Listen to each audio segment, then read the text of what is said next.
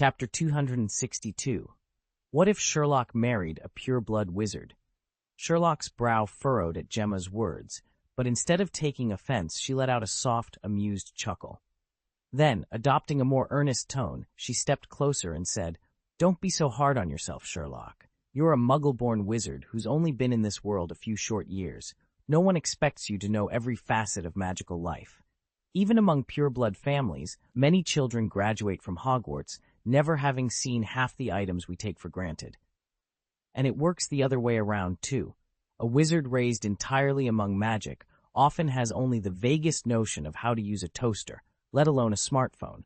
That's precisely why I've always insisted Muggle studies is so vital. Sadly, it's still looked down upon by too many in our community." She paused, her eyes thoughtful, and let out a quiet sigh. "We used to be able to hide comfortably behind our wards and secret passageways, but over the last century, Muggle technology has advanced at lightning speed. Just look at how television, telephones, and computers have reshaped everyday life." Sherlock watched her in silence, absorbing the truth of her words. Slowly, the corners of his lips lifted in what might almost have been a smile. "I'm beginning to understand," he murmured, voice soft. Gemma returned his gaze, relief mingling with pride. "Magic doesn't exist in isolation," she replied. "To engage with the wider world, we need to know how Muggles live and think. Only then can we truly bridge the gap between our two worlds." Between them, a thoughtful quiet fell. In that moment, both recognized how their partnership, melding the genius of Sherlock Holmes with the heritage of a pure-blood wizard, might forge a new path where magic and Muggle ingenuity walked hand in hand. "The living space for wizards keeps shrinking," Gemma sighed, her shoulders slumping as she stared out the window. "If we don't stop clinging to old habits." She shook her head, regret flickering across her face. Then, with a quiet resolve, she lifted her chin and smoothed her hair into place. "But if we can't change the world, let's start with ourselves. Sherlock, I'm going to truly try to adapt both the magical and the Muggle worlds. Will you help me if I stumble?" Gemma's sea-blue eyes danced with hope as she waited for his reply. Sherlock met her gaze and gave a single decisive nod. "Of course," he said. A delighted smile broke across Gemma's face. Time flew by. By the time Gemma finished her meal, her parents had arrived on King's Road to collect her.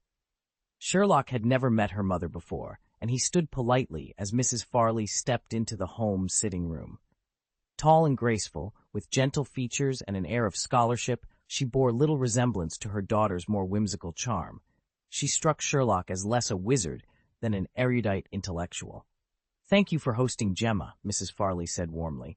"She's enjoyed herself immensely, and, if you ever have the time, I'd love to return the favor. Please, come visit us."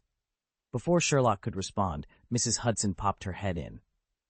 "Sherlock, dear, your invitation is already accepted," she announced with a smile. "You're most welcome in our home, Mrs. Farley." Mrs. Farley beamed at the exchange, then offered Sherlock a gracious nod. And with that, the evening closed on a note of newfound understanding between two very different worlds. "My mother was sorted into Ravenclaw," Gemma murmured as she slung her satchel over her shoulder. She paused at the edge of the platform, looking back at Sherlock with a sly grin. "My father, though, he's a Slytherin through and through." Sherlock's eyes flicked up. Of course, Gemma didn't mean the old, pure-blood fanaticism of the Malfoys.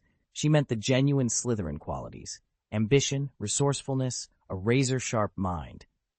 He watched as Mrs. Farley gently steered Gemma toward an empty stretch of platform. With a soft pop of air and a flutter of Mrs. Farley's robes, they vanished in a swirl of apparition. Sherlock leaned forward, resting his chin on his clasped hands.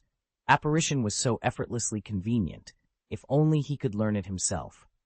According to Hogwarts regulations, only sixth-year students who would turn 17 by the following August 31st could sign up for lessons. That left him at least 3 more years of waiting. There had to be a way around that.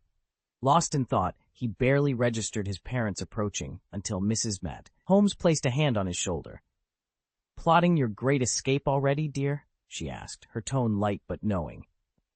Mr. Holmes stepped in beside them, offering his son an amused smile.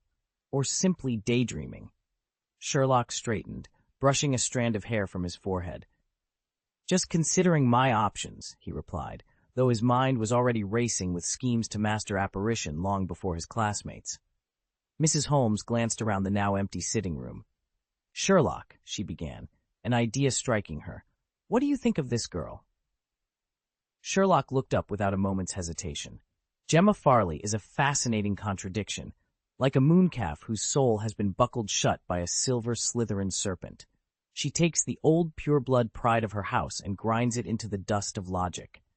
As a prefect, she wields her authority like a measuring rod, gauging the narrow line between strict rules and true morality. Her intelligence and rationality are leagues ahead of her peers. Being around her is stimulating. Mr. Holmes raised an eyebrow. Mrs. Holmes exchanged a knowing look with him. They both felt the same. Gemma Farley had made an excellent impression. In all their years of hosting Sherlock's classmates, none of them had ventured here unaccompanied, Hermione Granger included, since she always arrived with her parents in tow, thanks to her ever-worried father. But Gemma, who was 3 years Sherlock's senior, carried herself with an independence and poise far beyond her years. "And just to be clear," Mr. Holmes said gently, "who asked you about her?" Sherlock gave them a quick, cool smile that offered no further explanation. Mrs. Holmes turned to her husband, her eyes bright. By next year's graduation, Gemma Farley would be of age in the wizarding world, an adult in every sense, and somehow they all felt the world would be a richer place for it. Mr. and Mrs. Holmes exchanged worried glances as they watched Sherlock's front door close behind their daughter's classmate. Just a moment ago, they'd indulged the hope that having a girl of his own age call on him might finally coax some maturity out of their youngest son. Now, however, that optimism felt misplaced. Sherlock had shown no sign of the promised adolescence they'd been eagerly awaiting. No bashful smiles, no awkward chatter about first crushes. Their hearts sank at the thought that perhaps they'd misjudged him yet again. They'd pinned their early hopes on their eldest, Mycroft, whose precocious achievements had set the bar impossibly high. Disappointed by Mycroft's aloof ambition, they channeled all their parental energy into Sherlock, the alt-account, determined to cultivate a son whose successes might be more well-rounded. But if even Sherlock couldn't summon a spark of teenage romance, what chance did they really have?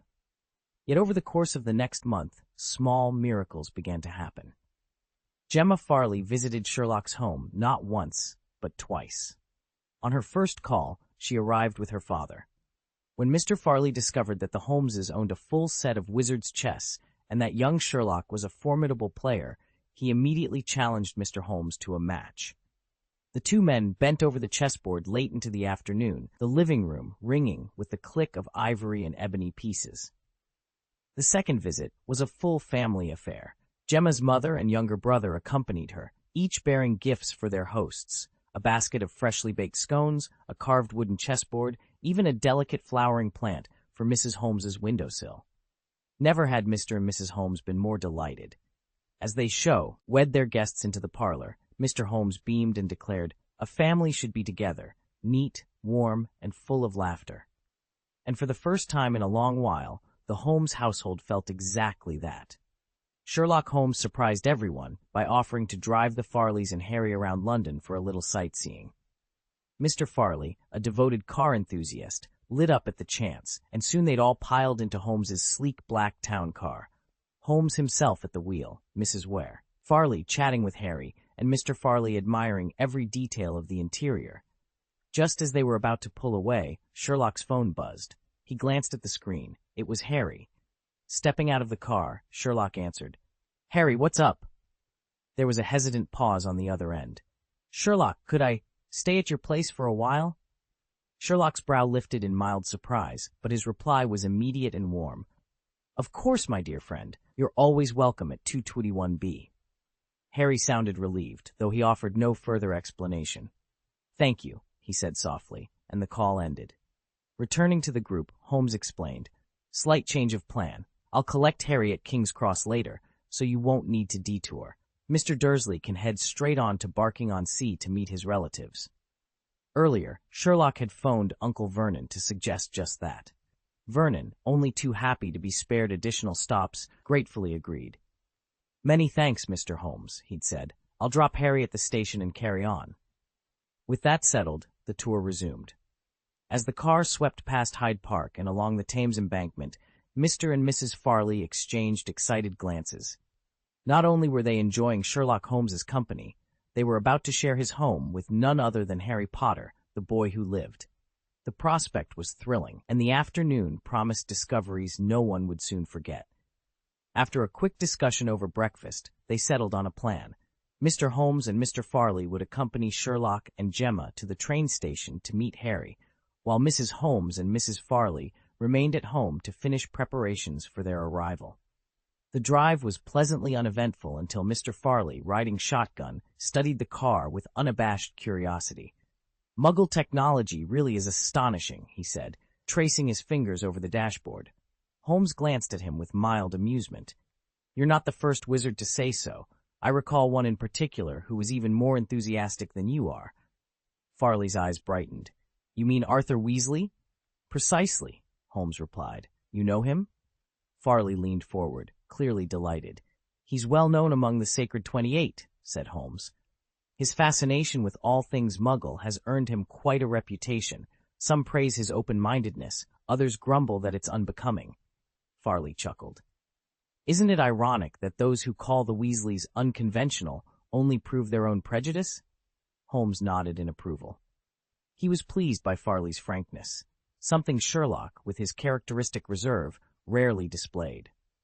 As the car rolled smoothly down the country lane, the two men settled into companionable silence, each lost in thought about the curious fusion of the magical and the mundane awaiting them at the station. Sherlock answered his father's question without hesitation, laying out the delicate distinctions among pure-blood, half-blood, and Muggle-born wizards. "Mr. Farley, your family is pure-blood, isn't it?" Holmes asked. "Indeed," Mr. Farley replied, glancing at him with mild surprise. "Are you curious about blood status?" "Only in passing," Holmes said with a modest bow of his head.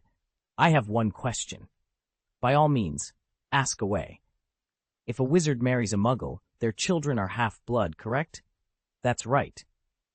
"Then tell me," Holmes continued, turning his gaze to the road ahead, "if my son Sherlock were to marry a pure-blood wizardess one day, would their offspring be considered pure-blood or half-blood?" Mr. Farley slowed the carriage, peering at Holmes in the driver's seat. The question carried an odd weight. Was there a deeper meaning behind it?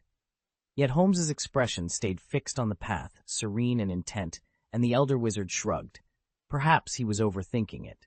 Unnoticed by Mr. Farley, his daughter in the rear seat stiffened at the words.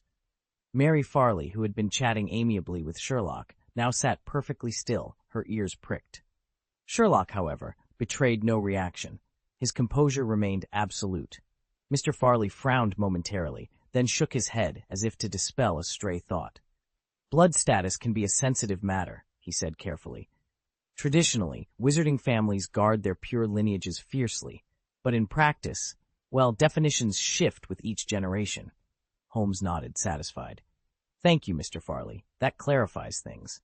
As the carriage rolled on through the winding country lanes, Mary stole a glance at Sherlock. In his quiet poise, she sensed the same unspoken question had taken root in his mind, and perhaps in hers too. Outside, the dusk sky deepened to indigo, and the sheep-dotted fields slipped by in soft shadow. Within the enclosed space of the carriage, an unexpected conversation had stirred a new uncertainty, one destined to resurface in the years to come. Farley inclined his head and gave a measured reply. "In the loosest sense, what you've described might pass for pure-blood status, but if you're speaking strictly, it still counts as mixed blood." Holmes's eyebrows shot up. "Pure blood in both a broad and a narrow sense?"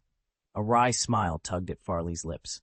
"The very idea of pure blood dates back over 1,000 years to a celebrated wizard who coined the term for families whose magical heritage was entirely, or nearly entirely, untainted. Even today, many in the wizarding world cling to that original, uncompromising definition. Only those whose ancestry has never touched a single Muggle line can claim true purity. Frankly, I think it's little more than comforting self-delusion." Holmes leaned forward, clearly intrigued. "Is that so? Please go on." Chapter 263, Harry, Hermione, Crisis, first published here. On the train to King's Cross Station, Mr. Farley leaned back in his seat and turned to Mr. Holmes. Let me explain how pure blood works in the wizarding world, he began. By their definition, a pure blood wizard's family tree must contain no muggles at all. But that's impossible. Go back far enough, and every line would have to marry another wizard whose own ancestors also never married muggles. It just doesn't hold up. A flash of contempt crossed Farley's face. In truth, pure blood is a political slogan, a tool to secure power and privilege. Anyone who truly believes purebloods are superior is simply a fool. He caught himself, as if he'd gone too far, and gave a wry smile. Of course, it's not unique to our world. Muggles have something similar. Holmes's eyes lit up. You mean the one-drop rule? Exactly, Farley replied, chuckling softly. I'm not sure who borrowed from whom, but it's the same ugly idea. Now, shall we return to our original topic?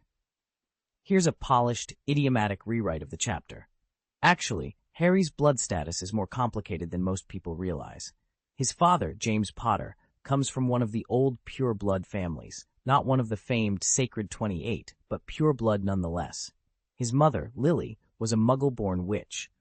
Broadly speaking, both parents are magical, so it's easy to call Harry pure blood. Technically, however, since his mother lacks pure blood ancestry, Harry is half-blood, mixed blood by the strictest definition. Holmes shook his head with a wry smile. All this fuss over semantics. I know, Mr. Farley agreed, then scowled as he peered ahead. We've been at a standstill for nearly 30 minutes. Is London always this bad? Holmes sighed, leaning back against the carriage seat. Welcome to city traffic. Sometimes I wish we could just take to the air. Farley's eyebrows shot up. You mean, on a broomstick? Holmes stiffened. He'd hoped to avoid any mention of that ill-fated flying car from last summer. Instead of answering, he simply stared out the window, regretting the reference. This version preserves all the original details, Harry's blood classification, the squabble over pure blood versus half-blood, and the two men's frustration with London traffic, while ensuring the dialogue and narrative flow naturally for an English-speaking audience. Though Gemma clearly took a liking to his son, much like the Granger's little girl had, Sherlock still preferred to err on the side of caution. He certainly didn't want to cause any embarrassment for the Weasleys. When Mr. Farley mentioned using a broomstick for the commute, Sherlock's eyes lit up. Now that's ingenious. No more worrying about traffic jams. If a broomstick ever got stuck in traffic, Mr. Farley laughed, we'd have far bigger problems than a delayed arrival. Thankfully, Farley continued with a conspiratorial grin, broomsticks aren't our only mode of transport. Even the Ministry's enchanted cars never hit a snag in rush hour. The Ministry has cars like that?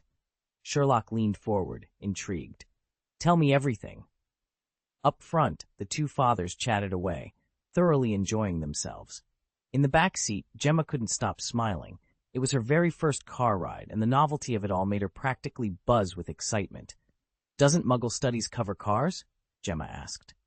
It does, Sherlock replied, but strictly in theory, no hands-on work. She glanced away, then turned back to him with a bright smile. Honestly, before I met you, I'd never even seen a car in person. Or a telephone. Oh, and television, too. It's all new to me.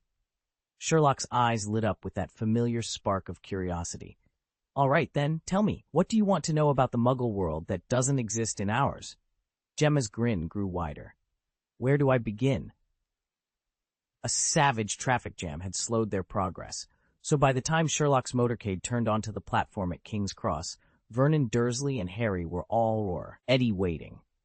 Harry had known that Gemma and her father would ride with Sherlock and Mr. Holmes to meet him, but it still struck him as remarkable. There sat Gemma Farley, chatting animatedly with Sherlock in the back seat of the Holmes car, while Mr. Farley occupied the passenger seat beside Sherlock's father. Their friendship had come so far in such a short time. Over the last holiday, they'd exchanged only letters. By the end of the school year, Gemma had joined Sherlock in unraveling the mystery of the Chamber of Secrets. A month ago, she'd even stayed at 221B Baker Street. Now here they all were, ready to escort Harry home together, Muggle and Wizard, united by curiosity and a shared sense of adventure. Both families had already met each other's parents. Harry froze. This setup was eerily familiar. He'd seen it before during that trip to Godric's Hollow last summer. Only then it had been Hermione and her father. Now it was Gemma and her dad in their places. The very thought of Hermione gave Harry an instant headache, and inside his mind, two tiny voices began to argue. "Sherlock is your brother," the first voice hissed. "You can't tell Hermione a thing." "Sherlock's a great brother," the second voice countered. "But Hermione's important to you too. You can't play favorites, Harry." "They're just friends," the first voice snapped back. "No reason to get worked up over Gemma." "Do you really believe that?" the second voice shot back. "Gemma graduates this year. If she decides to cross a line, Hermione could end up hurt." "See?" the first muttered. "That's exactly why you should keep quiet." Harry rubbed his temples, caught between loyalty to his brother and concern for his best friend. The argument raged on, and he still hadn't decided which side would win. Once Gemma graduates, it won't concern her anymore, and Sherlock and Hermione will have all the time in the world, one of the small figures declared confidently. "That's ridiculously optimistic," her companion countered. "There's still a whole year ahead. Anything could happen. And why would Gemma simply be free of it all once she's graduated?" Back and forth they sparred, each point matched by an equally determined retort.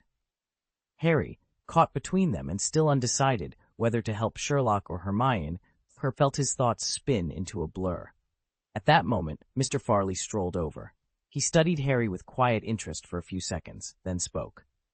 "Mr. Potter," he said, "I've heard quite a bit about you. Your reputation certainly precedes you." Harry, absorbed in his internal debate, barely registered the greeting. Farley, knowing that Gemma had mentioned Harry's many epithets, the Lion King and the Savior, more than once merely smiled.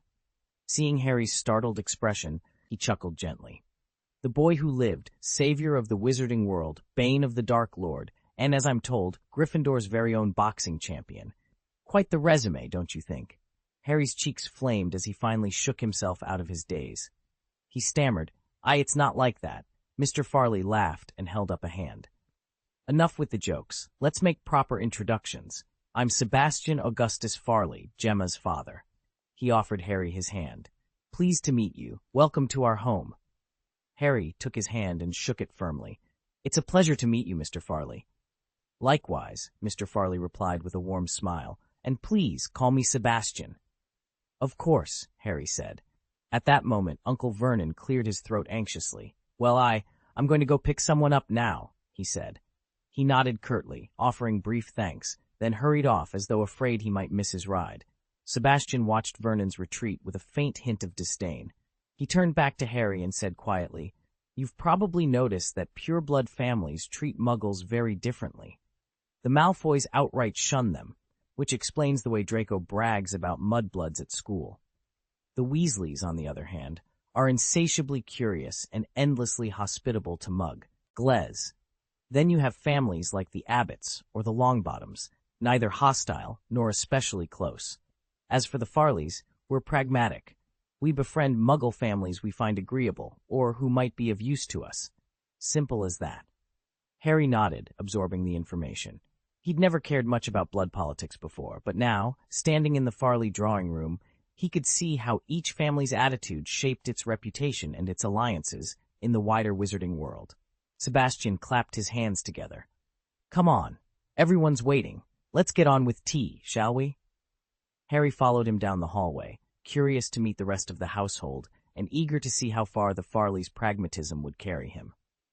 Sherlock's parents, thanks in no small part to Gemma Farley's pivotal efforts, had quietly become figures of admiration in the wizarding world. Naturally, there were those who still looked down on them, Vernon Dursley, for one, who obstinately refused to acknowledge anything magical, harbored a certain contempt. "Oh, I'm sorry, Mr. Farley," Harry blurted, shifting from foot to foot. It was awkward seeing such a warm reception. He'd only intended to settle matters with Uncle Vernon, not to intrude. Uncle Vernon didn't mean any offense. He's always been, well, resistant to magic, but he really is a good person. "Nonsense, Harry," Mr. Farley interrupted, clasping Harry's hand enthusiastically. "We should be the ones thanking you. Without your courage, the British wizarding community would still be living under the Dark Lord's shadow. Because of you, we can live freely and in peace." Harry blinked in surprise at the Slytherin's zeal, but then he remembered everything Gemma had achieved at Hogwarts, her brilliant academic record, her quiet leadership. and Sherlock himself had insisted.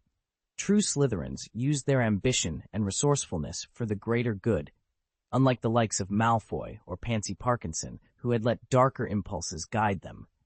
He turned to Sherlock, who stood a little apart, arms folded, but eyes bright.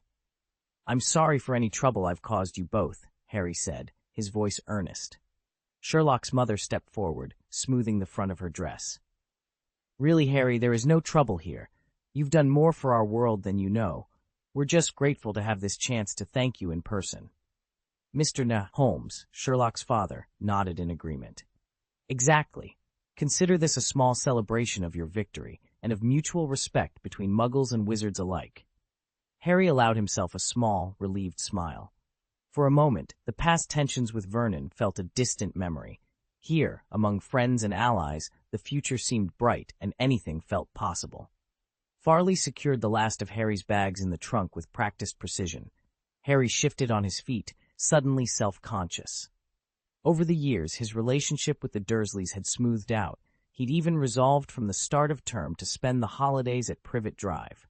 He never imagined how quickly plans could change, but for now, staying with the Dursleys was his only real option. "What are you fretting about, mate?" Mr. Holmes called from the driveway, his hand landing lightly on Harry's shoulder. "Valita was so disappointed last Christmas when she heard you'd chosen to stay at Hogwarts instead of coming over with Ron and me." Farley turned, offering Harry a gentle, almost aristocratic smile that somehow made Gemma's elegance pale in comparison. "Honestly," he said, "it was nothing. Please don't worry about it." Harry felt warmth spread through him. In all the circles he'd traveled, be it the unforgiving manor at Little Winging or the halls of Hogwarts, he'd never met kinder hosts than the Holmes family. Even Mycroft, Sherlock's famously aloof older brother, had his moments of genuine warmth. And then there were the Weasleys, who without fail sent him a hand-knit sweater every Christmas. Standing here now, about to spend the holidays with Sherlock and Gemma, felt as natural as breathing. Sherlock, always, is the steadfast big brother, and Gemma, so different from the girl he'd known last school year, now radiating a quiet confidence that made Harry smile to himself.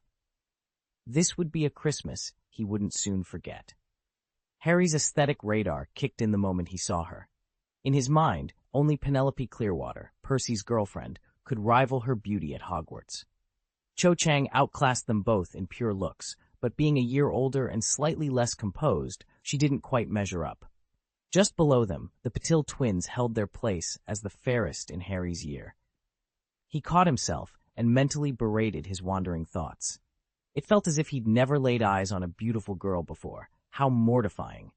Chapter 264. She looks at you like she's looking at her own son. Harry had planned to explain to Sherlock why he'd abruptly left Privet Drive on their drive home. He just hadn't counted on Gemma visiting Baker Street that afternoon. Talk about an awkward coincidence. As the saying goes, family secrets shouldn't be aired in public, and Harry found himself subconsciously reluctant to bring up his family troubles in front of Gemma. He would have held off unless Sherlock asked directly. Yet, to Harry's surprise, neither of them did. Sherlock barely spoke during the journey. He seemed content to let Gemma take the wheel of the conversation. The moment Harry climbed into the back seat, Gemma launched into a flurry of curious questions, not about Privet Drive or why Harry had left, but about the small details of his daily life with Sherlock. She wanted to know how they'd first met, what Sherlock was like in private, and how their partnership had evolved over time. Though caught off guard at first, Harry realized her line of inquiry was exactly what he needed. With a small, wry smile, he leaned forward and began at the beginning, recounting the story of that fateful first meeting and how two very different minds had eventually found common ground. Harry beamed at the praise he'd heard so many times from Sherlock. He was beginning to believe he really did have a knack for storytelling. The two adults in the front seats listened raptly, breaking in now and then with admiring exclamations at his vivid descriptions. When Harry reached the part about Sherlock's very first showdown with the Malfoy trio in the train compartment, Gemma finally allowed herself a small, knowing nod. "So that's how it happened," she murmured. That incident was the first time Gemma Farley had ever heard the name Sherlock Holmes. Newly appointed as a Slytherin prefect, she'd inherited duties that included patrolling the corridors of the Hogwarts Express and attending the regular prefects' meetings in the designated carriage, duties Percy Weasley never stopped talking about. Through Percy's endless reports, Gemma had long ago learned about the clash between Sherlock, Harry, and Ron on one side, and Draco Malfoy, Crabbe, and Goyle on the other. By the time the dust settled, Crabbe and Goyle were nursing bruises, but none of the first-year quarrelers had yet been sorted into their houses. Gemma's memory of those early days at Hogwarts was now suddenly and vividly reawakened. None of the prefects stepped in. Both boys had swallowed their pride and let the matter drop, and since it didn't spiral out of control, no one saw any reason to interfere. Still, because one of the quarrelers was Harry Potter, the incident caught Gemma's attention. She also made a mental note of Sherlock Holmes. Word had it that Sherlock, not Harry, was the one who actually diffused the situation.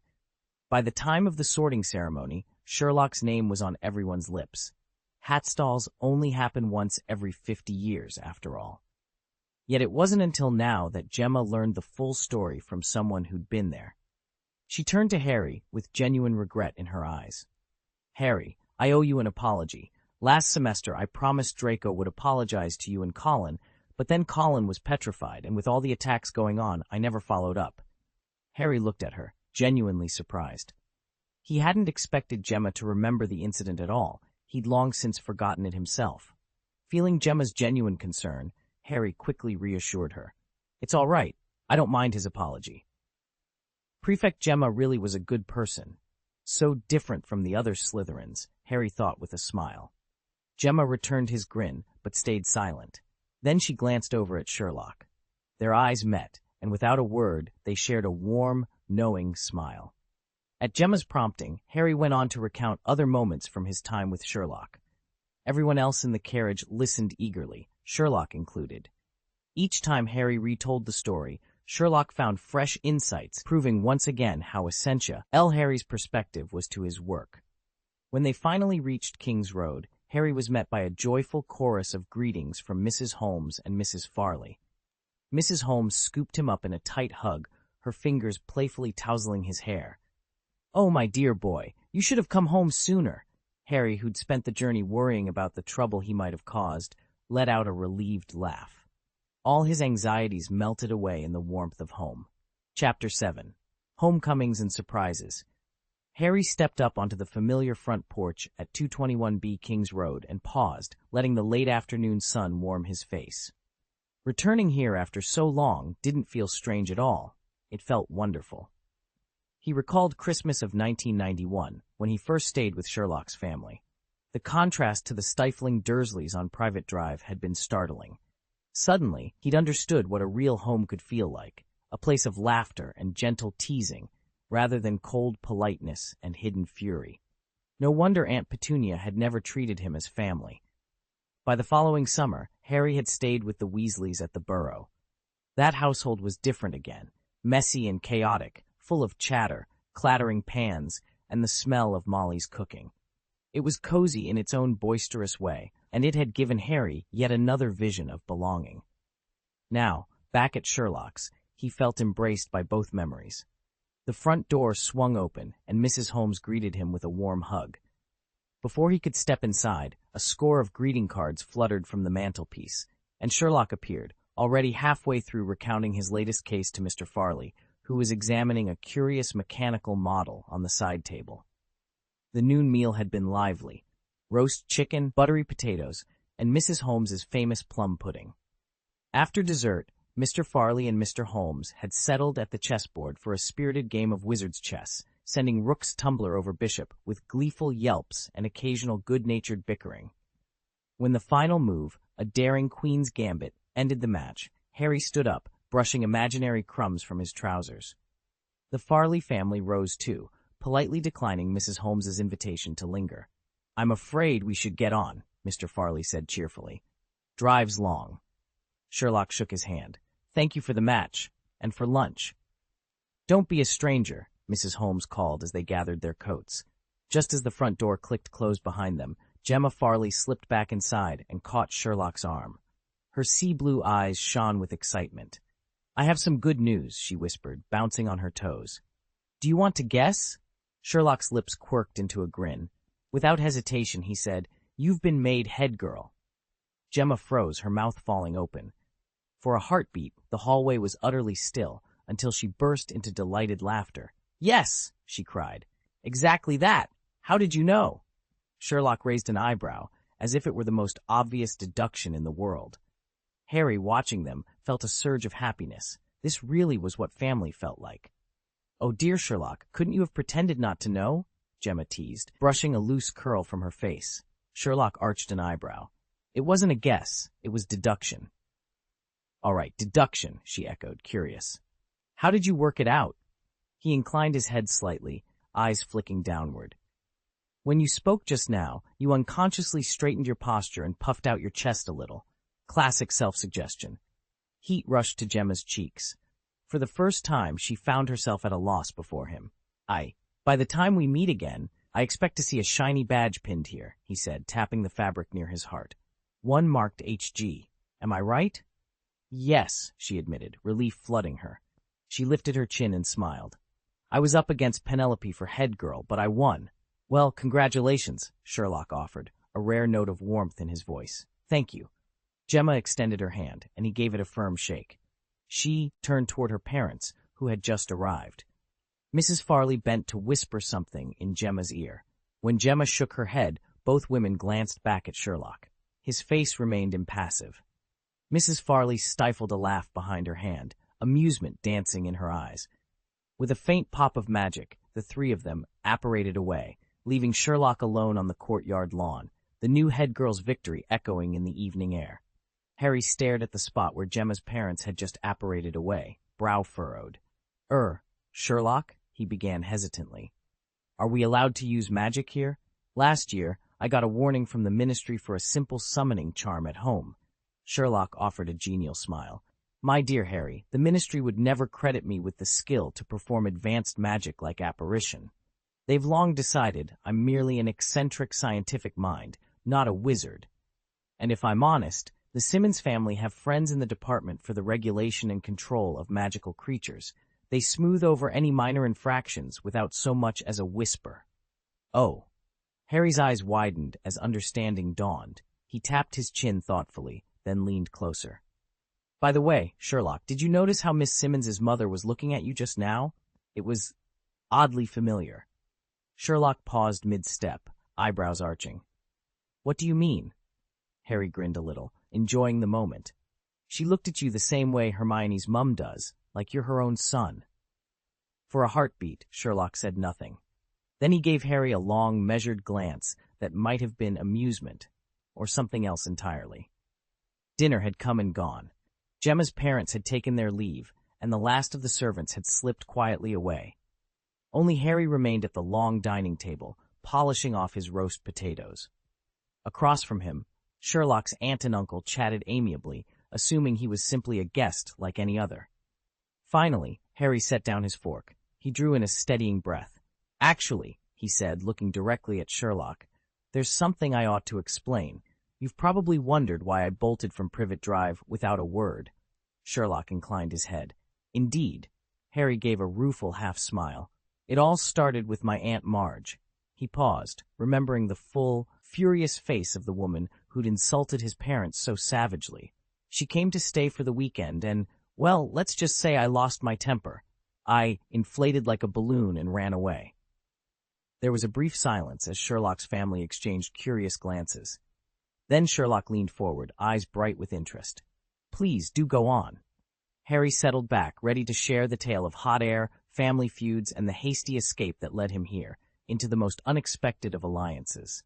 Aunt Marge, Marjorie Eileen Dursley, was Vernon's older sister.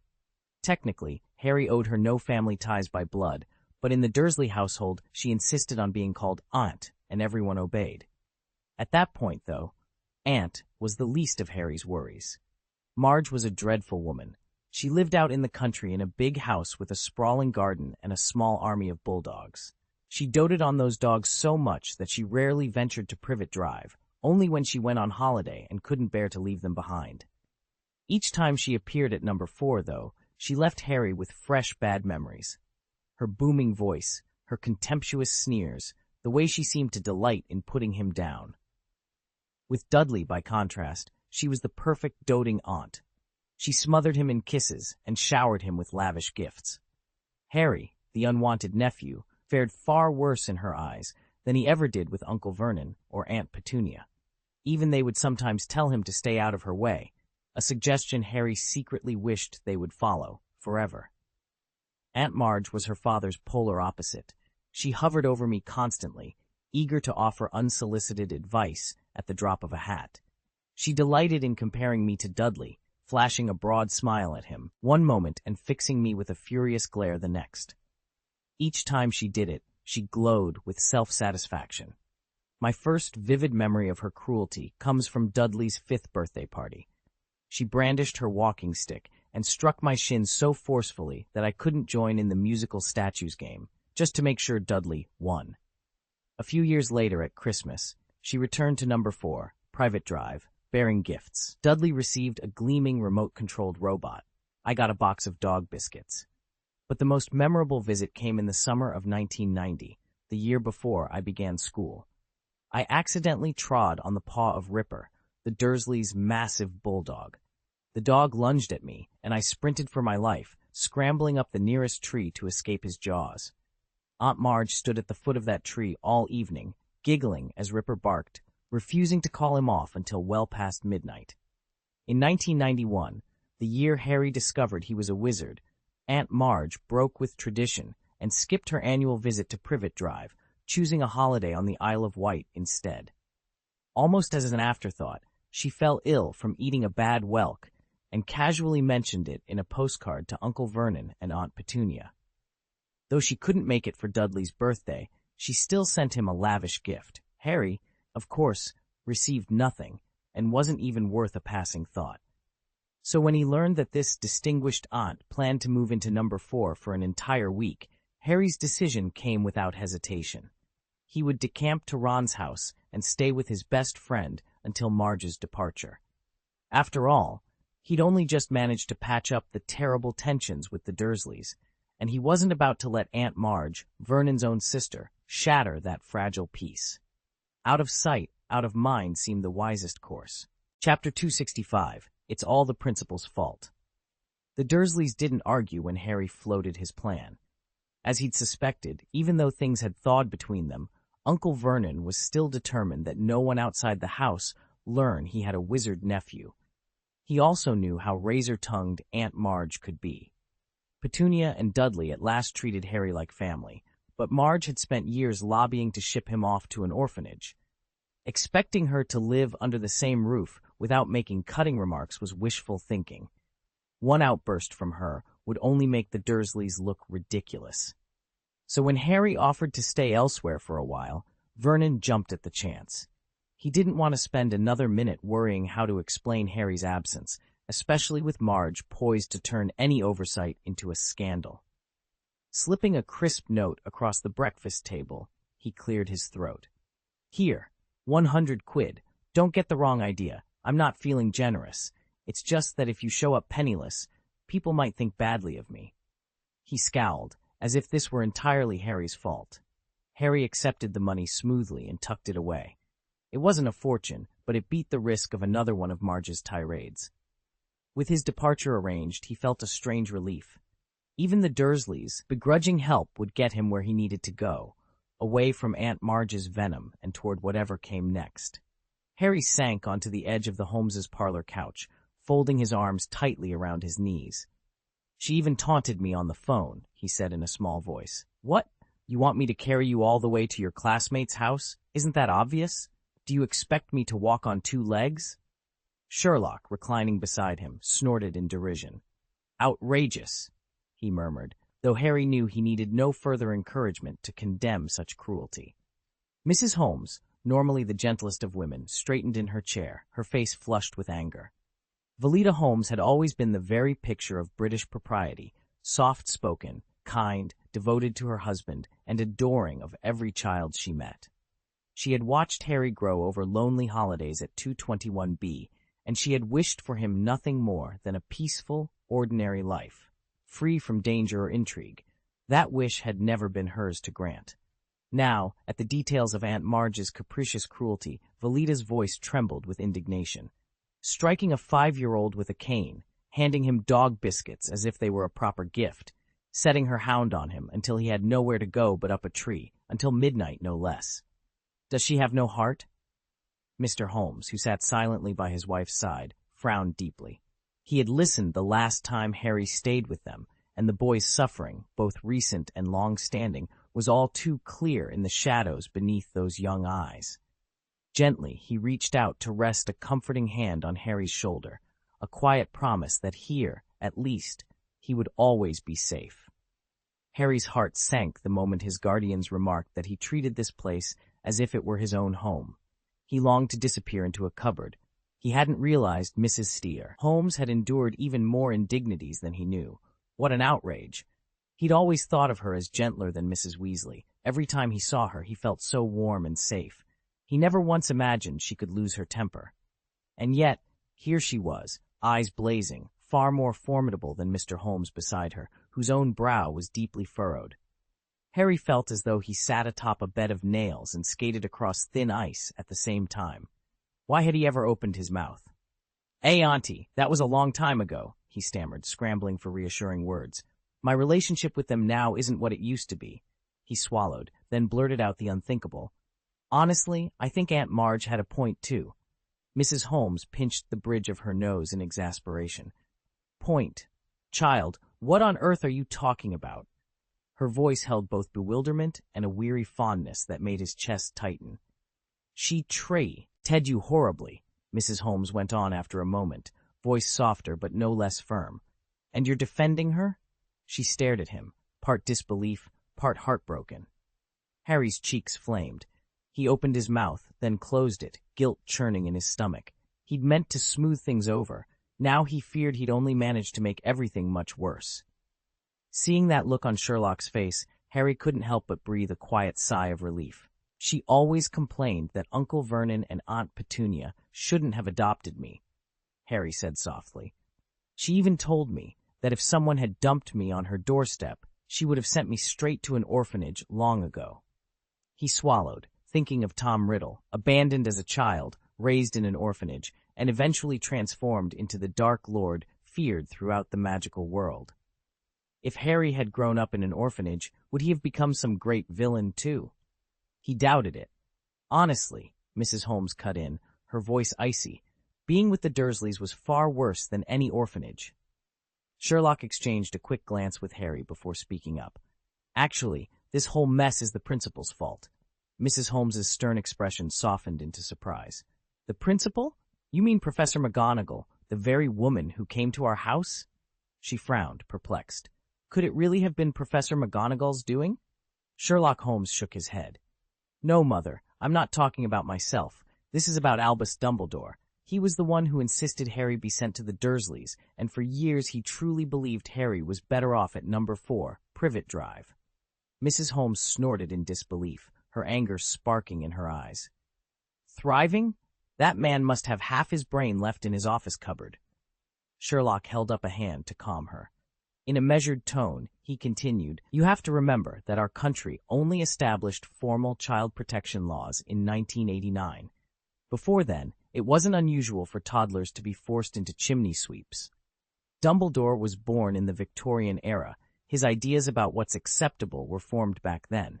Add to that his extraordinary life experiences in the wizarding world, and it's no wonder his judgment seems outdated to us. Mrs. Holmes drew a deep breath, steeling herself. She turned to Harry, whose eyes were fixed on the floor. Harry, listen, she said firmly. From now on, whenever you're on break, unless you'd rather stay at school, you'll stay here with us. You're not going back to Privet Drive. If he refuses, I'll take it up with the headmistress myself, Mrs. Holmes declared, her brow creasing in determination. Harry's stomach dropped. He was sure that even Professor McGonagall wouldn't dare cross Mrs. Holmes when she was on a mission. Calm people were terrifying when roused, and he already regretted opening his mouth about all this, especially in such vivid detail. At a loss for words, he braced himself for the worst. Before he could stammer another apology, Sherlock stepped in. Mother, it's not necessary. Mrs. Holmes turned a challenging look on him. And why not? Harry's protected by an ancient magic, Sherlock explained quietly. He's required to spend at least 1 month each year here. Mrs. Holmes paused, lips pressed together as she weighed his words. Finally, she said, "Very well, he'll stay a month, and then he can go home." Harry stared, his heart suddenly soaring with relief and something like gratitude. In that moment, he felt the warmth of a mother's care radiating from Mrs. Holmes. Determined to smooth over any remaining tension, he spoke quickly, earning a place for himself in her good graces. "Actually," he said, turning to Mrs. Holmes, "since Sherlock arrived, Uncle Vernon and Aunt Petunia have been much better to me. They've stopped treating me the way they used to. If Aunt Marge hadn't shown up this summer, it would have been a perfect holiday. I've finally got my own bedroom, and my cousin even brought me stacks of comics and toys." He offered her a hopeful smile. "I really did have a nice time."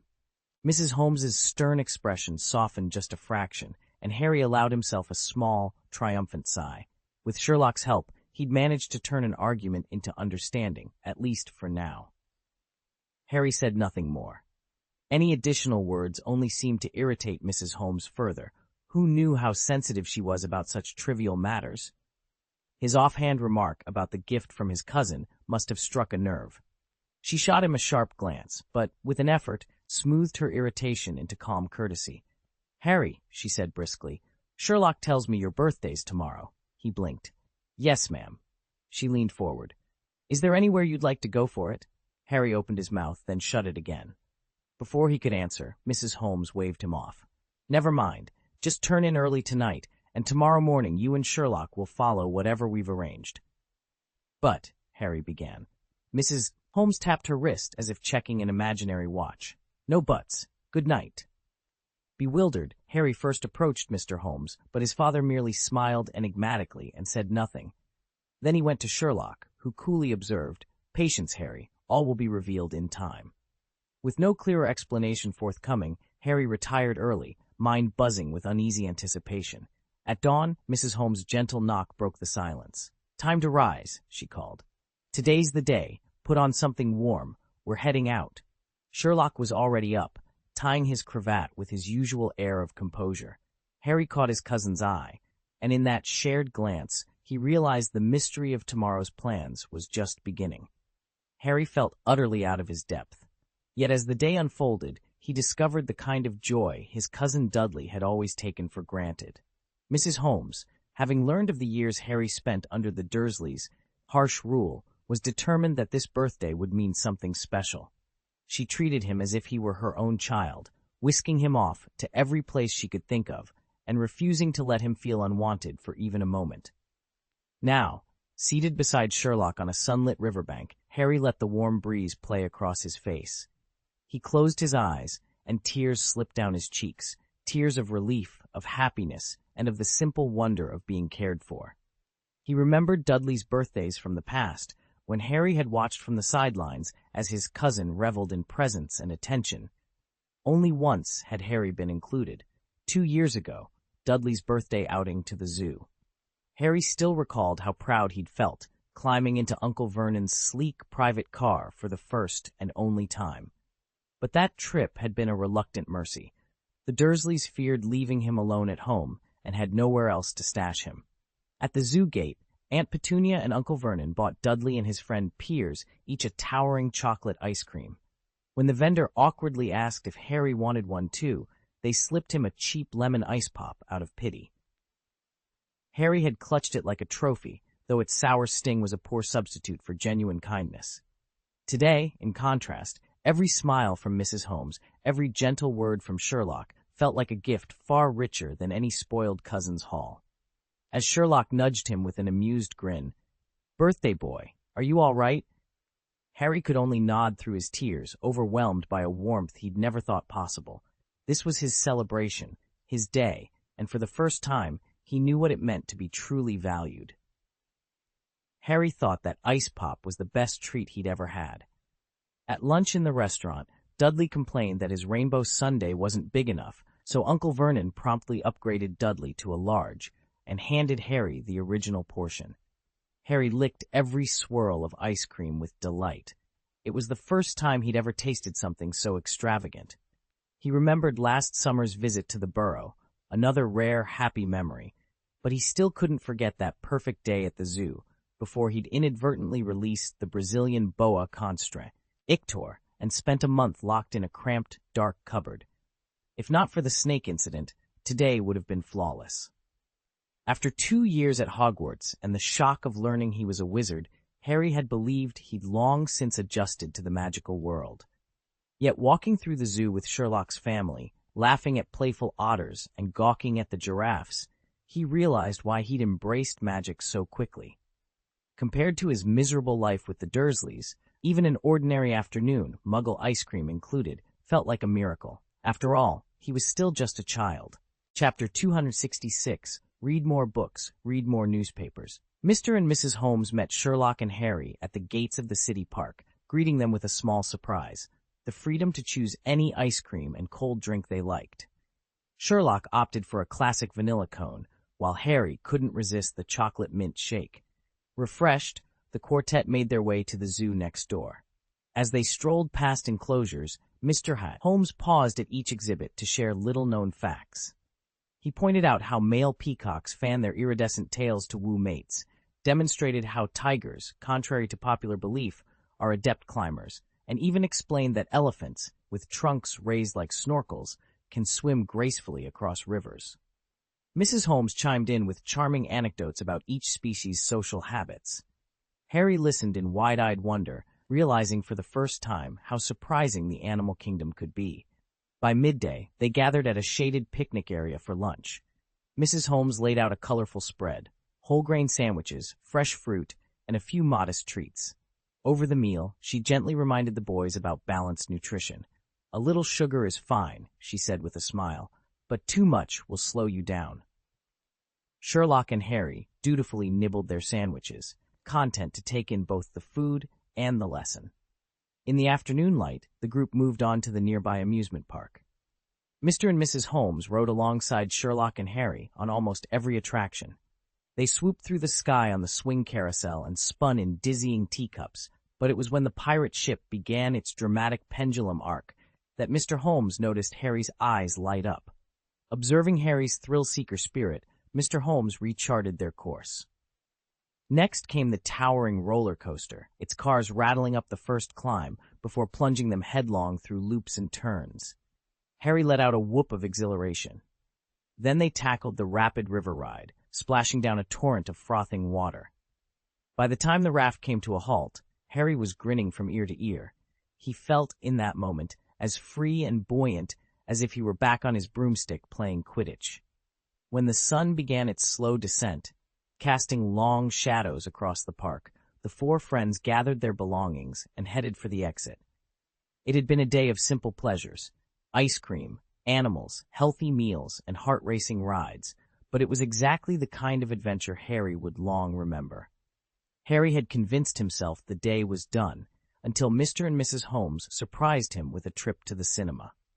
Stepping inside the darkened theater for the first time in his life, he felt a thrill he'd never known at the Dursleys, watching movies on that tiny living room TV. Every sweep of the widescreen, every rumble of the sound system, made the story come alive in a way he'd only imagined. By the time the credits rolled, Harry was still riding the rush of the film. The plot was simple, but brilliantly executed. A seasoned meteorologist covers a savage blizzard, only to discover he's trapped reliving the same day over and over. With taut pacing, razor-sharp performances, and just the right mix of humor and suspense, the movie drew him in completely.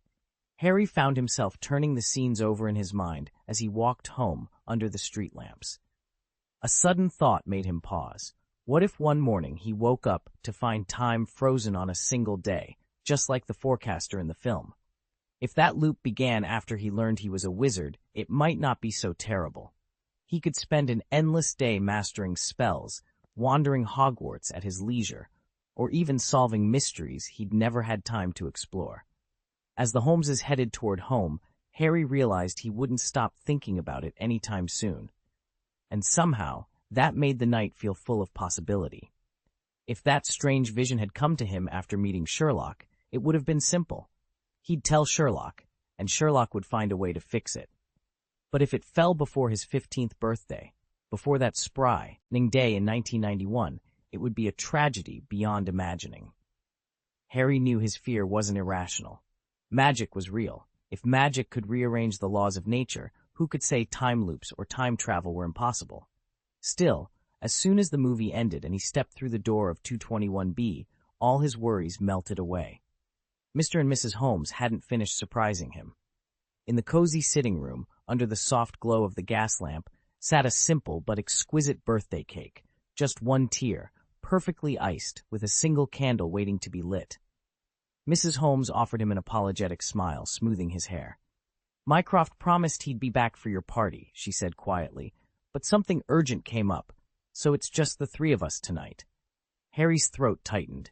He ran a finger over the thick frosting, blinked at the warm faces around him, and felt tears sting his eyes.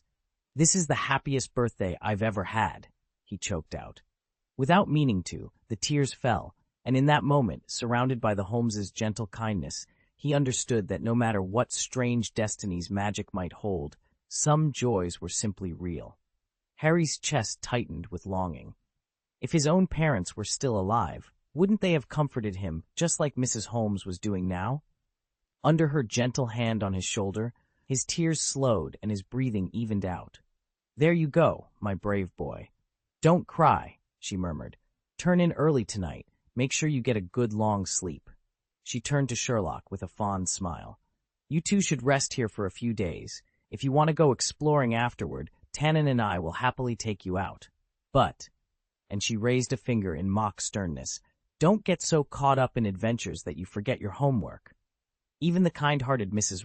Holmes couldn't resist the familiar parental plea. "Have fun, but mind your studies." Harry nodded earnestly. With a grateful "Good night, Sherlock," he started for the staircase. "Hold on a moment," Sherlock called. Harry paused mid-step. "What is it?" "Look." Sherlock pointed toward the window. Harry followed his gaze. Outside, the full moon cast the world in soft gold, illuminating a bizarre, crooked black shape slicing through the sky. It grew larger by the second, and a cold knot formed in Harry's stomach. Before Harry could even register what was hurtling toward them, Sherlock flung open the window and yanked him out of the way.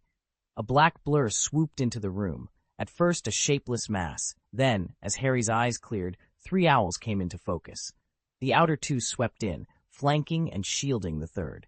They all tumbled onto Sherlock's rumpled bed, and the center bird, a large gray owl, collapsed headfirst, utterly still. A hefty package was lashed to its leg. It must have flown every desperate mile on sheer will. "Errol!" Harry gasped. The motionless owl was unmistakably the Weasleys' long-suffering post-owl. Sherlock was already kneeling beside it, deftly untying the straps and freeing the parcel. With gentle hands, he lifted Errol and settled him into Watson's cage, along with the bundle. Almost at once, Errol stirred. One cloudy eye cracked open. A soft, grateful hoot followed, and he leaned forward to drink from the bowl Sherlock had placed inside. Perched on the windowsill, the 2 escorting owls waited patiently. One was a large, snowy white female, Harry's own Hedwig, ruffling her feathers in relieved contentment. Harry and Sherlock were still settling into the quiet of the evening when a third owl, a striking tawny with a broad wingspan, swooped in through the open window. She carried a large, neatly wrapped parcel in her talons, her posture almost triumphant, as if showing off that she was far stronger than Errol. Harry hurried forward and untied the ribbon, while the owl pecked him gently with her beak in a friendly salute. Then she settled calmly on a nearby perch beside Errol and Watson, neither of whom could hide their curiosity. Sherlock noticed at once the 2 letters tucked beneath the owl's wings, each sealed with Hogwarts' dis-D, Ensteve crest. He couldn't help a small chuckle at the sight. Harry had only arrived at 221B the day before, and already Hogwarts was delivering his acceptance letter. Now that was efficiency. Sherlock reached out, collected the envelopes, and the owl gave a respectful ruffle of her feathers, hooted softly at them both, and lifted off into the night sky. Spreading the letters and the parcel across the table, Sherlock inspected the seals. One invitation bore his name, an overdue but welcome reminder that he, too, had been granted a place at Hogwarts, and the other 2 were addressed to Harry. Sherlock glanced down at his watch and offered a warm smile. "Birthday presents," he said quietly. "Not too late after all." He paused, considering for just a moment the small iron box and the elegant parchment envelopes, and then added, more to himself than to Harry, "I didn't manage to give you a present today." Harry looked up with a grin, already tearing into his first Hogwarts letter as Sherlock folded open his own. The room was suddenly full of anticipation, the mystery of what awaited them at Hogwarts noisier than any birthday fanfare. Harry didn't mind at all. After everything, Sherlock's companionship was gift enough. So instead of going back to his own room, he sat on Sherlock's bed, picked up the parcel Errol had delivered, and tore away the brown paper. Inside, just as Sherlock had said, lay another package wrapped in gold foil. It proved to be a birthday card. Harry's fingers trembled as he slid the card out of its envelope. 2 items slipped to the bedspread, a handwritten letter and a yellowing newspaper clipping. Eagerly, Harry unfolded the letter and began to read, while Sherlock picked up the clipping and gave it a quick glance. Then he reached for a full issue of the Daily Prophet at his side and placed the clipping alongside it. It was obvious. Errol's clipping had been cut from that very paper and dated nearly a week ago. The grainy black-and-white photograph still showed the subjects in midwave. Harry recognized the 9 smiling faces of the Weasley family standing before the Great Pyramid. Even in print, Ron looked taller than he remembered. 3 months had clearly done him good. He stood in the center of his family, his arm wrapped around Ginny, and on his other shoulder perched a scruffy little Scabbers. Harry's heart clenched. The letter might explain why their news was so late.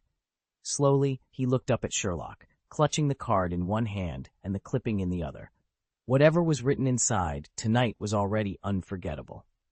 Harry finished reading Ron's letter and glanced up to find Sherlock holding a neatly clipped article and an entire issue of the Daily Prophet.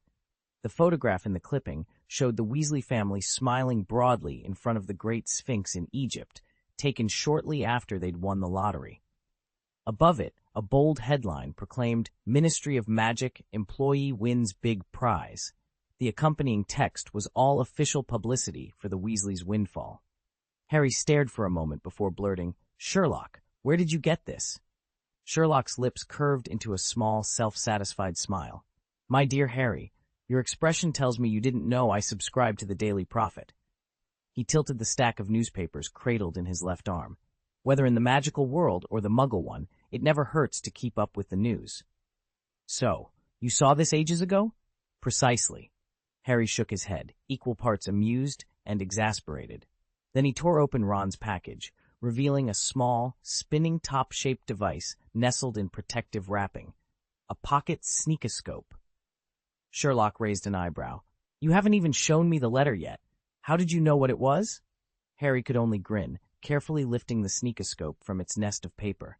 Some secrets, it seemed, Sherlock would figure out long before they were shared. Sherlock cocked an eyebrow. "You've forgotten already?" "As Dobby reminded you last year, the Hogwarts professors scanned every student at the station before we left, using a full-size sneakoscope." Harry flushed. Oh, right, he'd completely blanked. Last September at King's Cross, staff had waved a bulky sneakoscope over every witch and wizard in sight. This little device, as Sherlock had pointed out, was a pocket model, a diminutive thing compared to the one they'd used. Harry fiddled with it for a moment, then handed both the mini sneakoscope and Ron's letter to Sherlock. Just then, Hedwig swooped down, dropping off a small parcel at Harry's feet. It was Hermione's birthday gift. While Harry carefully unwrapped it, Sherlock tore open Ron's letter with practiced speed. By the time Harry had barely skimmed the first line of Hermione's note, Sherlock was already glancing up with that familiar grin. "Your Weasleys had a fantastic month in Egypt. Bill even gave them a private tour of the pyramids. They'll be back in London a week before term starts to buy their new supplies, and they hope to meet you then. Oh, and Percy's been made head boy." Harry tucked Hermione's letter into his robes, smiling at the thought of his friend's adventures, and at the surprise waiting inside Hermione's parcel. Bill could hardly contain his delight at the news, his grin growing all the more smug. As for the little pocket sneakoscope Ron had pressed into Harry's hand, Supposedly it would glow and spin whenever an untrustworthy person was nearby. Bill was absolutely convinced it was a cheap knockoff. He insisted it was a shoddy trinket hawked to unsuspecting wizards, pointing to one irrefutable piece of evidence. The sneakoscope had been blinking and whirring non-stop throughout the Weasley family dinner. In Bill's eyes, as the sensible eldest sibling, that proved the entire clan was above reproach. What he didn't know was that Fred and George had slipped enchanted beetles into the soup, setting off the little gadget's false alarms all evening. Chapter 267, Hagrid's Taste. Sherlock placed the small sneakoscope Ron had given Harry on the polished oak table. In the quiet of the sitting room, just the two of them, the little device remained motionless. No spin, no eerie glow. He studied it for a moment and murmured, "Interesting." Harry, who had just finished reading Hermione's latest letter, looked up with an amused sigh. "Sherlock, I swear Hermione is starting to sound more and more like you." He handed the neatly folded parchment across the table. "She's convinced I should keep up with wizarding affairs by reading the Daily Prophet every day." Sherlock ran a finger along the edge of the paper, but most of the news wasn't new to him. Ever since Hermione left for France, she'd been bombarding them with detailed updates, insisting on staying in constant contact. According to her letter, she'd planned to ask Watson to mail Harry's birthday gift, but before she could, Hedwig had swooped in, parcel in talons, and flown straight to Harry. "Naturally," Sherlock said with a faint smile. Harry set aside the letter and began peeling back the last of the emerald-green wrapping paper. Beneath it lay a slim, leather-bound journal, stamped with his initials, and tucked into its satin-lined box, a fine goose-quill pen. "Hermione wants me to record every discovery we make," he explained. Sherlock lifted the journal, turning it over in his hands. "Practical and characteristically thorough." Harry grinned. "At least she's looking out for me." Sherlock tapped the journal's cover thoughtfully. "And now you'll have a chronicle of every strange case we crack, courtesy of Miss Granger." He paused, then added, "Just promise you'll keep me on the front page." Hermione's letter burst with her usual energy, and a few surprises. She'd spotted the gift she sent Harry in the Daily Prophet's classifieds and couldn't resist ordering it on the spot. She'd also cut out Ron's family photograph from the newspaper and tucked it inside the envelope, a little reminder of home. Then, in a very Hermione touch, she added, "There's some fascinating local wizarding history here in France. I've rewritten my entire history of magic essay to include everything I've discovered."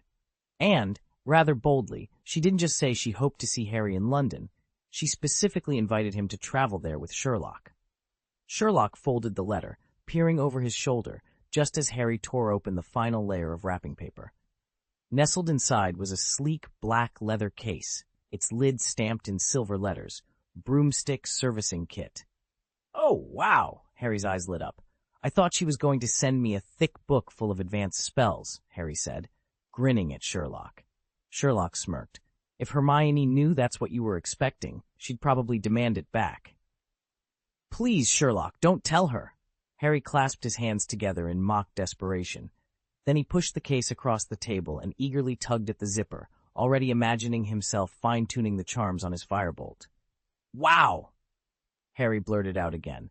Spread before them were Fleetwood's high-finish broomstick polish in a large tin, a pair of gleaming silver twig clippers, a small brass compass designed to clip onto a flying broom for long journeys, and a crisp new copy of Care of Your Broomstick. Harry's green eyes lit up at the sight. He turned to Sherlock, pleading, "Promise you won't tell Hermione what I just said." Sherlock arched an eyebrow. "Only if she doesn't ask." Harry exhaled in relief.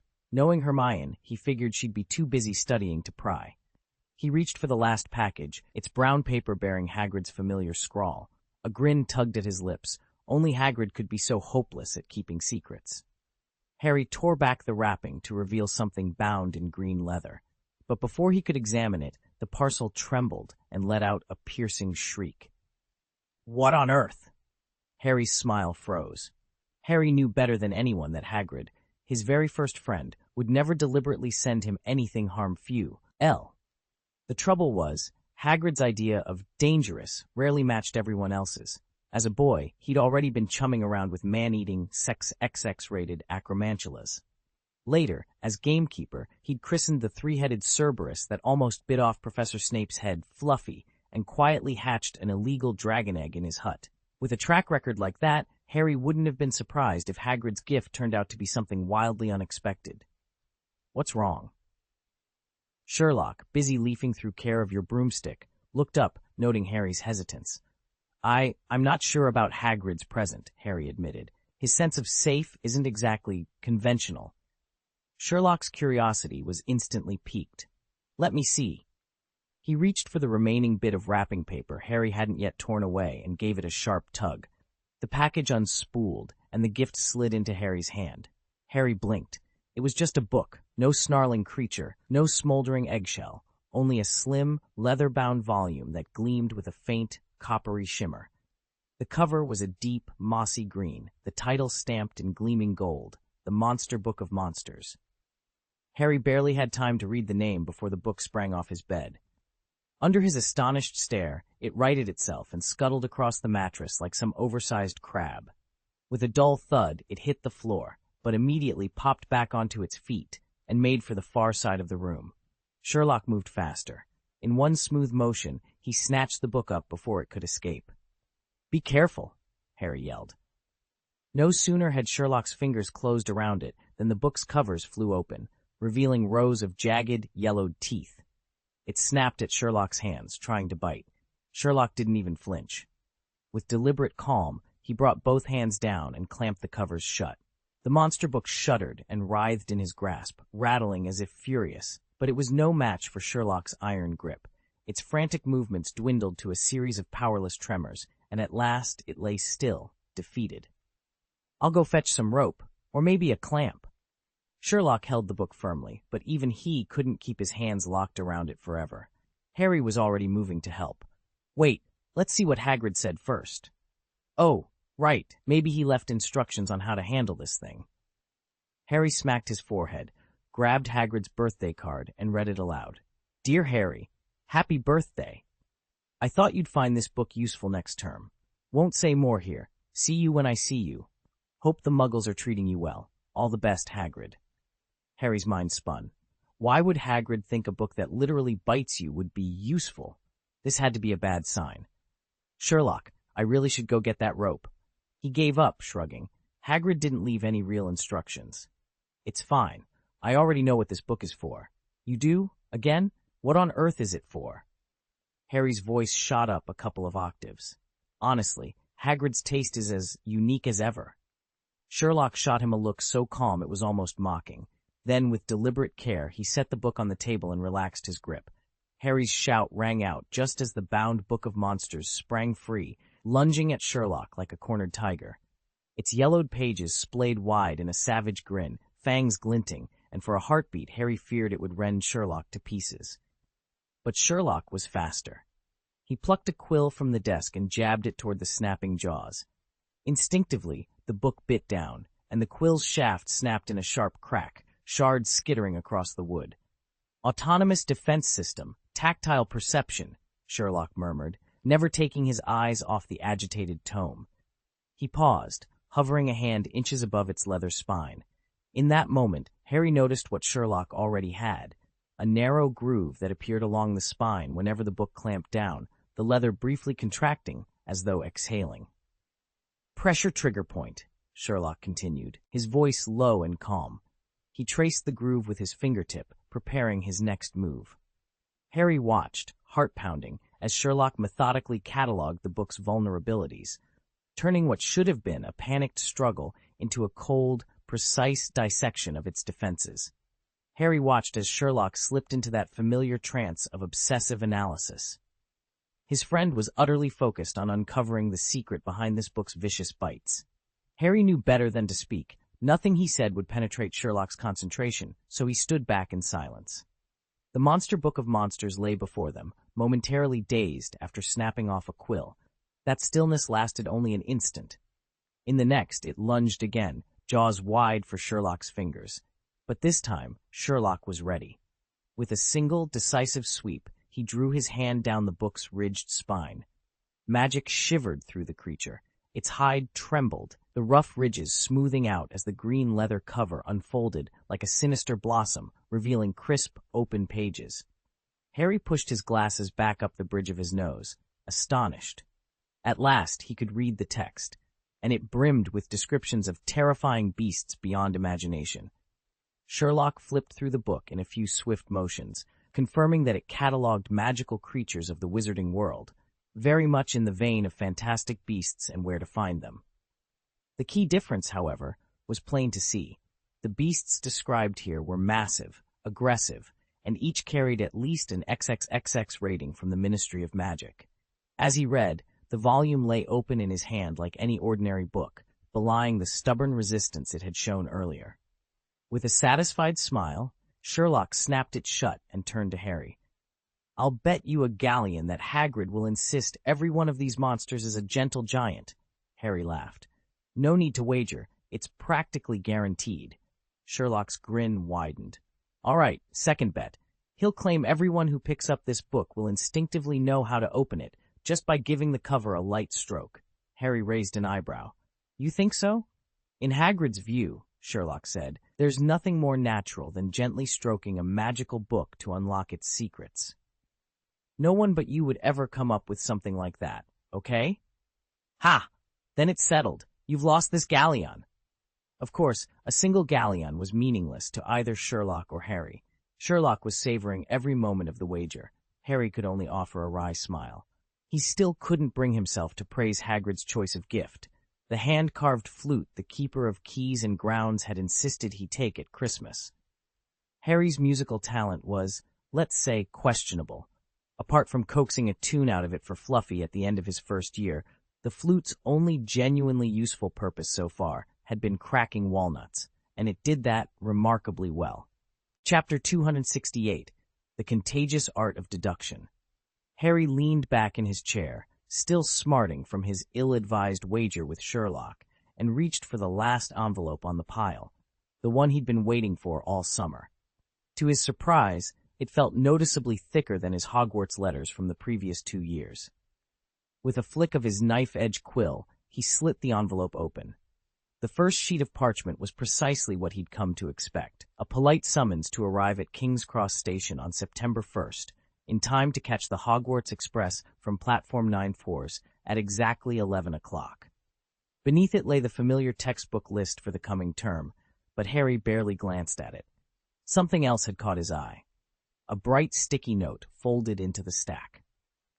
New for third years, students are now allowed to visit Hogsmeade on designated weekends. Please have the attached permission form signed by a parent or guardian before departure. Hogsmeade. Harry could hardly contain his excitement. He peeled off the note and unfolded the permission slip. That, he realized, was what had added the extra bulk to his envelope. He scanned the form. Hogsmeade, the only all-wizarding village in Britain, offering familiar shops, cozy pubs, and the chance to wander its snow-dusty streets without a caretaker's wagging finger. A grin spread across his face. Finally, the third-year privileges he'd been dreaming of. Now all he needed was his aunt or uncle's signature, and a way to convince them it was absolutely vital to his education.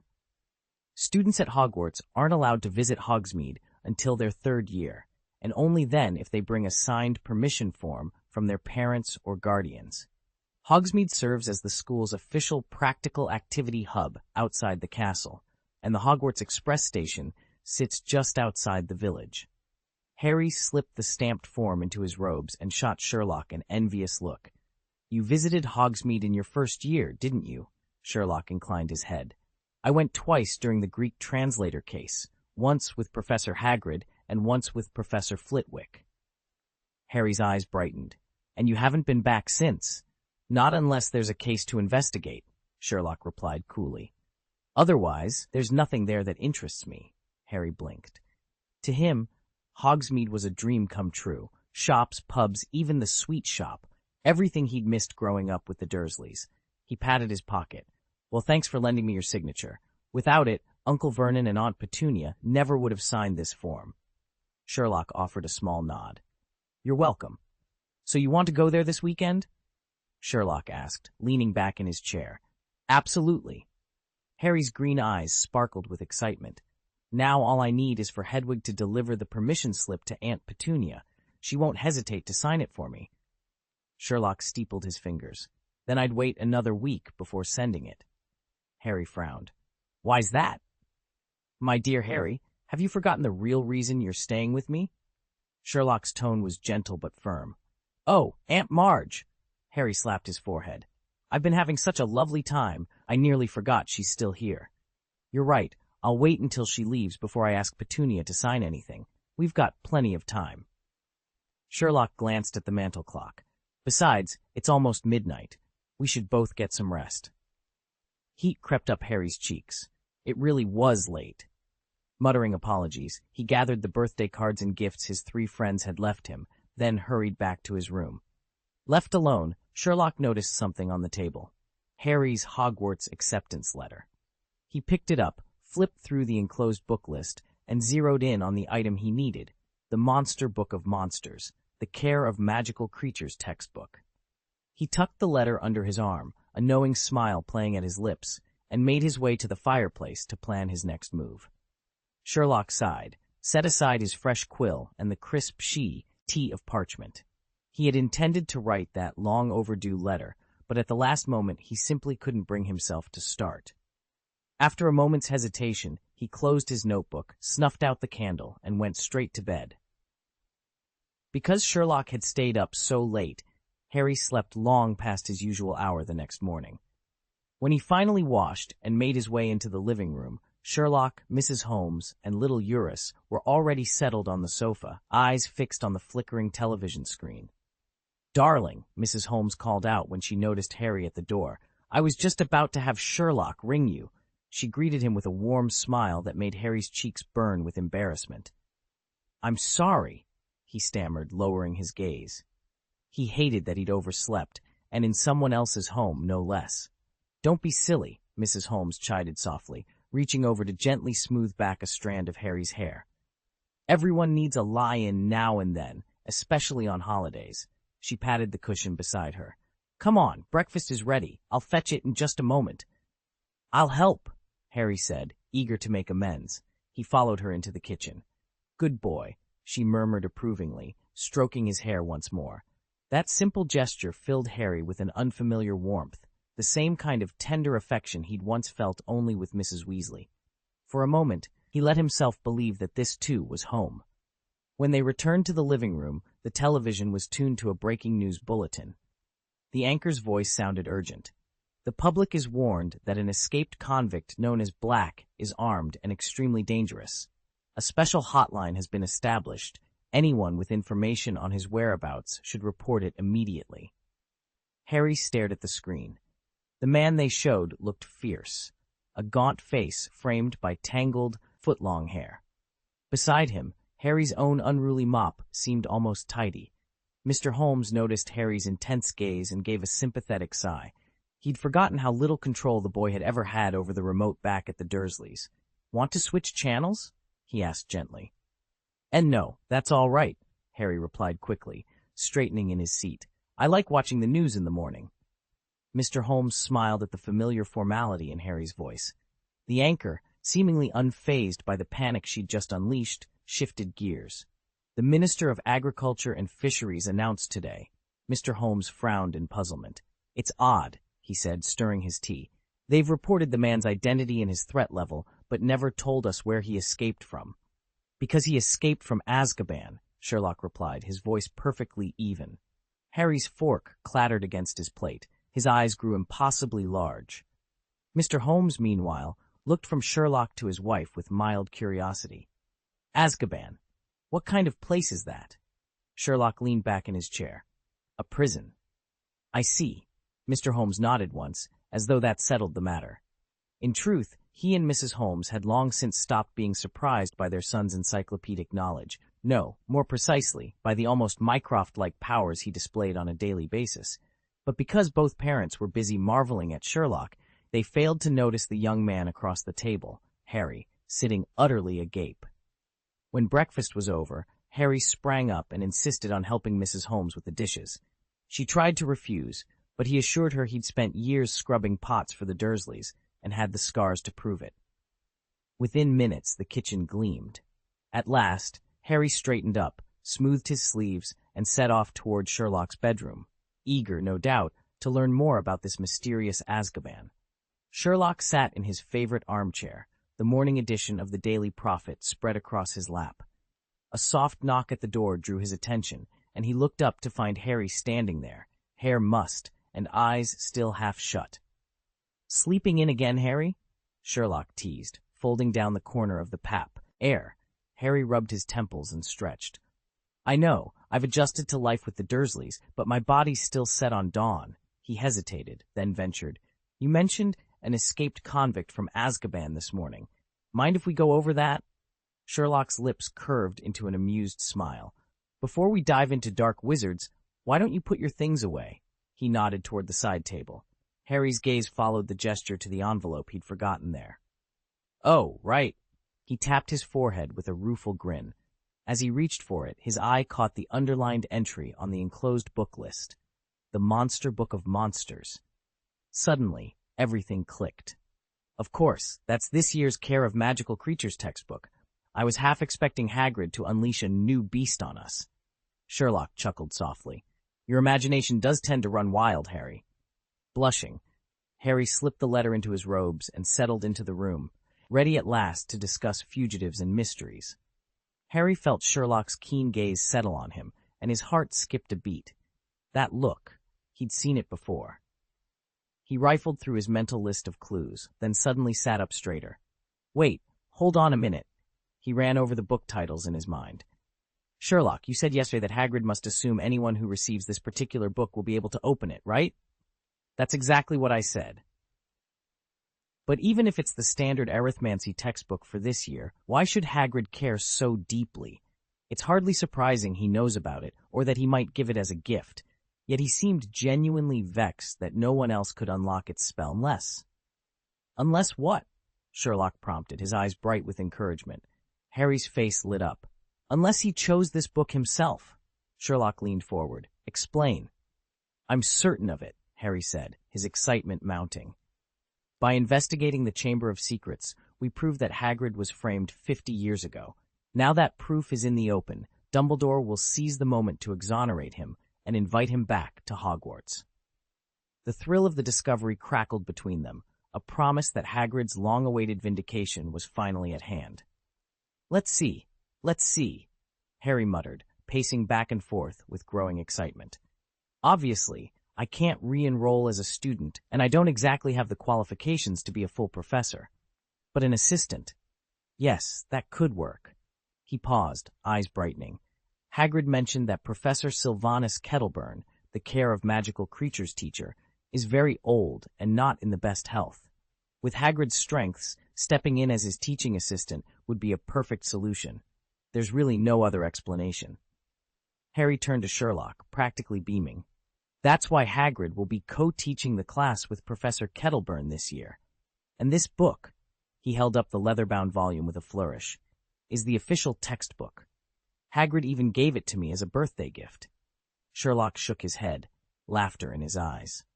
"My dear Harry, I warned you deduction was contagious. Now look, you're applying it to your own theories." Break 2. Harry shifted uncomfortably under Sherlock's approving gaze, rubbing the back of his neck. "Honestly, Sherlock, I only know these tricks because I learned them from you." Sherlock allowed himself a small, satisfied smile. "Precisely. Which is why I think you ought to write a letter to our larger-than-life friend right away." Harry blinked, bewildered. "A letter? To congratulate him on his new post?" "No," Sherlock replied, shaking his head. "Remember what you said last night? It's simply impossible for anyone else to think of something like this. Now imagine Hagrid, who's poured his heart into preparing the textbook for his first Care of Magical Creatures class, discovering it has been dismissed or ignored by everyone else." Harry's eyes widened. He'd be devastated, utterly crushed. "Exactly," Sherlock said, leaning forward. "So let's send him a warm, encouraging note now, before he ever experiences that disappointment." Harry drew in a steadying breath and nodded. He knew Hagrid better than most, and he knew Sherlock was right.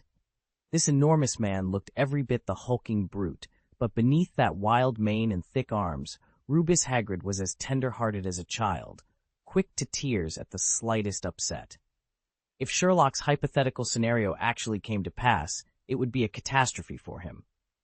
"I'll write to him right now," Harry said, already reaching for parchment and quill. Swiftly, he composed 2 letters. The first congratulated Hagrid on clearing his name and urged him to seize this chance to start afresh. The second warned that most witches and wizards wouldn't be as fortunate as Sherlock to decipher the dangers of that cursed book, and advised Hagrid to begin preparing some defenses in advance. "Here you go, Hedwig," Harry said, folding the letters and slipping them under his snowy owl's talons. He watched her swoop out the window before he allowed himself to breathe. "Thank you, Sherlock," he said, swiveling in his chair. "I half expected you not to care about someone's feelings." Sherlock's fingertips tapped a steady rhythm on the desk. "Normally, I wouldn't. But if that scenario unfolds as I suspect, it will inevitably undermine Hagrid's ability to teach. I have no doubt of his loyalty or strength, but teaching requires more than goodwill." "I find this case rather intriguing," Sherlock said, tapping a file perched at the edge of his desk. "To avoid wasting any time, it's best we neutralize any hidden threat before it has a chance to fester." His logic was impeccable, yet Harry couldn't shake the suspicion that Sherlock wasn't telling the whole story. "What about Hagrid? Surely he cared about Hagrid's welfare, too." Harry shot him a sidelong glance. "I was actually going to write to him last night." "In my view," Sherlock replied evenly, "it's far more appropriate that you make the first move." Of course, Sherlock could still surprise him with a roundabout way of saying what he meant. Harry cleared his throat. "All right, back to business then." Sherlock reached across the table and picked up 2 newspapers, sliding them over to Harry. "As I've said before, keeping up with the papers is one of the quickest ways to stay informed." Harry accepted the bundles, brow furrowed. One was the Muggle daily The Times, the other, the Wizarding World's own Daily Prophet. He unfolded the Times first. The front-page headline mirrored that morning's television bulletin in stark black type: "Prison Break. Escapee black armed with firearm, violent and extremely dangerous." Harry's stomach lurched as he absorbed the chilling summary. Damergences had just turned deadly real. The public was urged to report any sightings of him immediately via a dedicated hotline. Beneath the appeal in the Daily Prophet ran Sirius Black's photograph, the very same image that had been broadcast on every Muggle and magical news channel since his escape. In contrast to the Times' somewhat vague "Prison Break" headline, the Prophet's coverage was unflinchingly detailed. Headline: "Black still at large. The Ministry of Magic confirmed today that Sirius Black, widely regarded as the most dangerous inmate ever held in Azkaban, remains at large. We are using every resource at our disposal to recapture him," Minister for Magic Cornelius Fudge announced this morning. "In the meantime, we ask the entire magical community to remain calm." Despite his reassurance, some members of the International Confederation of Wizards have criticized Fudge for involving the Muggle Prime Minister in the matter. "I had no choice," Fudge replied, bristling at their objections.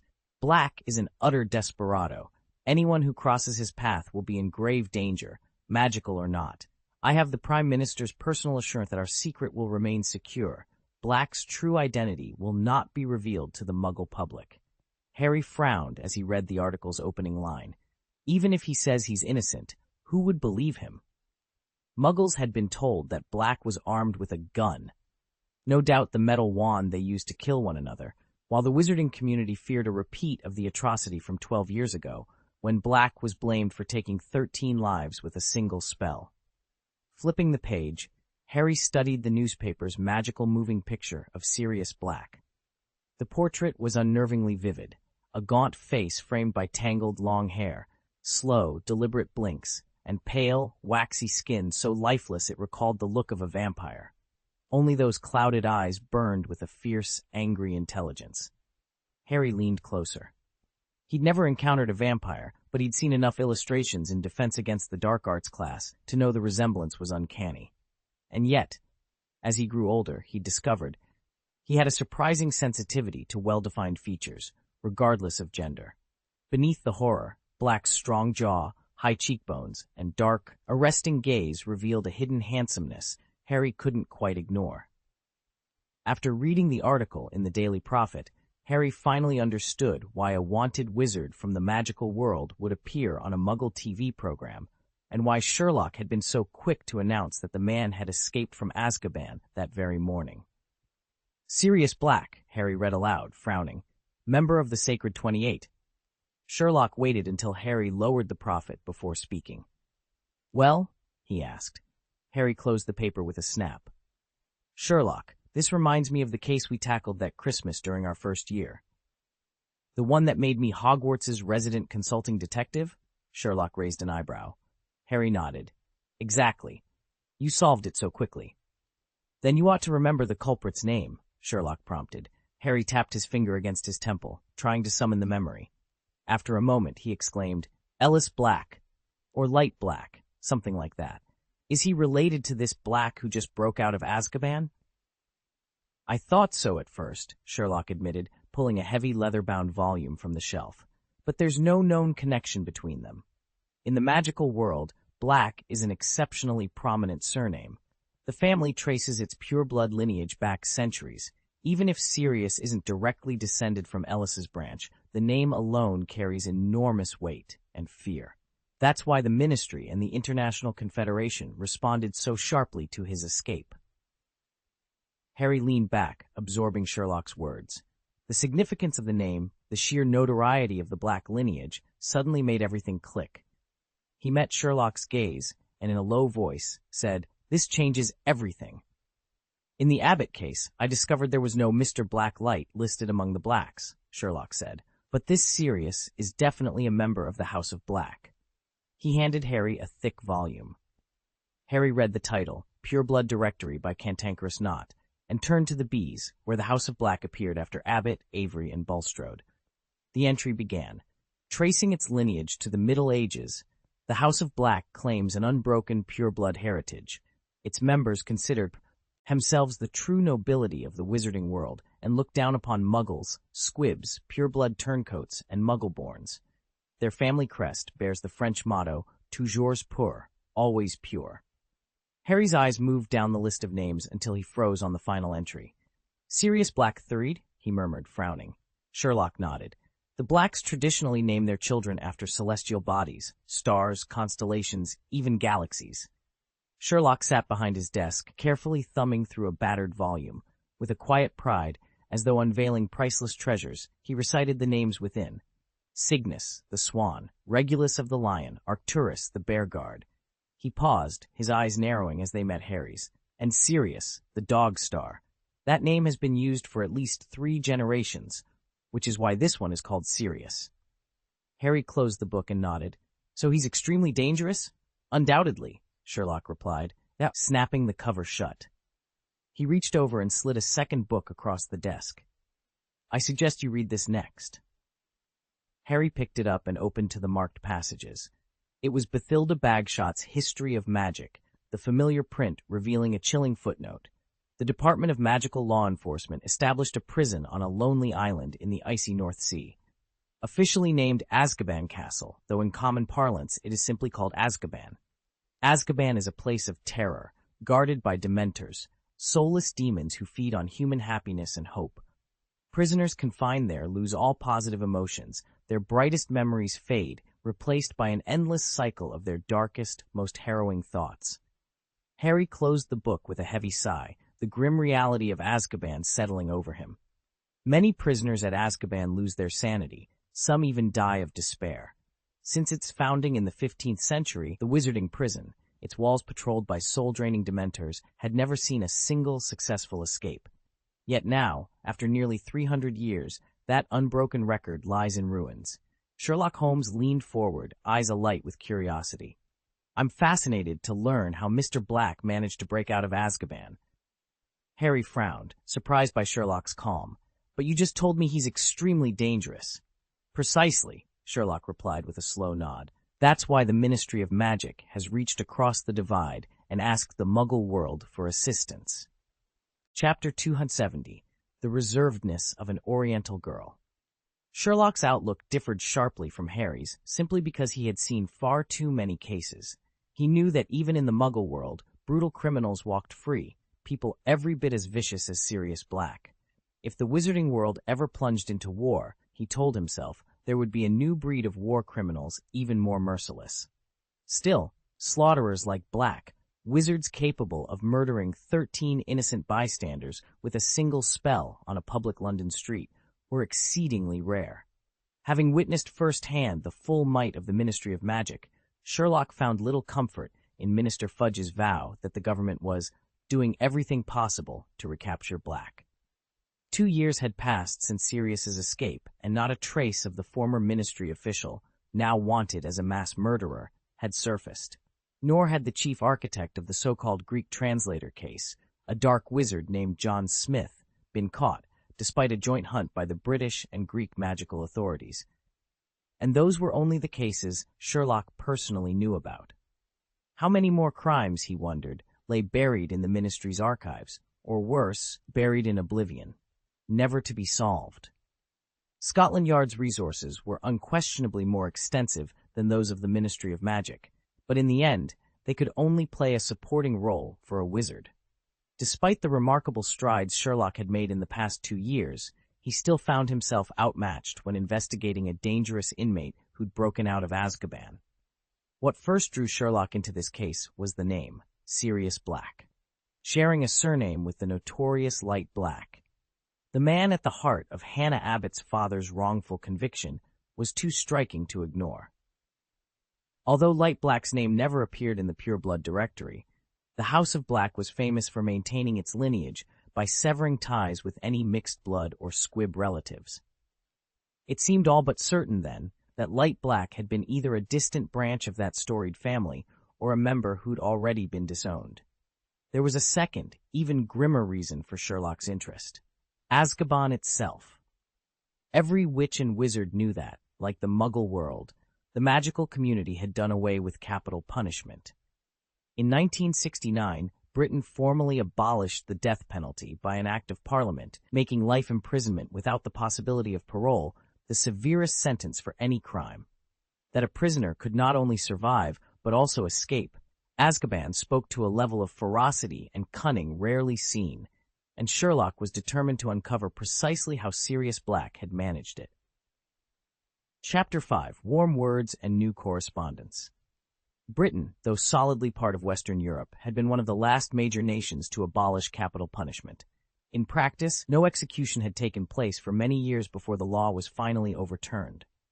In the wizarding world, the most severe sentence remained a life term in Azkaban, an exile made unspeakably dreadful by the presence of Dementors. As the first escapee from Azkaban in centuries, Sirius Black naturally fascinated Sherlock Holmes. With Sirius cleared of wrongdoing and free once more, a gentle calm settled over 221B Baker Street. Mr. and Mrs. Holmes, mindful of Harry's long years without a true family, began to include him in their weekend outings alongside Sherlock. They strolled through Regent's Park, sampled pastries at little tea rooms, and spent quiet evenings at home by the fire. Under Sherlock's kind guidance, Harry even found time to tackle his homework between adventures. Harry never quite understood how Sherlock had come by his encyclopedic knowledge of medieval witch burnings, but when Sherlock lent him his research paper, it turned out to be a treasure trove of useful details, far more helpful than any textbook. One bright Saturday morning, the household's tranquility was punctuated by 2 arrivals. First came a pocket watch tapping from the door. Dr. Watson, letters in hand, stepped inside. Seconds later, Hedwig swooped through the open window, dropping a small parcel onto Harry's lap. At the breakfast table, Sherlock opened his stack of 3 envelopes. The first bore the ministry's official seal. The second was stamped with the inky symbol of the Black family. The third was written in a flowing violet script. Unfolding it, he read aloud the opening line. "Sherlock, it has been several days since we last met, and I miss you very much." Sherlock paused, his eyes lifting to meet Mrs. Holmes's curious gaze. Across the table, Harry turned his package this way and that until he finally unwrapped it. Inside lay a slender volume bound in deep crimson leather and a single silver quill. Harry nudged Sherlock. "Any idea who E might be?"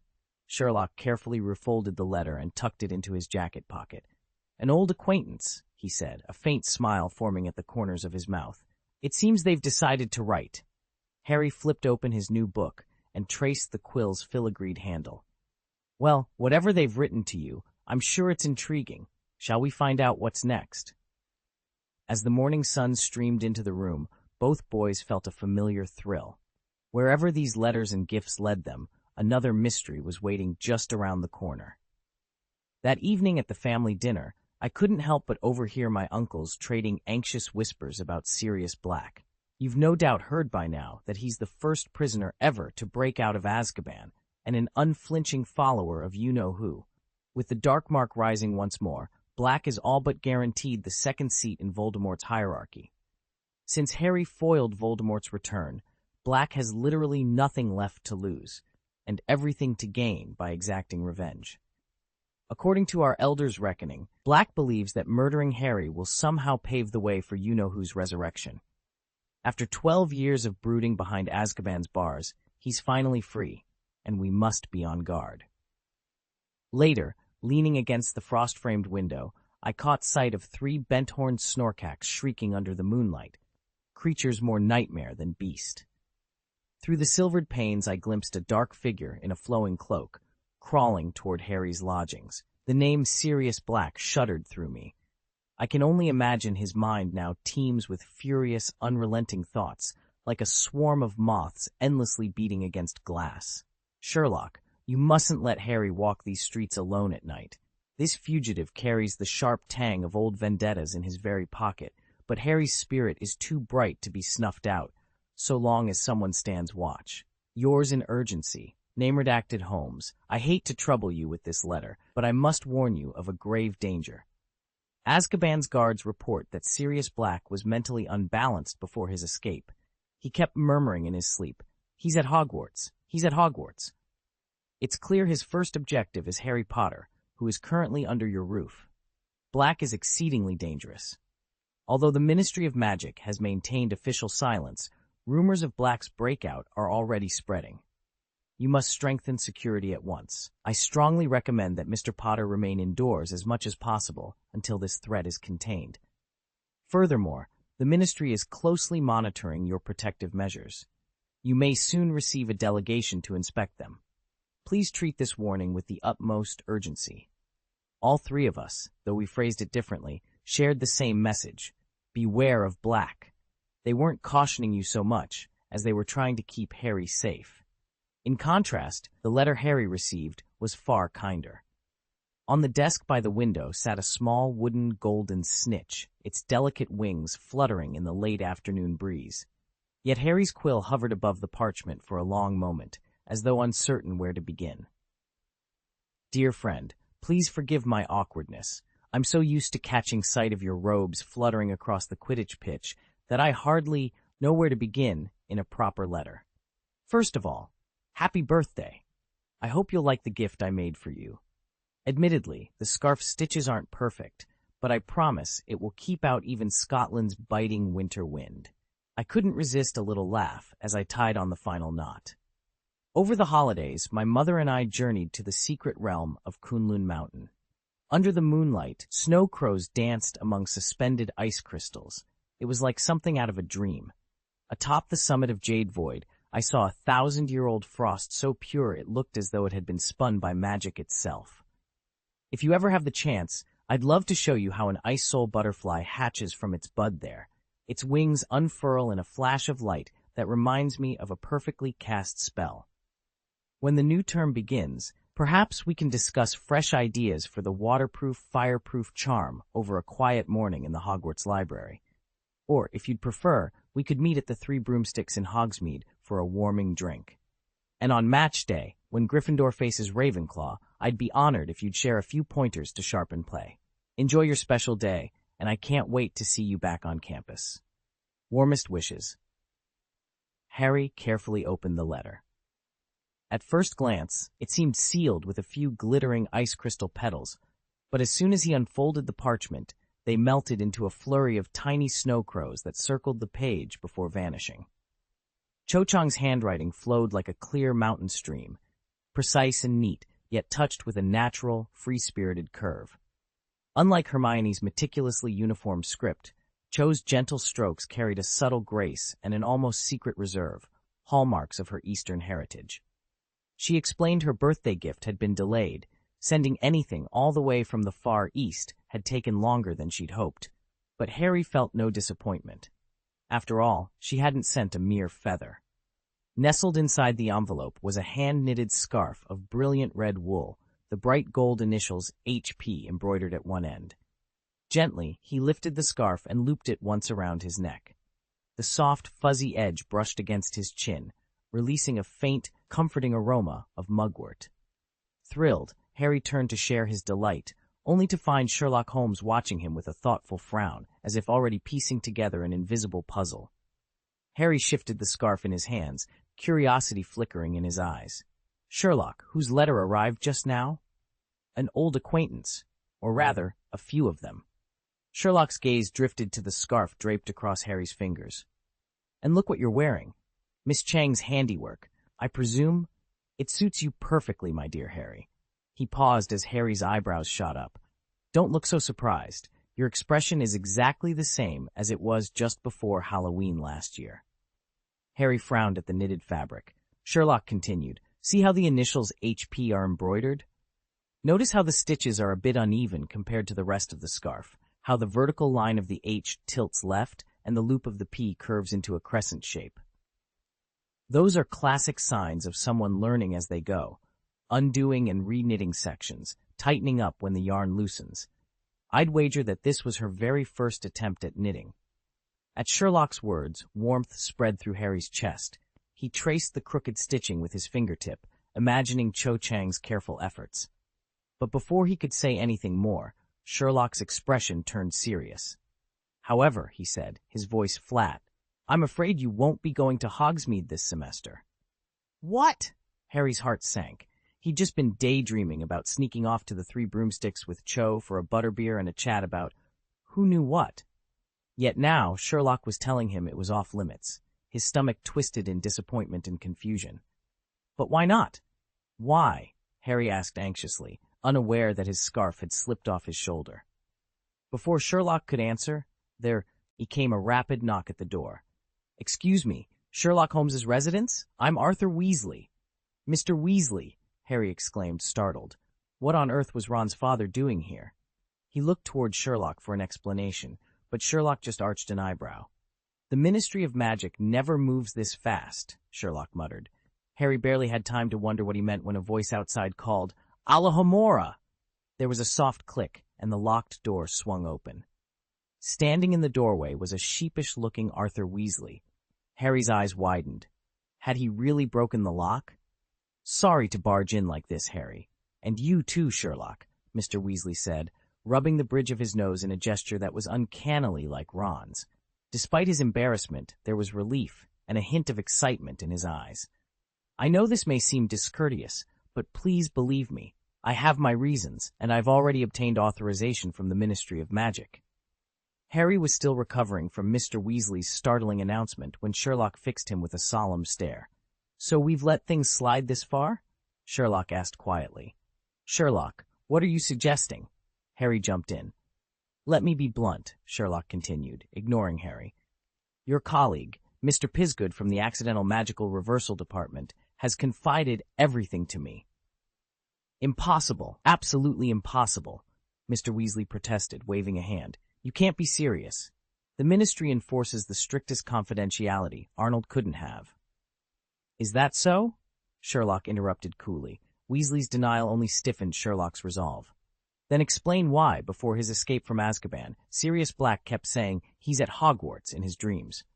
What? Mr. Weasley's color drained. He glanced around in panic. Shh! Without another word, he bolted for the house, slammed the door behind him, and bolted it.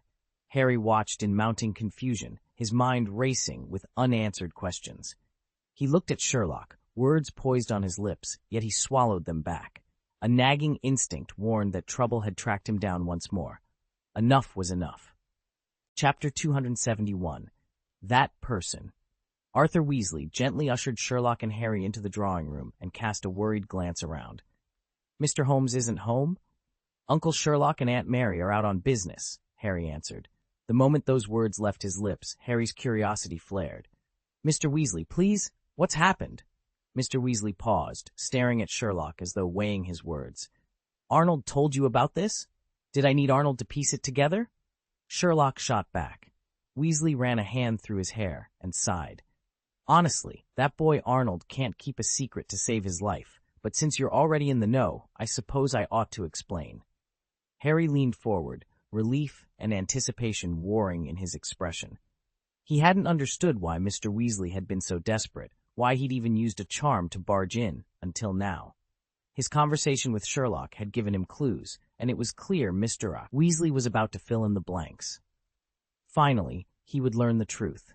What Harry didn't expect was how quickly the atmosphere shifted when Mr. Weasley began to speak, Sherlock's sharp features growing suddenly grave. Mr. Weasley had barely finished speaking when Sherlock Holmes interrupted. "You're the one who wanted to tell Harry about this, aren't you?" Sherlock asked, his tone level but insistent. "Huh?" Mr. Weasley blinked in surprise. Harry echoed his father's confusion. "What?" Sherlock met both of their gazes coolly. He waited only a moment, long enough to widen the Weasleys' bewilderment, then launched into his deductions at a brisk pace. "First, you used Alohomora to break into my house, yet you insisted your visit was officially sanctioned by the Ministry of Magic. If you truly had that authorization, why not simply contact me through the proper channels? Even Ron's learned to dial a telephone. I cannot believe a man as fascinated by Muggle inventions as you, Arthur Weasley, wouldn't think to call. That overcautious pretense of urgency was unnecessary and betrays your real motive. Second, your left lapel is misbuttoned, and there are tiny flecks of yarn on your cuff, the same kind Mrs. Weasley uses when she knits. You clearly haven't been straight from the Ministry to 221B. Mr. Weasley opened his mouth, then closed it again, utterly flustered. Harry stared from his father to Sherlock, still trying to piece together the detective's startling conclusions. There's a fresh tear at the elbow of your left sleeve, obviously from someone yanking at you in haste. Your tie sits crooked, you have pronounced dark circles under your eyes, and although you lit up when you first saw Harry, you immediately flushed with embarrassment. From these signs I draw two conclusions. 1. You've been under considerable strain for some time. 2. Your initial joy at seeing us was relief at finding yourself safe, while your subsequent embarrassment shows that you knowingly went against someone's orders, specifically your superiors and your wife. In other words, you and Mrs. Weasley must have argued about this before you set out. Third, when I mentioned that Black was at Hogwarts, your very first reaction wasn't to question whether it was true, but to ask if Piskorski was my source. That impatience was as plain as ink on parchment. Fourth, Mr. Piskorski works in the Office for the Improper Use of Magic, a department with no mandate to interrogate Azkaban inmates, yet he inexplicably knows the details of Black's dreams from before his escape. Sherlock Holmes leaned forward in his chair, eyes locked on Arthur Weasley. Let's go over this step by step. I received 3 letters, each warning me to guard against Sirius Black. Yet only Mr. Piskorski knew Harry was living here, and he was the one who told me that someone from the Ministry of Magic would soon call at our door. When you compare the conflicting instructions, the odd slips of information, and the unmistakable weight of official authority behind them, it all points to one thing: your recent struggles at the Ministry and the tensions at home. Minister Fudge insists on treating Harry like a child, and I know you've bristled at that condescension. I also know how hard you've been trying to rebuild your marriage, and how you desperately wanted Harry to understand the real danger he faces. You chose this roundabout method to instill that sense of crisis. So, Arthur Weasley, Sherlock paused, letting the verdict hang in the air, you're the one who wrote those letters. Mr. Weasley's eyes widened, his mouth parting in shock. Sherlock's voice dropped to a steely whisper. Now tell me, what is it you truly wanted to say to Harry? A sharp inhale was Mr. Weasley's only reply. Harry sat stunned for a few seconds before he looked up at Sherlock and said slowly, If I didn't know you so well, I'd swear you'd been using legilimency on me. Mr. Weasley, Sherlock replied with a faint smile, you're not the first person to suggest that. Arthur Weasley returned the smile, though it was a little wry. I suspected as much. All the same, Harry deserves to hear the truth. I tried to brief the Minister Fudge about it, but he's determined to treat Harry like a child. 13 years old or not, he doesn't think you can handle the facts. Thank you, Uncle Arthur, Harry said, relief softening his voice. He'd grown tired of half-truths and secretive glances. Arthur waved him off. Don't thank me, Harry. Once we learned that Sirius Black had escaped from Azkaban, the Ministry went into panic mode. Whether Fudge wants to admit it or not, Black is coming for you. Keeping you in the dark won't change the danger. If you hadn't come here to Sherlock's flat today, I'd be heading straight for Privet Drive right now to tell you in person. However, he paused, meeting Harry's eyes. That brings us to why you're here. Sherlock leaned forward, steepling his fingers. Let's go over everything from the beginning. Harry squared his shoulders. For the first time in weeks, he felt like he was part of a plan, rather than a pawn. And whatever came next, he knew he would face it with the full truth at his back. It actually works out better that you turned up here by chance, instead of coming through Privet Drive. Better? How so? Well, it's easier for us to keep an eye on you, protect you, really. The Ministry will cooperate with us far more readily than with the Dursleys.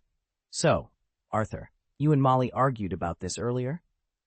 Yes, Mr. Weasley admitted. Molly insists Harry is perfectly safe at Hogwarts, and that telling him the truth would only frighten him. Heh, said the other wizard dryly. The Ministry said exactly the same thing about Azkaban, until someone escaped without anyone noticing, then had the gall to tell the Muggle Prime Minister about it. Mr. Weasley cleared his throat. I know, but Molly just wants Harry to enjoy school without carrying a mountain of worry on his shoulders. It's all right, Uncle Arthur, Harry said, surprising them both with his calm tone. As long as Dumbledore's at Hogwarts, Sirius Black won't get in. Harry's heart pounded as the realization struck him. Sirius Black was hunting him. He took a steadying breath and met his godfather's anxious gaze. I'm not trying to play hero, he said softly, but honestly, Sirius Black's scarier than you-know-who. I'm sorry, I didn't mean to. Harry's apology died on his lips the moment he said Voldemort's name. Mr. Weasley visibly flinched. It's all right, Harry, he said quickly, recovering himself. I know you're braver than Fudge gives you credit for, but that's not why I came today. Harry opened his mouth to speak, and then hesitated. Then you mean... Before he could finish, Sherlock cut in. You'd like Harry to stay at Hogwarts until Black is caught. No more running off on secret adventures, right? Harry's eyes widened in surprise.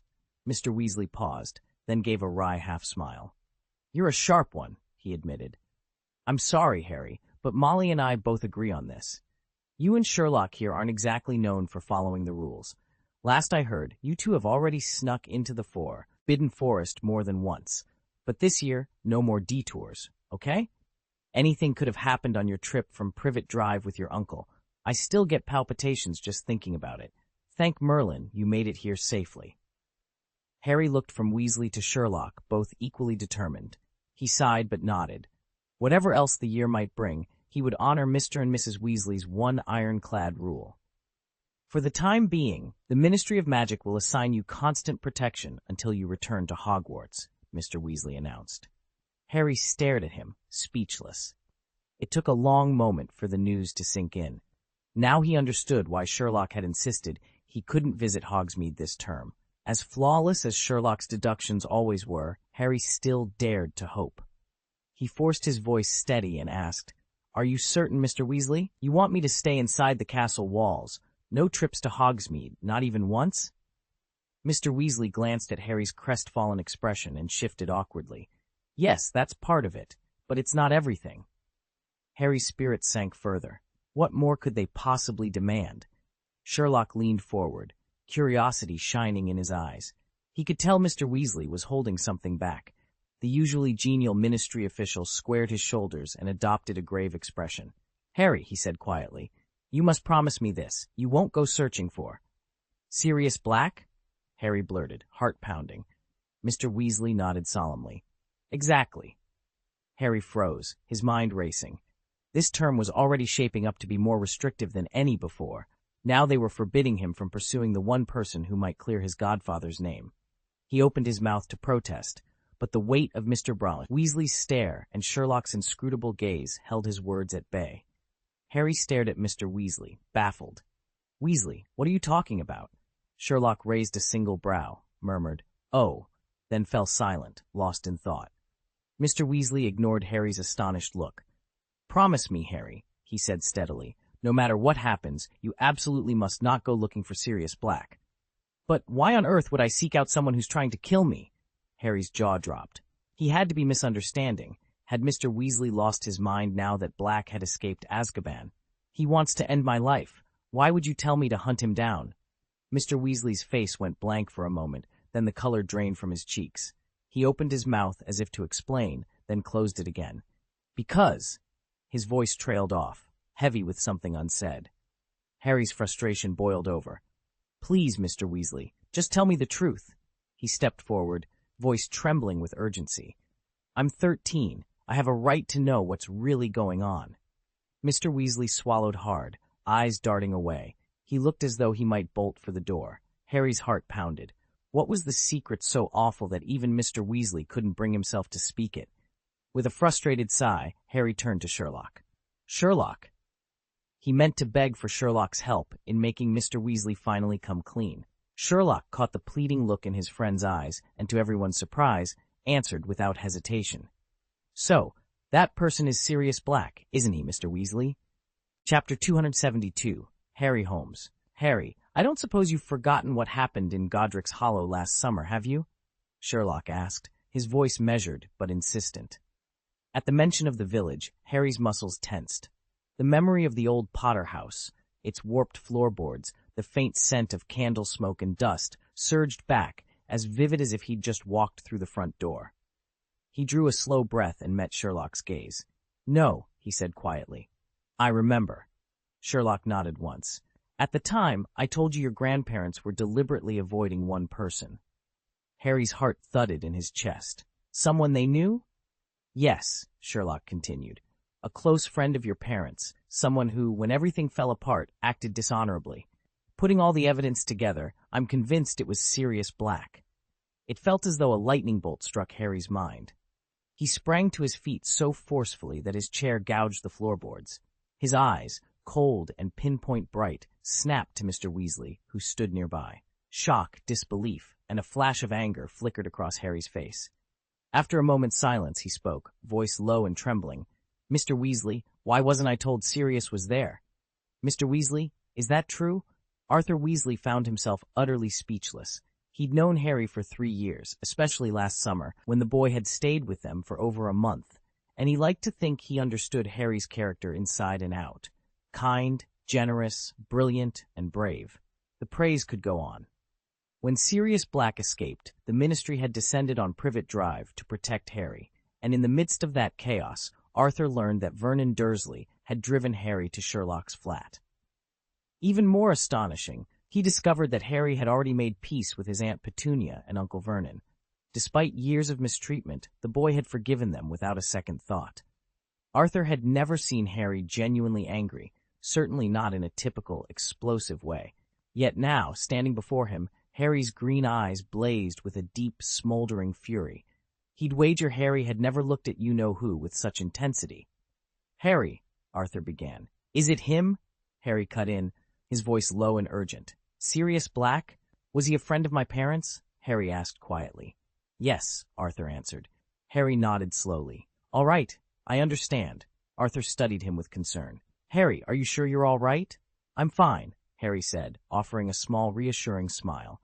Then, in a softer tone, he added, "Please don't worry about me, Mr. Weasley. I know how dangerous Sirius Black is. Trying to face him now would be nothing short of suicide." Arthur exhaled. "Thank goodness." Before he could say more, Harry continued, "From now on, I'm going to train harder than ever.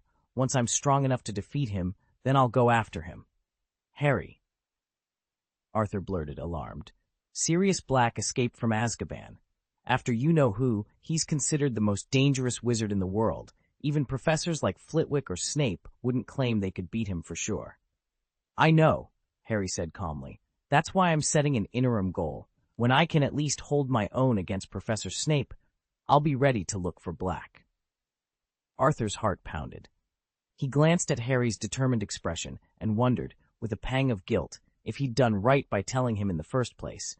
against the advice of both the Minister for Magic and Molly Weasley, to reveal Sirius Black's history. If Harry moved on this too soon, the consequences could be unthinkable. Arthur shook his head. In truth, he hadn't said a single word. Sherlock had worked everything out for himself. Arthur's arrival had only served to confirm Holmes's deductions. That was more than enough. No wonder Snape always tried to steer clear of Sherlock. That was the real reason. Still, Arthur reassured himself, Harry was a long way from Snape's level of skill. By the time the boy caught up, Sirius might well be in Azkaban, or even if he weren't, her wise outlook would surely have changed by then. Just as Arthur prepared to apparate away, Harry looked up and ran a hand through his unruly hair. "Uncle Weasley," he asked casually, "is the Potter family shampoo any good?" Arthur blinked in surprise. He hadn't expected that at all.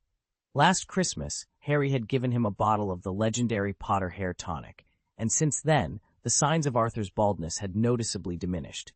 "It's fantastic," Arthur admitted with a grateful smile. "Really works wonders. Thank you, Harry." Harry nodded. "Then that's your Christmas present again this year." And with that, Arthur Weasley stepped off King's Road, his heart unexpectedly heavy. Harry didn't feel especially frightened by the news that Sirius Black, escaped from Azkaban, was after him.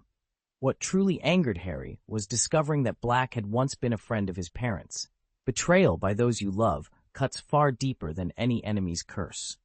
Still, 2 years under Sherlock's guidance had tempered Harry's impulsiveness. As he'd assured Mr. Weasley, he wasn't about to do anything suicidal.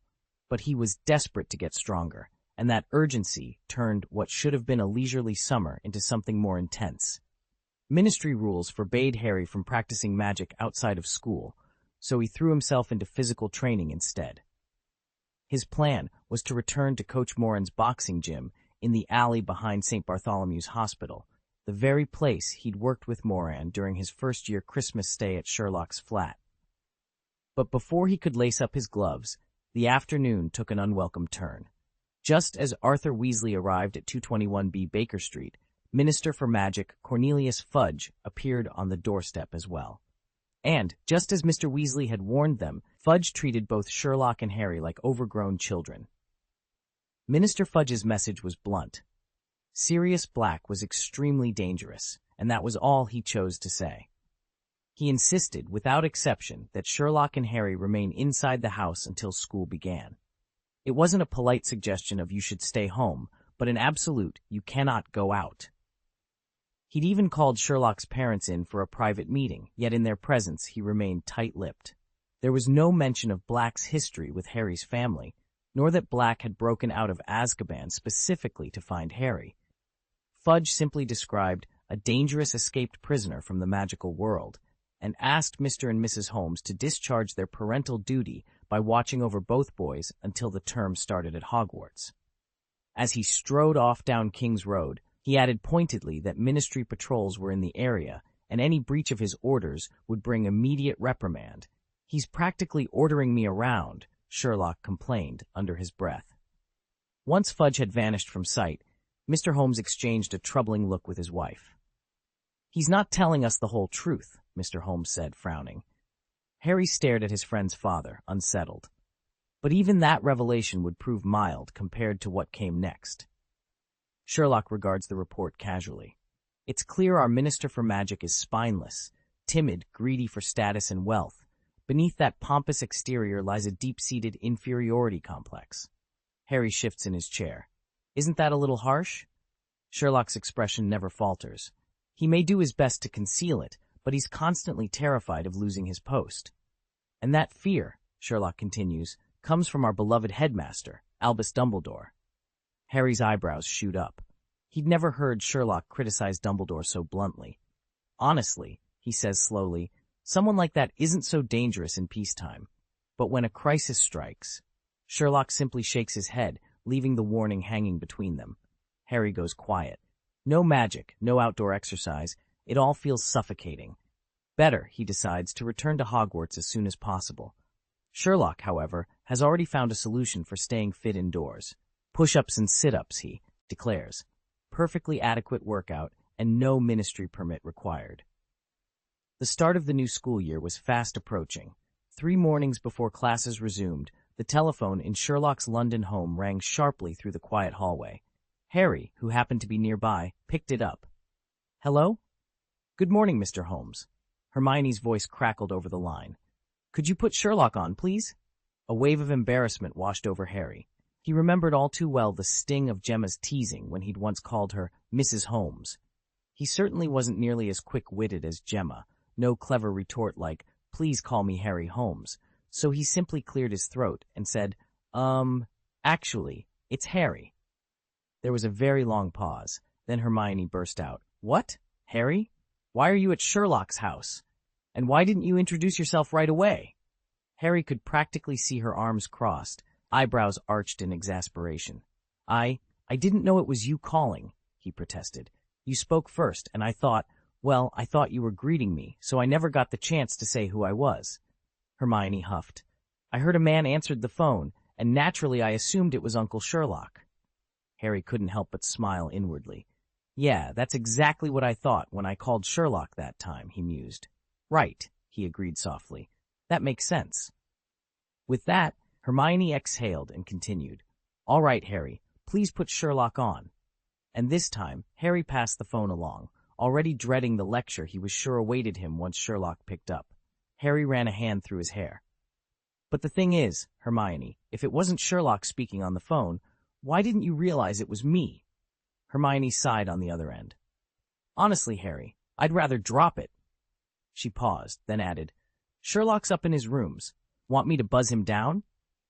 "No, it's fine. I'd much rather talk to you." Harry forced a grin, even though Hermione couldn't see it. "I just got back from France yesterday.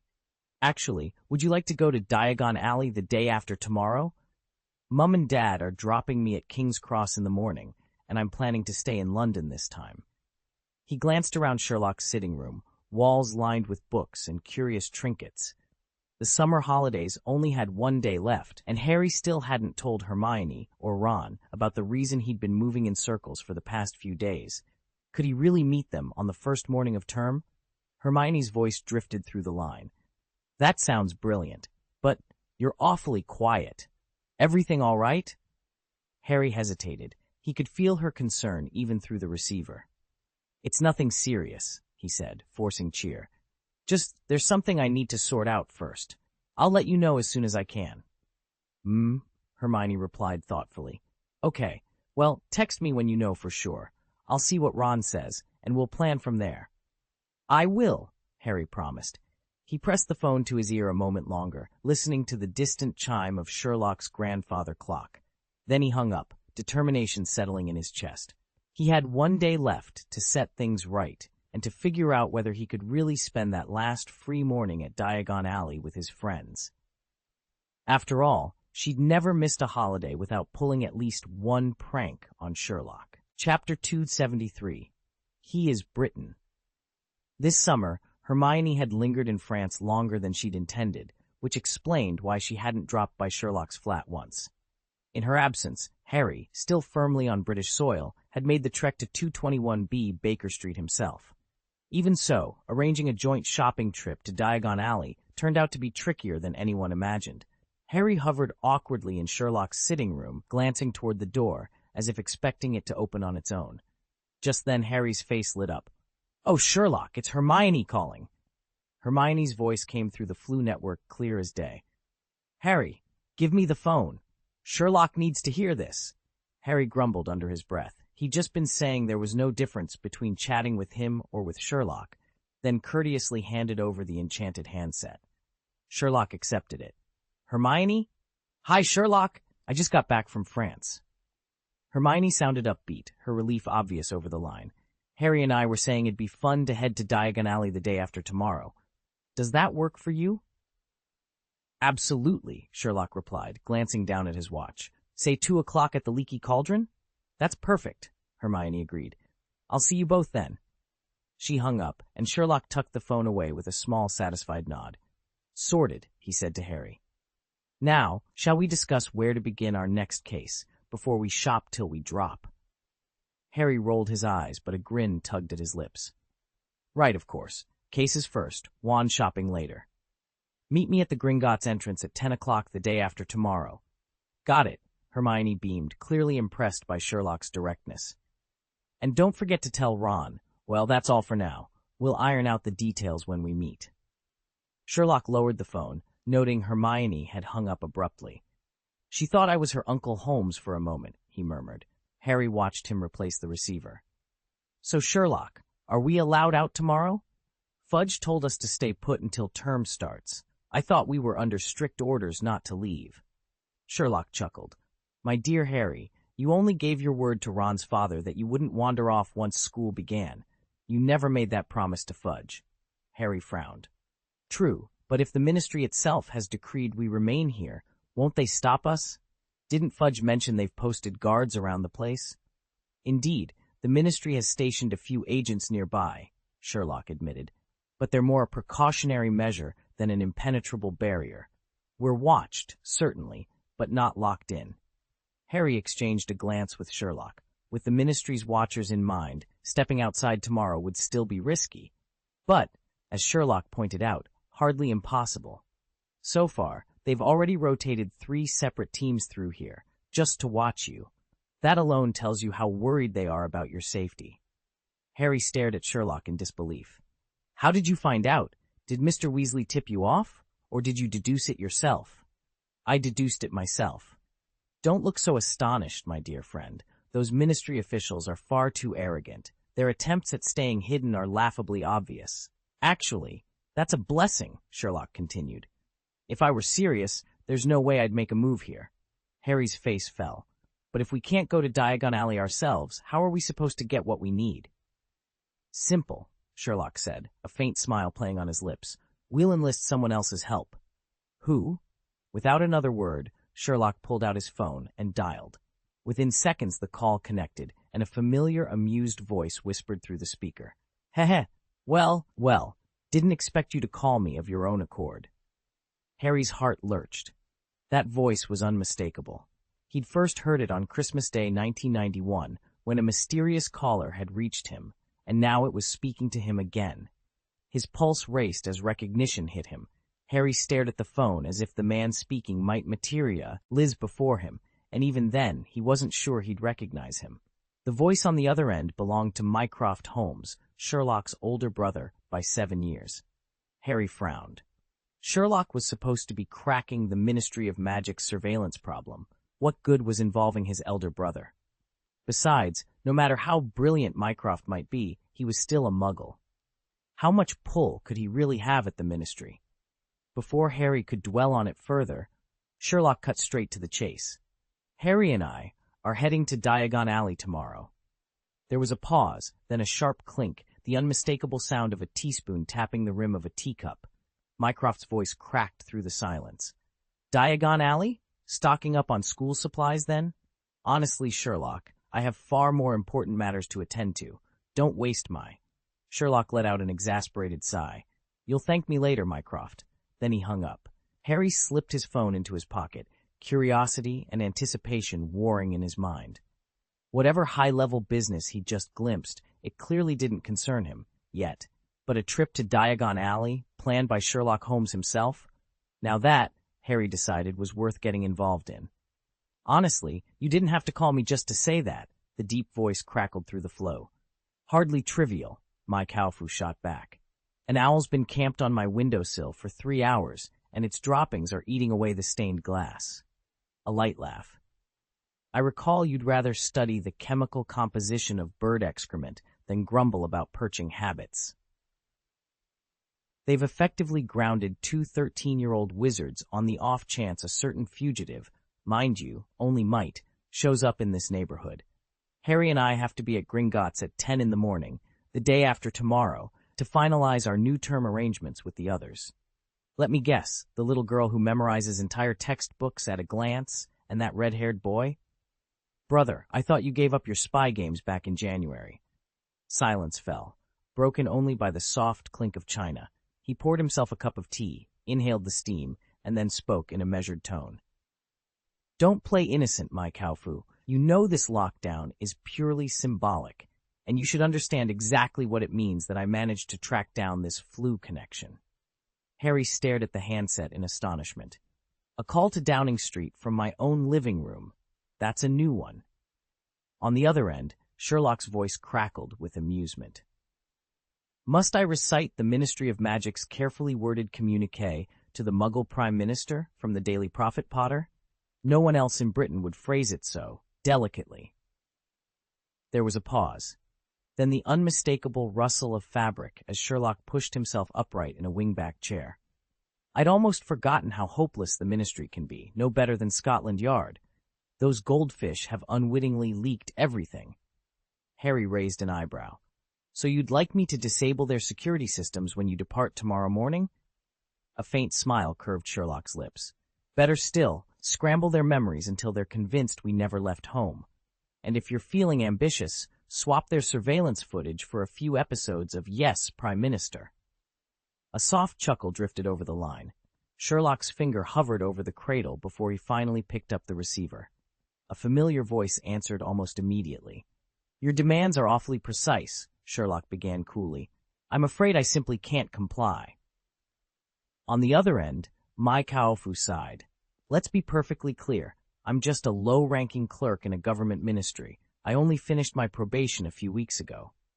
No matter, Sherlock pressed. You can do it. I can't, Mai shot back. After a beat, Sherlock's tone sharpened. Mai Kaofu, you wouldn't want Mother to hear about what you've been up to lately, would you? There was a click. Goodbye, Sherlock. I don't take threats from anyone, not even from my own little brother. The line went dead, and the busy signal buzzed in Sherlock's ear. Furious, he slammed the receiver down. Harry, who'd been leaning against the doorframe, moved to offer comfort. But instead of rage, Sherlock's lips curled into a slow, satisfied smile. What is it? Harry asked, bewildered. Sherlock leaned back in his chair, still grinning. It's rather amusing, actually. Mai Kaofu is far more capable than I ever imagined. This is going to get very interesting. Harry frowned. I don't follow. In just 1 year, he's become indispensable to the Queen's government, Sherlock explained. Harry's eyebrows shot up. But he told you he was only a low-level employee. Sherlock's smile widened, eyes alight with anticipation. That was his understatement of the century. Sherlock passed Harry a fresh copy of the Daily Prophet. The front page proclaimed, Ministry of Magic strengthens security patrols, above a moving photograph of Cornelius Fudge shaking hands with the Muggle Prime Minister. Harry knew, however, that Sherlock wanted him to look elsewhere. Leaning in, he noticed a lone figure standing just behind the Prime Minister, clutching a black umbrella. A Muggle camera might have rendered the man in blurry shadow, but the enchanted lens of a wizard's camera showed him in crystal clarity. My dear Harry, Sherlock said softly, please trust my judgment. Harry's brow furrowed in disbelief, so Sherlock met his gaze and continued deliberately. At certain moments and in certain places, he is Britain itself.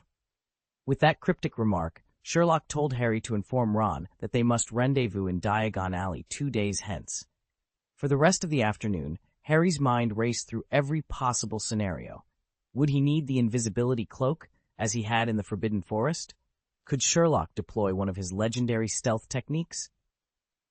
Together, would they slip unseen through bustling London to reach Diagon Alley, ready to face whatever awaited them there? Harry had heard the rumors about Mai Kaofu. Sharp-tongued, yes, but with a heart of gold. They said she'd even used advanced magic to sabotage the ministry's security, rerouting wards, misdirecting personnel transfers, even nudging Muggle officials into direct negotiations with the wizarding authorities. It sounded like the highest level of intervention, the sort of thing only a truly powerful witch could pull off.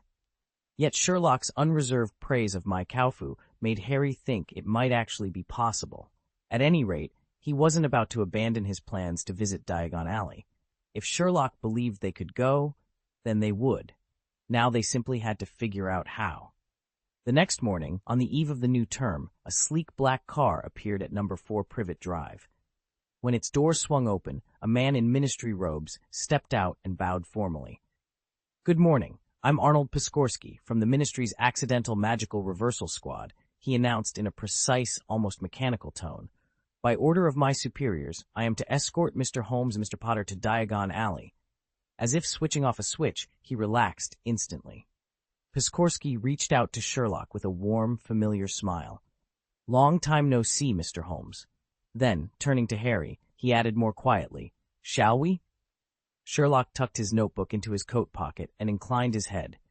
Harry could hardly contain his excitement as they climbed into the waiting car, its polished surface shimmering in the pre-dawn light. The journey to Diagon Alley had begun. "Holmes," called Mr. Piskorski as he opened the back door of a sleek black car. Sherlock slid in without hesitation. "It's been a long time, Mr. Piskorski. Shall we be on our way?" "Of course." Piskorski closed the door behind them. "If you don't mind my asking, is it just the two of you? Your guardian?" Sherlock offered Harry a reassuring glance. "With your escort and this vehicle, my parents have no cause for concern." Piskorski inclined his head. "Thank you for your trust."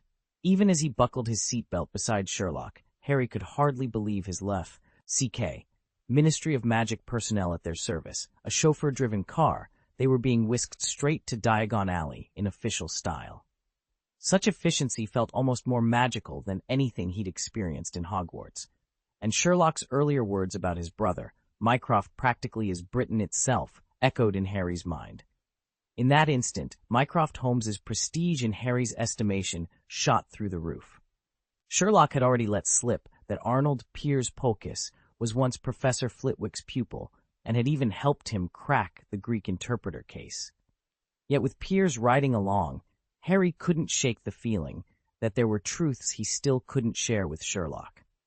From the way Piers carried himself, Harry guessed he had no inkling that his assignment was really the handiwork of Mai Kaufu.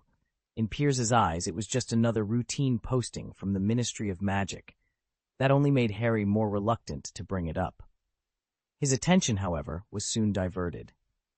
The car the Ministry had sent looked like any ordinary Muggle sedan, but on the drive to London, it weaved through impossibly narrow gaps as if they weren't there.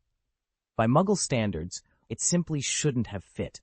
Far more impressive, Harry thought, than even Mr. Weasley's flying Ford Anglia.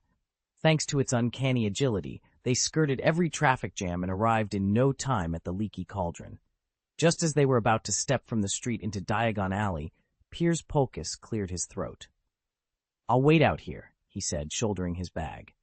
With a polite nod, he turned away, leaving Harry and Sherlock to cross the threshold alone. "It's not every day we get to go out. Of course I'm having a drink." Piers Polkiss shot Sherlock a cheeky wink. "Mr. Holmes, I hope you don't mind?" "Not at all," Sherlock replied calmly, as though he'd been expecting this. "We'll come find you when we're ready to leave." Piers grinned and held up a finger. "Good. Now you must promise me you'll stay in Diagon Alley. No wandering off to dangerous places." Harry's eyes narrowed. "You mean Nocturne Alley, right?" Piers waved him off with a cough. "Cough, cough! Mr. Holmes, really, you shouldn't be so difficult. You'll have no friends at all if you keep it up." Sherlock inclined his head. "I promise we won't go." Piers beamed, then darted off to the bar with old Tom in tow, eager for a pint. Harry turned toward the back wall of the pub's courtyard and motioned to Sherlock. He produced his wand, tapped the third brick from the left above a battered old trash bin, and steadily backed away.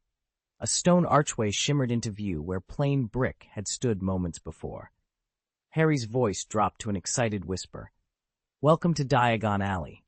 He stepped through the portal first, and Sherlock followed. Harry inhaled deeply. The crisp air carried a hint of pumpkin pasties and cauldron wax. The narrow cobblestone street stretched ahead, its shop fronts gleaming with magical wonders. For an instant, the looming threat of Sirius Black faded from Harry's mind, replaced by the familiar thrill of the wizarding world's most enchanting marketplace. Sherlock gave Harry a knowing look. "Come along. First stop, Gringotts." They arrived just after dawn. It was quiet in the courtyard, so Sherlock accompanied Harry downstairs to his family vault to top up his purse.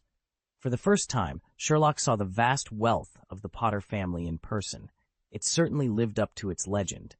Back at the marble entrance, they waited for Hermione and Ron. Harry seized the moment to ask, "Sherlock, what's really happening here?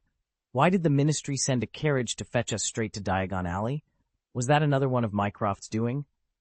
"Undoubtedly," Sherlock replied, his tone cool but amused. Harry shook his head in disbelief. "Mycroft, your brother, is actually that influential?" A muggle having enough clout to sway the Ministry of Magic? It's child's play for him, Sherlock said with a small, confident smile. Harry ran a hand through his hair. I still can't wrap my head around it. It's incredible. A clear voice floated across the hall. Incredible, you say? What's incredible? Harry's face lit up. Hermione. Harry spun around so fast he nearly stumbled. Blimey, Hermione, you look like you just stepped off the beach with Dean. Hermione bristled at his exaggeration. What are you on about? I've only got a light tan, she retorted, lifting her sleeve to show the smooth, faint bronze glow on her arm. In truth, her usually porcelain skin had taken on a gentle wheat hue, nowhere near Dean's deep burnished tone, but the contrast was enough to startle Harry. Before either of them could say more, Sherlock emerged from the sunlit doorway. Hermione's face lit up. She swept across the lawn and threw her arms around both men in a warm reunion hug. I've missed you two so much, she laughed, brushing a stray lock of hair from her brow. Apparently, I even caught a bit of French romance along the way. Sherlock chuckled softly, his voice level as ever. Actually, that's the West Coast sun you've brought home. Next time, pack sunscreen. Hermione hesitated, tugging at the collar of her blouse. Sherlock, do you prefer lighter skin? He blinked, caught off guard by her question. No, it's not a matter of preference. I'm just warning you for your own good. Ultraviolet rays can penetrate deeply and damage your skin cells. Hermione offered him a grateful smile. Then I'll take your advice. Health over tan. Harry gave her a mock salute. To healthy Hermione, then, and to more sensible sun holidays in the future. They shared a laugh as the late afternoon sun glinted on the grass, three friends reunited and ready for whatever came next.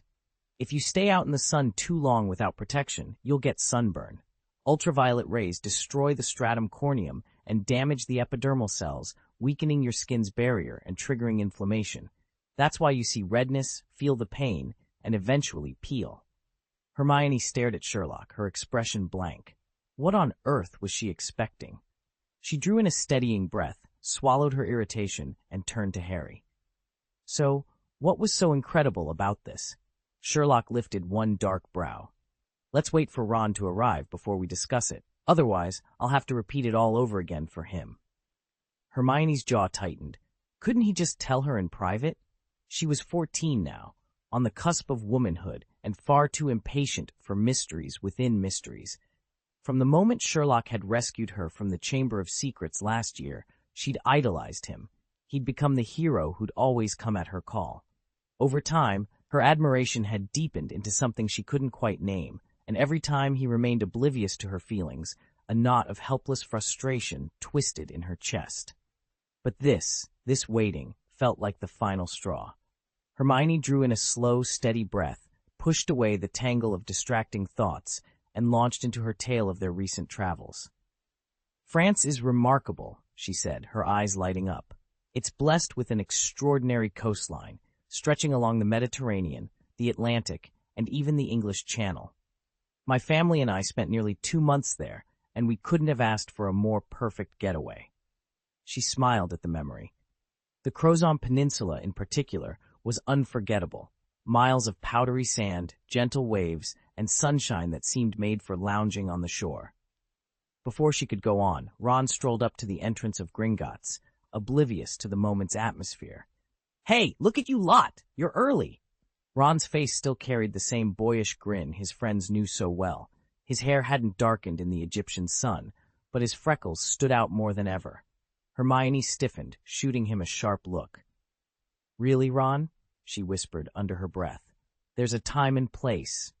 But she let it go, folding her arms as she waited for him to notice the crowd around them. Ron had no idea what Hermione was thinking. He was still blinking in confusion when Sherlock's voice cut through the air.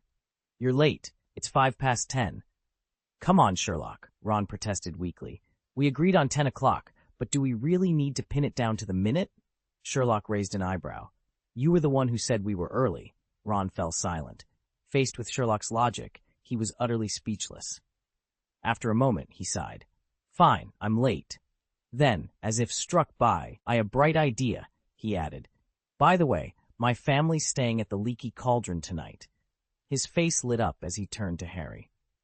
Harry, why don't you stay with us? I just spoke to old Tom. He's got rooms available, and then we can all head to King's Cross together in the morning." Harry had mentioned in his letter from 2 days ago that he was lodging at Sherlock's place. Concerned that it would be a hassle for Harry to trek back late at night, Ron had come up with the perfect solution. Harry hesitated, glancing at Sherlock with unease. "Maybe it's best if we drop it. I don't want to cause the Ministry of Magic any more trouble." Sherlock gave a curt nod. "Agreed. No need to make things more complicated." Hermione, overhearing, looked up in alarm. "Trouble with the Ministry? What's going on? Is it about that matter you mentioned earlier?" "Wait, did I miss something?" Ron chimed in, his ears twitching at the hint of gossip. Harry sighed, meeting Sherlock's calm gaze. "Can we talk about it now?" "Certainly," Sherlock replied. "Let's find somewhere quiet." They made their way to Florian Fortescue's ice cream parlor and settled at a corner table. Soon enough, 4 frothy ice cream drinks arrived. Harry's deep dark chocolate dream, Hermione's crushed strawberry sorbet, Ron's butterbeer froth float, and a curious espresso chill for Sherlock. Once everyone had a drink in hand, Harry began. "Earlier today, Mr. Weasley and Minister Fudge came looking for me. They warned that Sirius Black has escaped from Azkaban, and according to them, he's after me." Ron's spoon clattered on the saucer, and Hermione covered her mouth with both hands, eyes wide. After a moment, she pressed her hands to the table and whispered, "Sirius Black broke out to find you? Harry, you have to be extremely careful. No more foolhardy adventures. Promise me that." Harry bristled at her tone. "I'm not looking for trouble." Hermione's eyes softened. "I know, but," she exhaled sharply, "just be careful. Trouble always finds me." Harry's voice echoed off the walls, making Hermione flinch. She shot a quick look at Sherlock Holmes, serene, unflappable, and felt a wave of relief wash over her. "Harry," she began, her tone apologetic, "you're not really planning to chase after a murderer, are you?" He met her gaze with steady calm. "Not yet. I'll wait. I'll grow stronger until I can face him on equal footing and win." Hermione and Ron exchanged relieved glances. Sirius Black was no ordinary fugitive. He'd matched Snape's dark prowess and even held his own against Flitwick. After all, Snape had nearly bested Lockhart under Voldemort's sway, and Flitwick had once been a champion duelist. Even Harry's extraordinary talent wouldn't rival theirs until he was fully grown. And by then, the Ministry, bolstered by an unprecedented alliance with the Muggle authorities, might already have captured Black. The very fact that wizards and Muggles were working side by side spoke volumes about the ferocity of the hunt. "Honestly, I never expected your brother to be so remarkable." Hermione turned to Sherlock, her eyes wide with amazement. "I can't believe a Muggle could carry that much influence over the Ministry of Magic." "Come on, Hermione," Ron chimed in with a grin. "He is Sherlock's brother, after all. We met him back at Sherlock's flat. He's even sharper than Sherlock himself." Sherlock admitted it. Sherlock nodded. "His powers of observation and deductive reasoning truly surpass my own." They lingered for a few more minutes, finishing their ice creams, then crossed the street toward Flourish and Blots. Hermione and Ron strolled along with tighter expressions than Harry and Sherlock. Both were clearly still uneasy about Black's threat. But the moment they stepped into the bookstore, all 4 of them halted. Before their eyes lay a scene so stunning it stole every other worry from their minds. Chapter 275, Infinite Alternative Training Flooring. Flourish and Blots had changed since their last visit. Where once the walls had groaned under the weight of oversized, gold-stamped volumes, now stood a massive iron cage. Inside, a writhing mass of 100 copies of the Monster Book of Monsters fought one another with vicious hunger, pages ripped, covers torn, and claws snapping through the air as if they were nothing more than oversized, belligerent crickets. When the 4 young wizards stepped in, the shopkeeper practically scampered across the worn wooden floor. You're not all from Hogwarts, are you? Looking for new books?" His voice trembled slightly as he kept one wary eye on the howling cage. Ron took a step forward. "Yes, we need." Before he could finish, the shopkeeper gave an exasperated sigh, waved a hand at Ron to move aside, and slipped on a pair of leather gloves so thick they looked bulletproof. Gripping a heavy, gnarled stick, he approached the cage, bracing himself for the torrent of snapping jaws and snapping pages. "All right, you lot," the shopkeeper muttered, trying to sound authoritative. "Stay back. These blighters don't like company." He planted the stick between two writhing books, wedged it in, and twisted until the lid clanged open. Instantly, the chorus of growls and snarls ratcheted up as dozens of angry book creatures attempted to escape. Harry, Hermione, Ginny, and Ron exchanged wide-eyed glances, each mentally preparing for whatever alternative training or obscure text they'd come in to find, even if it meant wrestling a half-starved horde of magical textbooks to get it. Wait a minute. As the shopkeeper reached into the iron cage, Harry held up the torn Monster Book of Monsters. I already have this one.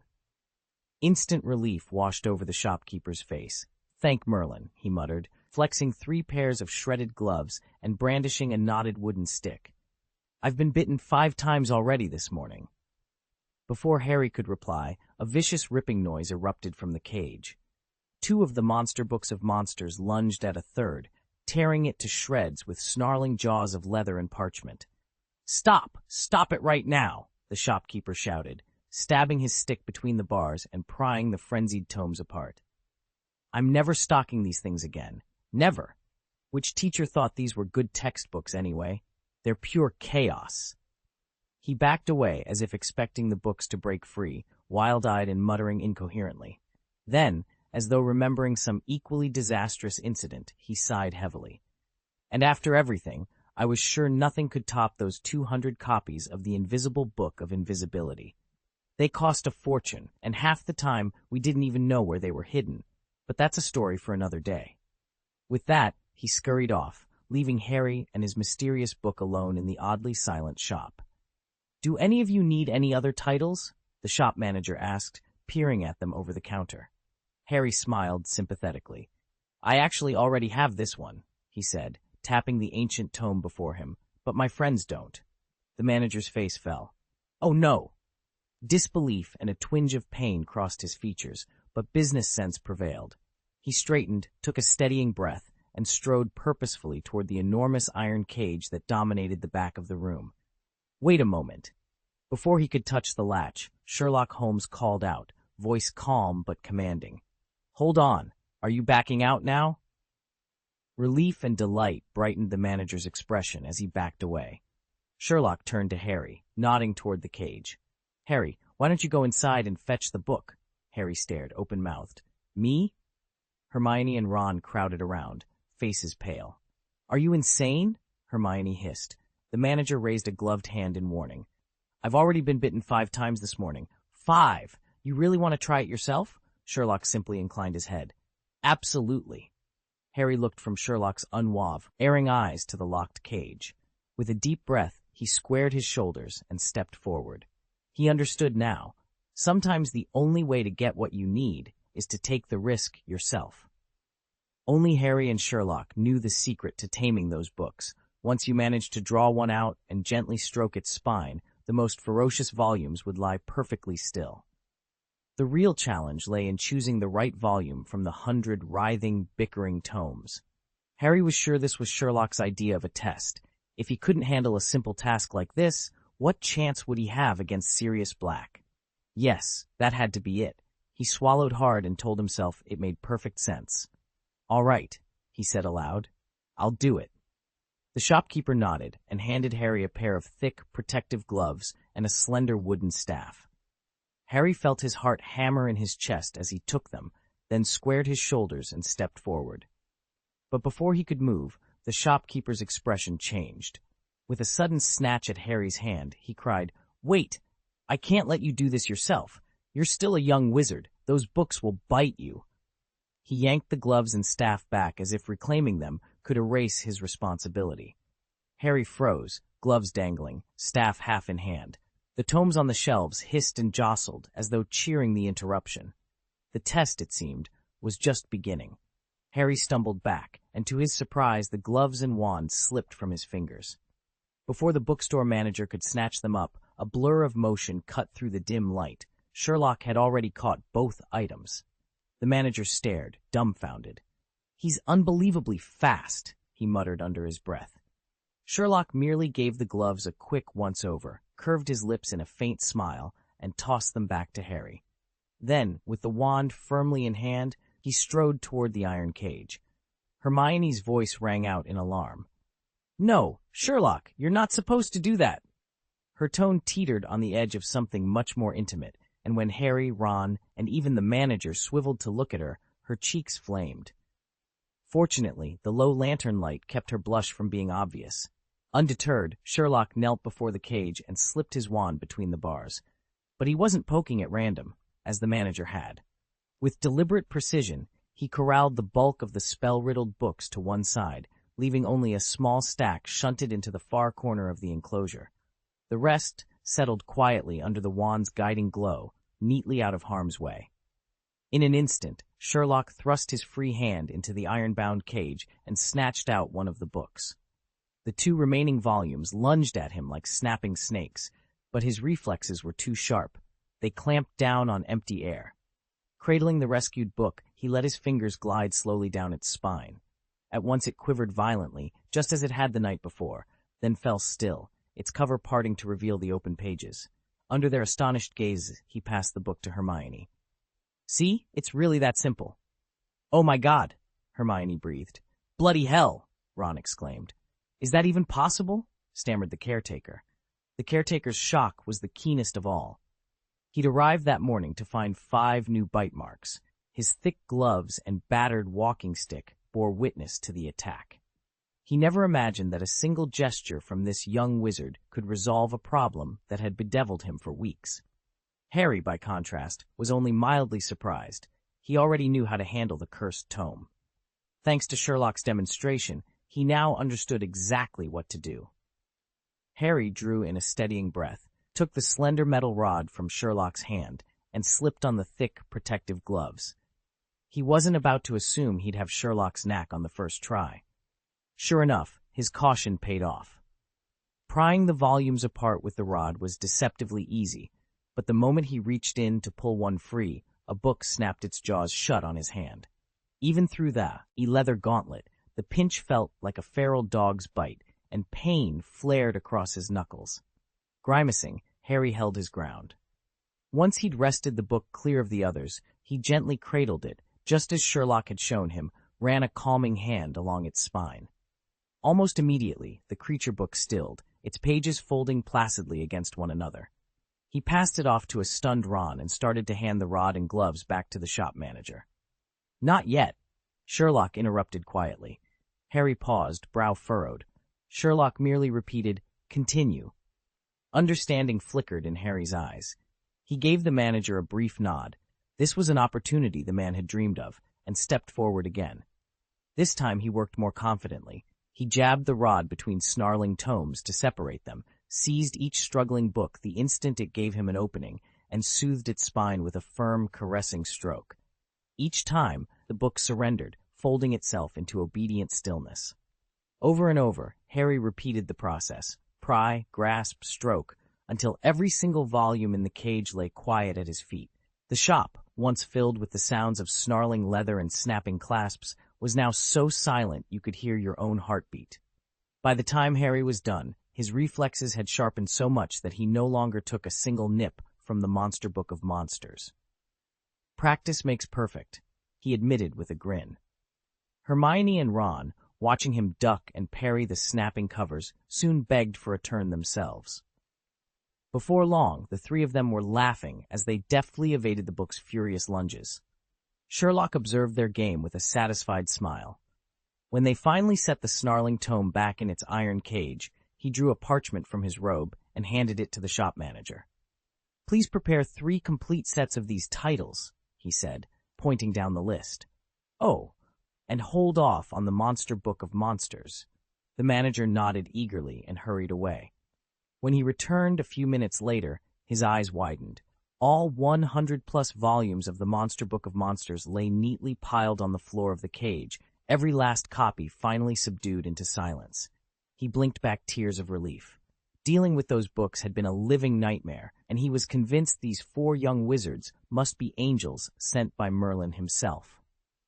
"As a token of my gratitude," the manager choked out, "you may have a 50% discount on everything today." He'd even considered giving the books away for free, but between Sherlock, Harry, Hermione, and Ron, they'd amassed 3 bulging shopping bags, far too much to let go without any charge at all. Still, the discount was generous enough to show how deeply he appreciated their help. A 50% discount on school books was already a fantastic deal, especially for Ron. He couldn't stop grinning. "Textbooks are always the biggest expense before term starts," he said, nudging Harry. "I should have asked Ginny to come along. She kept telling me she wanted to tag along." Hermione and Sherlock shared an amused look. Harry looked momentarily embarrassed. All four of them knew that when Ginny said she wanted to go shopping with Ron, her real motive was to spend time with Harry. Ron cleared his throat, but Mum got worried and insisted on taking her herself. Percy, Fred, and George tagged along too. It wasn't surprising. As the youngest Weasley and the family's only daughter, Ginny was utterly spoiled. The rest of the day went by in a whirlwind of chores. They sent their newly purchased books to the Leaky Cauldron for delivery, then popped over to the apothecary to stock up on potion ingredients. Finally, it was time to shop for clothes. At their ages, all four were shooting up like weeds. Their robes would soon be too short, and with adolescence in full swing, they all needed new fittings for the changes coming to their bodies. Excited by the prospect of fresh gear for a new school year, they headed down the street, eager to round out their shopping before the term began. Madame Malkin's shop was bustling when the four of them stepped through the door. Sherlock and Ron, already tall for their age, loomed over most of their classmates. Harry, once slight and small back in his first year, had shot up dramatically over the past 2 years. Now all three found their robes hopelessly short. Sleeves barely reached their wrists, and pant legs rode several inches above their ankles. Today's mission was simple: have properly fitted school robes made so they'd be perfectly dressed for the new term.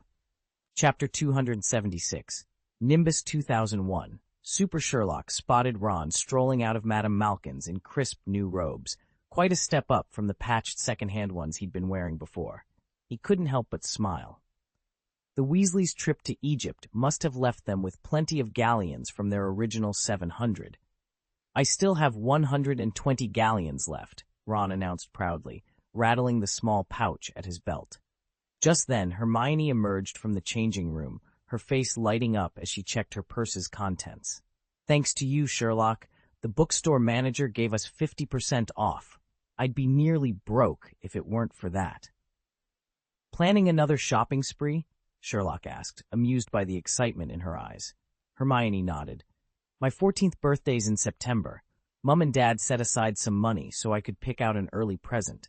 Sherlock hid his nod of approval. He'd heard how Mr. Granger, with Mr. Holmes's advice, had lent rubles during the collapse of the Unbreakable Alliance and then swapped dollars for gold on Black Wednesday, moves that had comfortably elevated the Grangers' finances. With fresh robes on their backs and coins still jingling in their pockets, the three friends stepped out into the bustling street, eager to see what magical finds awaited them next. They walked out of the shop with more than enough money left over. Between their original savings and the bookstore owner's generous 50% discount, they were practically flush. Ron muttered a curse under his breath about the comfortably off as he looked from Hermione to Sherlock. "How about a few good books?" he suggested. "No, I don't want books," Hermione said, shooting Ron a fierce look before turning to Sherlock with a hopeful gleam in her eye. "Actually, I'd like an owl. Harry has Hedwig, Ron has Errol, and you have Watson." No, stop it," Sherlock cut in, completely flustered by the comparison. Ron held up his hands in mock surrender. "Errol isn't mine. He's the Weasley family owl. Me, I only have Scabbers." He slipped a hand into his robe pocket and gently drew out his little rat. "Speaking of which, I ought to take him for a checkup. He seems to be struggling with Egypt's climate." Sherlock knelt down to peer at Scabbers. Sure enough, the poor creature was noticeably thinner than before, his whiskers drooping. He definitely looked like he could use some veterinary attention. Sherlock halted in the middle of Diagon Alley and pointed toward a shop on the west side. "There's a magical creature store over there." Harry beamed. "Perfect. Ron can see if they've got anything to help Scabbers, and Hermione can pick out her owl." Hermione and Ron exchanged a quick nod, no objections there. Then they set off toward the storefronts. But after only a few steps, Sherlock abruptly stopped. "What's the matter?" Harry asked, curious. Hermione followed Sherlock's gaze and froze. Inside a towering glass sphere, perched on a polished oak pedestal, was the most breathtaking display any of them had ever seen. A miniature galaxy, swirling in iridescent blues and purples, stars glittering like diamonds against a velvet black backdrop. "Sherlock," Hermione whispered, "do you want that?" Sherlock's eyes lit up, and he gave a slow, eager nod. Harry and Ron hurried over to peer in more closely, and nearly staggered backward when they saw the price tag. 250 galleons, Ron gasped, clutching his knapsack strap. "That's wow!" Harry, ever the pragmatist, stooped to read the small placard. Galaxy Activity Model, real-time simulation of galactic movement. Perfect for scholar or collector. He looked up, eyebrows raised. It even tracks star formation and orbital shifts as they happen. Buy one of these, and you'd never need to set foot in an astronomy classroom again. Hermione tucked a strand of hair behind her ear, imagining her friend's delight. "With all the classes we've signed up for this year," she murmured, "we're going to be busy enough as it is." Sherlock didn't seem discouraged. He turned to them, eyes alight with the possibilities of a galaxy under glass. And in that instant, Diagon Alley felt a little smaller, and the universe a great deal closer. If we could skip astronomy tonight, we'd save a lot of time, especially since the class is always after dark, and we're zombies the next day. Sherlock straightened in his seat and leaned toward Harry. "Harry, I'm gonna need a loan." Harry blinked. "A loan? From me?" "Yes." Sherlock's voice was calm but insistent. "I'll convert it into pounds sterling and repay you once we're back in England." Harry frowned. "Sherlock, what are you on about? Just tell me how much you need. If you're short, we can always make another trip to Gringotts." At the mention of Gringotts, Ron glanced their way with thinly veiled envy. If only he had Harry's resources, he could do anything. Sherlock let out a soft chuckle, but shook his head. "No, Harry. We're friends. That means our debts should be settled properly." Harry studied Sherlock's face. Although he was smiling, his expression was unshakable. After 3 years of friendship, Harry knew better than to argue once Sherlock had decided on something. With a resigned sigh, he nodded. "All right. How much?" Sherlock allowed himself a satisfied grin. £40 sterling ought to do it." "How much do you need?" Hermione asked, peering over the counter at the parchment Sherlock slid forward. 80 galleons, Sherlock answered without hesitation. Harry reached for his coin pouch. "No problem. I'll pay 100, Hermione interrupted, a triumphant glint in her eye. Harry and Sherlock exchanged startled looks. Ron, who'd been about to speak, stopped short. "Hermione, what are you doing? This isn't an auction. You're just outbidding Harry?" Hermione laughed and turned to face Sherlock. "That's not it. If I contribute 100 galleons, the 3 of us can share it. Then none of us has to trudge off to astronomy at midnight." "What?" Ron blurted. "You want to skip astronomy? What's the plan exactly?" Frowning at Ron, Hermione waved a hand. "Honestly, we're already juggling more electives than you are. Arithmancy, care of magical creatures, divination, ancient runes, muggle studies. If we drop just one, we'll save hours each week." Ron's jaw dropped. "Wait, muggle studies? You two actually signed up for that?" "But Sherlock and Hermione, you're both muggle-born. Your parents are muggles. You literally live in the muggle world already." Hermione grinned. "All the more reason to master it once and for all, don't you think? Now, are we agreed?" Harry frowned as Hermione's words echoed down the corridor. "Harry, even though your parents were wizards, you grew up in a muggle home. You know everything about the muggle world. So why on earth did you choose muggle studies? Why are you acting like this? Just dawned on you." Harry shot back. "The 3 of us picked our courses together." Ron ambled past them, hands shoved deep in his robes. "I only paid attention to the 2 I actually cared about. I didn't bother with the rest." Harry couldn't help a smug grin. Of course that was Ron's approach. Hermione rolled her eyes. "Sherlock and I think it's fascinating to examine muggle life from a wizard's perspective. That's why we want to buy that model." Ron waved a dismissive hand. "Go ahead and buy it. Only you 2 would skip class so confidently. If it were me, I'd still have to attend every single lesson. Professor Sinistra would never let me miss astronomy." Harry nodded. Ron had a point. Even if he got the model, Ron would probably stick to every lecture like glue. Even if the astronomy professor agreed to let Victor study on his own, His self-taught skills could never match Sherlock's or Hermione's. Sherlock shot Hermione a puzzled look. "Weren't you still planning to buy an owl?" Hermione's eyes lit up. "I've got more than enough left over for an owl, and I still owe you. If you hadn't dealt with those monster books, the shopkeeper never would have given us that 50% discount." Sherlock aid nothing more. He accepted the 100 galleons from Hermione's outstretched hand and began to haggle. Before long, they had secured an exquisite celestial model, a miniature galaxy suspended in a glass sphere, complete with real-time orbital motion, for 200 galleons. Harry couldn't help but recall the pained expression on the shopkeeper's face. He looked like he'd taken a huge loss. Sherlock smiled. To him, every galleon he doesn't make is a loss. "You may think we've come away with a bargain, Harry, but in the world of business, profit, or the lack of it, is everything." Hermione beamed. Skipping astronomy class was one thing, but the real prize was this marvel they'd claimed together, something that belonged only to Sherlock and her. Ron stood frozen, utterly bewildered. He couldn't understand what had caught the attention of his three friends. Just as he opened his mouth to ask, he noticed Harry had halted as well, just like Sherlock had a moment before.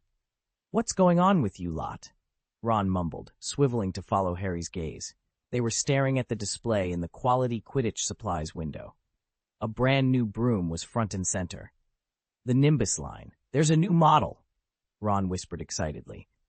He and Harry pressed closer to read the sign mounted beside the gleaming broom. "Following the success of the Nimbus 2000 and the Nimbus 2001, we proudly introduce the Nimbus 2001 Super." Beneath that announcement, a chart compared the three models. Nimbus 2000, Nimbus 2001, speed 5%, stability 3%, price plus 30%. Nimbus 2001, Nimbus 2001 Super, speed 3%, stability plus 5%, price 15%. To sweeten the deal, the shop was offering a special trade-in promotion. Bring in your old Nimbus 2000 or 2001, and you'd receive a generous discount toward the purchase of a Nimbus 2001 Super. Ron and Harry exchanged glances, hearts pounding. The improvements were small but significant, especially at that price. Suddenly, they understood why Sherlock had stopped, too. This broom wasn't just an upgrade, it was the next big thing in Quidditch. Ron scanned the promotional signs and let out an excited whoop. "Harry, look at this. Why don't you trade in your Nimbus 2000 for a Nimbus 2001 Super? You've only ridden it for 2 years, so it still counts as 80% new. You'd practically be getting a brand new broom at a bargain price." Harry felt a thrill at Ron's words. Last year, when Gryffindor faced off against Slytherin's 7 Nimbus 2001s, the newer model's superiority was on full display. It was only thanks to clever tactics and his own stamina that he managed to keep ahead of Malfoy. Upgrading to the Nimbus 2001 Super would give him an even clearer edge on the pitch. Hermione, meanwhile, was already doing the math in her head. The supermodel's speed increase stacked her enhancements. A 5% boost, combined with an additional 3% maneuverability, translated into an overall improvement of about 8.15%. Stability saw the same cumulative gain. The price, however, jumped by nearly 50%. Still, in Hermione's view, the performance gains more than justified the extra cost. Harry exchanged a grin with Ron. With those figures in mind, upgrading didn't just seem like a good deal. It seemed downright essential. Hermione spread her parchment on the Gryffindor table, brows furrowed as she tapped at her calculations. "Look, upgrading to the Nimbus 2001 Super means spending 50% more than you did on your Nimbus 2000 just to gain an extra 8% in speed and stability. It isn't exactly a bargain." She flipped a page. "Even with the summer promotion, selling your old broom at 80% of its value, you'd still be out 70% of the Super's original price. It's a steep net cost." Ron leaned over her shoulder, eyes bright. "If it were me," he said, "I'd have bought one ages ago. I wouldn't hesitate for a second." Harry sat back, considering her words. He'd admired the sleek curve of the Super whenever he visited quality Quidditch supplies, but his Nimbus 2000 felt like a part of himself. It responded to the faintest shift of his weight, the slightest twist of his ankle.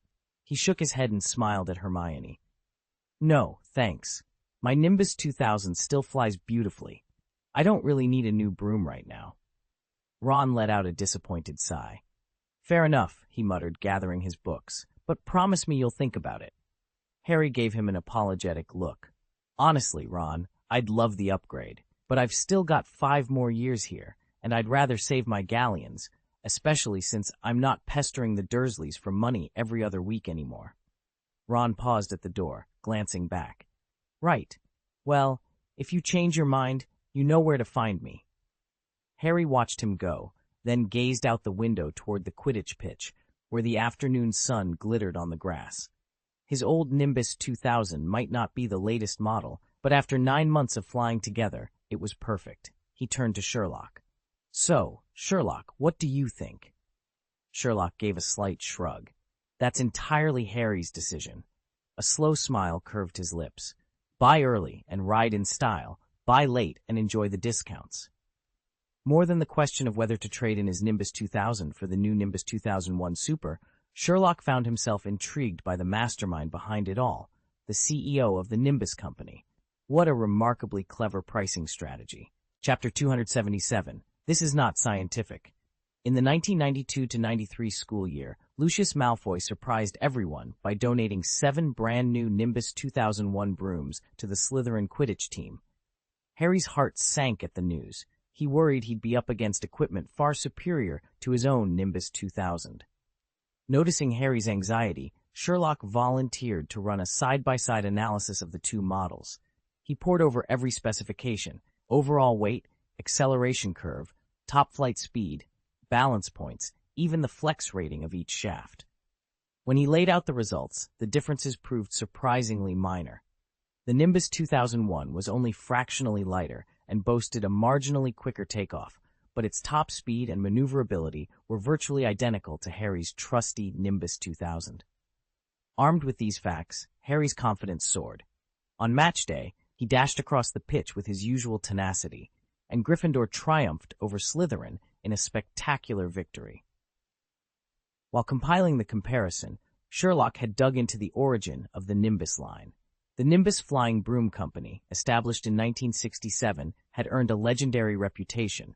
Each new model release consistently claimed the title of the finest all-around broom on the market. Even so, Sherlock's data proved that incremental design tweaks didn't amount to a quantum leap, and sometimes the old standard really was good enough. Sherlock had praised the Nimbus Company's CEO for his exquisite knife skills, not because he enjoyed metaphors, but because the performance lineup of the Nimbus flying brooms is so precisely calibrated that it's almost unheard of for a less expensive model to outmatch its pricier counterpart. Within each generation, every broom is purpose-built. Some prioritize stability, others raw speed, still others nimbleness. The distinctions between the Nimbus 2000, 2001, and 2001 Super exemplify this approach perfectly. Yet Sherlock couldn't help frowning as he studied the specs. Given the jump in performance from the Nimbus 2000 to the 2001 Super, he would have expected the price to climb by at least 20%, perhaps even 30%. Instead, the increase was a mere 15%. Unless his thoughts were interrupted by a throng of wizards racing toward him. Men and women alike, they hurried over, voices rising in excited shouts. "It's here! It's here! I've waited forever! Today's the day!" With a crowd of eager onlookers gathering, a handful of assistants from Quality Quidditch Supplies stepped out of the shop and began setting up a small platform at the entrance, ready to unveil the latest Nimbus marvel. Ron was about to call for Harry and Hermione when Sherlock's voice crackled in his ear. "Ron, move it!" By the time Ron looked up, Sherlock was already pushing through the crowd, holding Harry under one arm and Hermione's hand in the other. Ron couldn't help but smile. At least this time, Sherlock had remembered to include him. Together, the 4 of them fought their way forward until they stood at the very front of a throng of excited fans. On a raised platform in the center of Quality Quidditch Supplies, a shop assistant was gently lifting a gleaming new broom from its velvet case. From its curves and polished finish alone, it was obvious this was no ordinary model. Even the recently released Nimbus 2001 Super, which had dominated the headlines just weeks ago, seemed muted by comparison. "This can't be real," muttered a witch to her wide-eyed daughter. "It looks like something out of a museum." "Real or not," the child whispered back in awe, "it's the fastest broom on earth." At that moment, a tall man in a sharp black coat strode out from behind the display. He tapped a gleaming silver whistle, and his voice boomed across the market square. "Ladies and gentlemen, may I have your attention, please? We are proud to announce that the Irish International Quidditch Club has purchased 7 of these limited edition prototypes for the World Cup. These brooms are as rare as they are revolutionary. Don't miss your chance to see one up close." A ripple of gasps and murmurs ran through the crowd. Ron felt his pulse quicken. Standing so close, he could almost smell the fresh lacquer and sense the promise of speed that lay waiting to be unleashed. Excitement crackled in the air, and as the crowd pressed in tighter, Ron knew this was one spectacle neither he nor his friends would ever forget. The air around them seemed to chill by several degrees. Ron rubbed his nose, squinting at the sleek broom on display. "What is that? Why does it feel even more powerful than the Nimbus 2001 Super?" he asked, genuinely puzzled. Sherlock regarded the broom coolly. "It is indeed stronger than a Nimbus 2001 Super. This model is called the Firebolt." "How do you know that?" Ron pressed. Sherlock pointed to the polished metal plaque beside the broom. "Look." Harry, Hermione, and Ron stepped forward. Sure enough, at the top of the sign, the word Firebolt was embossed in bold, elegant letters, just as Sherlock had said. This latest high-speed flying broom boasts a sleek, aerodynamic profile and a finely polished ebony handle, each firebolt bearing its own distinctive handwritten registration number. Riders may choose a tailpiece crafted from either birch or hazel, carefully shaped and smoothed for optimum balance and pinpoint accuracy. Enchanted with powerful acceleration charms, the Firebolt can launch from a standstill to 150 miles per hour in just 10 seconds, and it features an unbreakable braking charm that ensures safe, reliable deceleration. Price negotiable. Price negotiable. Ron's face went bright crimson. He couldn't even begin to guess how much this broom would cost, let alone afford it. And yet, never before had he wanted anything so badly. The Firebolt's reputation was legendary among young Quidditch hopefuls, whisper quiet under flight, astonishingly responsive to every shift of weight, and built for pure, unadulterated speed. Harry, on the other hand, managed to keep his excitement in check. He'd been tempted by the Nimbus 2001 when it came out, but never to the point of desperation. Trading in his old broom could soften the blow to his vault at Gringotts, but even that wouldn't cover the Firebolt's price tag outright.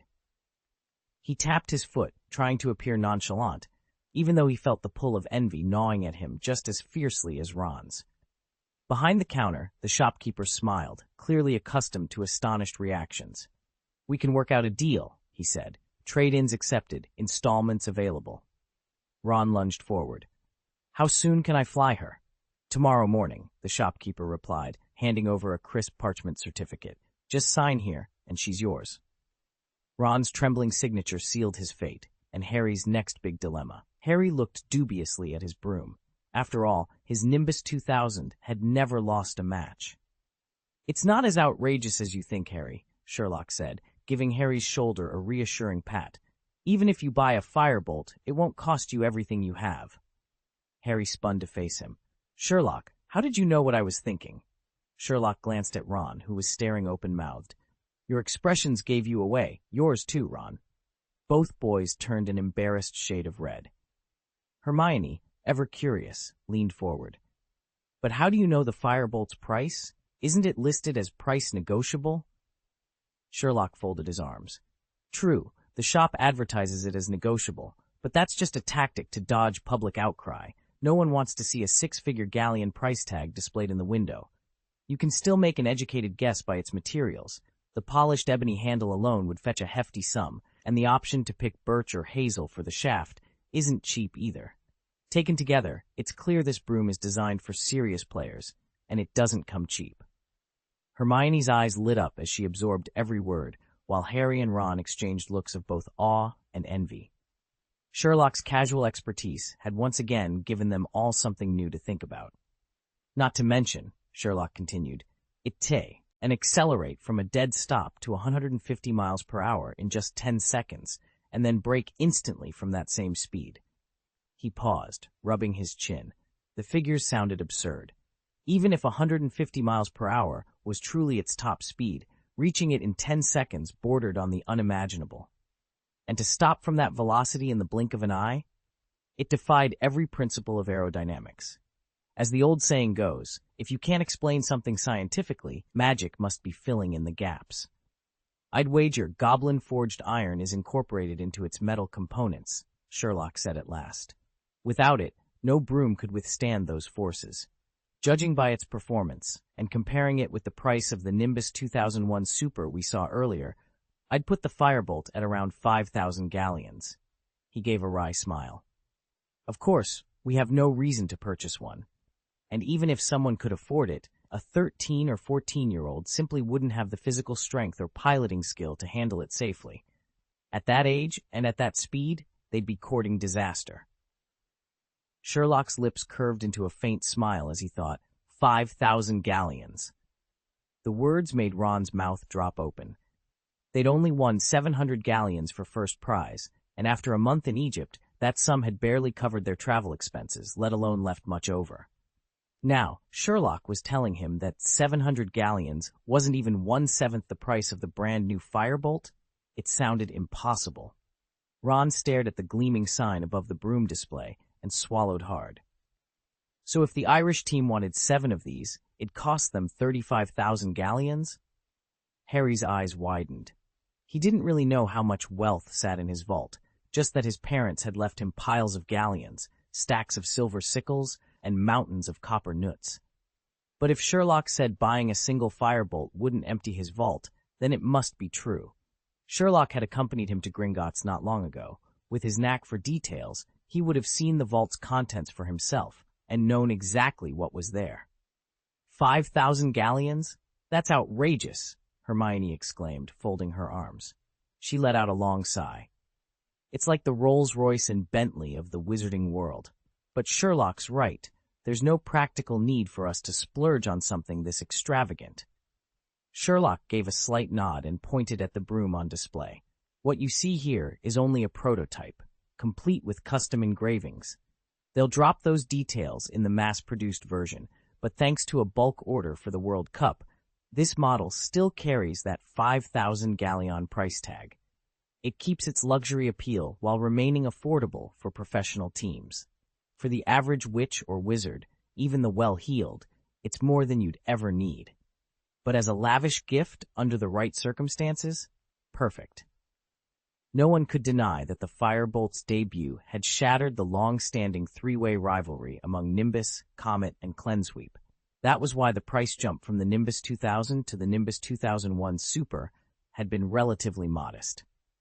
Sherlock had suspected a new contender was on the horizon, but he'd never imagined its performance would be quite so extraordinary. The Nimbus line had long been celebrated for its impeccable craftsmanship, so no one expected a true game-changer. Yet the Firebolt arrived, gleaming and whisper-quiet, promising unmatched speed. Fortunately, its production was deliberately limited. Its price tag soared well above rival racing brooms, and it was marketed squarely at the elite. As a result, it couldn't upend the existing market overnight. Still, since its debut, the Firebolt had been the hottest topic in Diagon Alley. Even as Sherlock and his party of 4 approached the magical menagerie, snippets of conversation about the new broom floated on the breeze. That's incredible. If I could get my hands on a Firebolt, I'd be happy even if I never found a girlfriend before I turned 20, a young witch gushed to her friend. Harry couldn't help but chuckle. What's so funny, Harry? Ron asked, elbowing him. Harry tried to stifle his laughter. Doesn't that sound familiar? Hey, that doesn't count, Ron protested, his voice slipping into a high pitch. And who would have thought Sherlock would actually stab a professor in the kidney?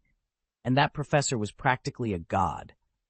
He realized too late that a handful of passers-by were now staring at them, eyebrows raised in curiosity.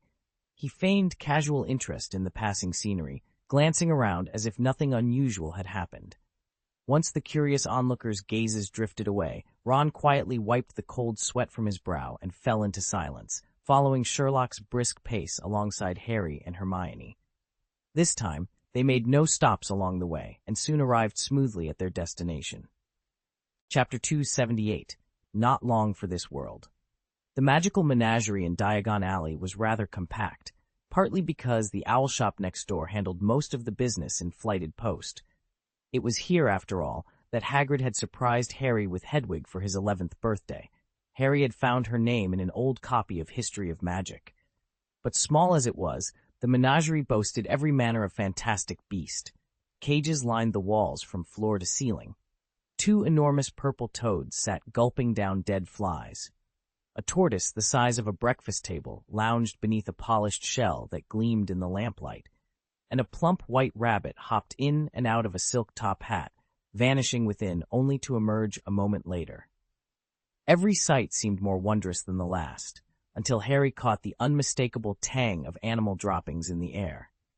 It reminded him unpleasantly of the zoo visit he'd endured not long ago, the same foul odor clinging to each creature's enclosure. Behind the counter, a single witch was serving 2 other customers. When she spotted Sherlock and his 3 companions stepping through the door, she offered a polite nod and asked them to wait a moment. Since none of them were in a rush, they drifted to one side, taking in the curious menagerie that surrounded them.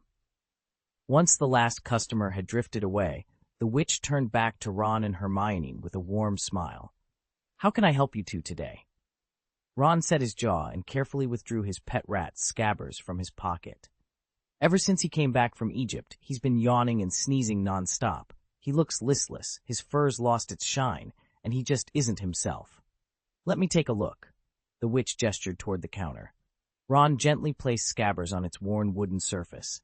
A moment later, a cluster of sleek dark rats in a nearby cage fell silent, their long, scaly tails halting mid-twitch. They pressed to the edge of their wire enclosure, noses twitching as they studied the newcomer. The witch rummaged in her robes, producing a pair of thick, black spectacles, which she perched on her nose. But even with them, she seemed to struggle to focus. Setting the glasses aside, she scooped Scabbers up in one hand and held him close. How old is this little fellow?" Ron shuffled his feet, cheeks coloring. "I'm not exactly sure," he admitted. "He's been around a while. He actually belonged to my brother first." The witch's eyebrows shot up in surprise. She tilted her head, studying Ron as though he'd just confessed to owning a dragon. "Really now?" she said softly, her curiosity piqued. Hermione exchanged a worried glance with Ron, while Scabbers let out a weak squeak in the witch's gentle palm. The dim shoplight flickered overhead as the witch prepared to examine him more closely, determined to uncover the cause of his sudden decline. "What special abilities does he have?" the witch asked, her eyes flicking between Ron and the little rat in his arms. Ron's cheeks flamed. He opened his mouth, found himself speechless. Truth was, beyond the occasional muddy accident he'd left on Ron's bed, Scabbers had never shown a single gift worthy of the name special ability. The witch clicked her tongue and turned back to study the scruffy creature at her feet.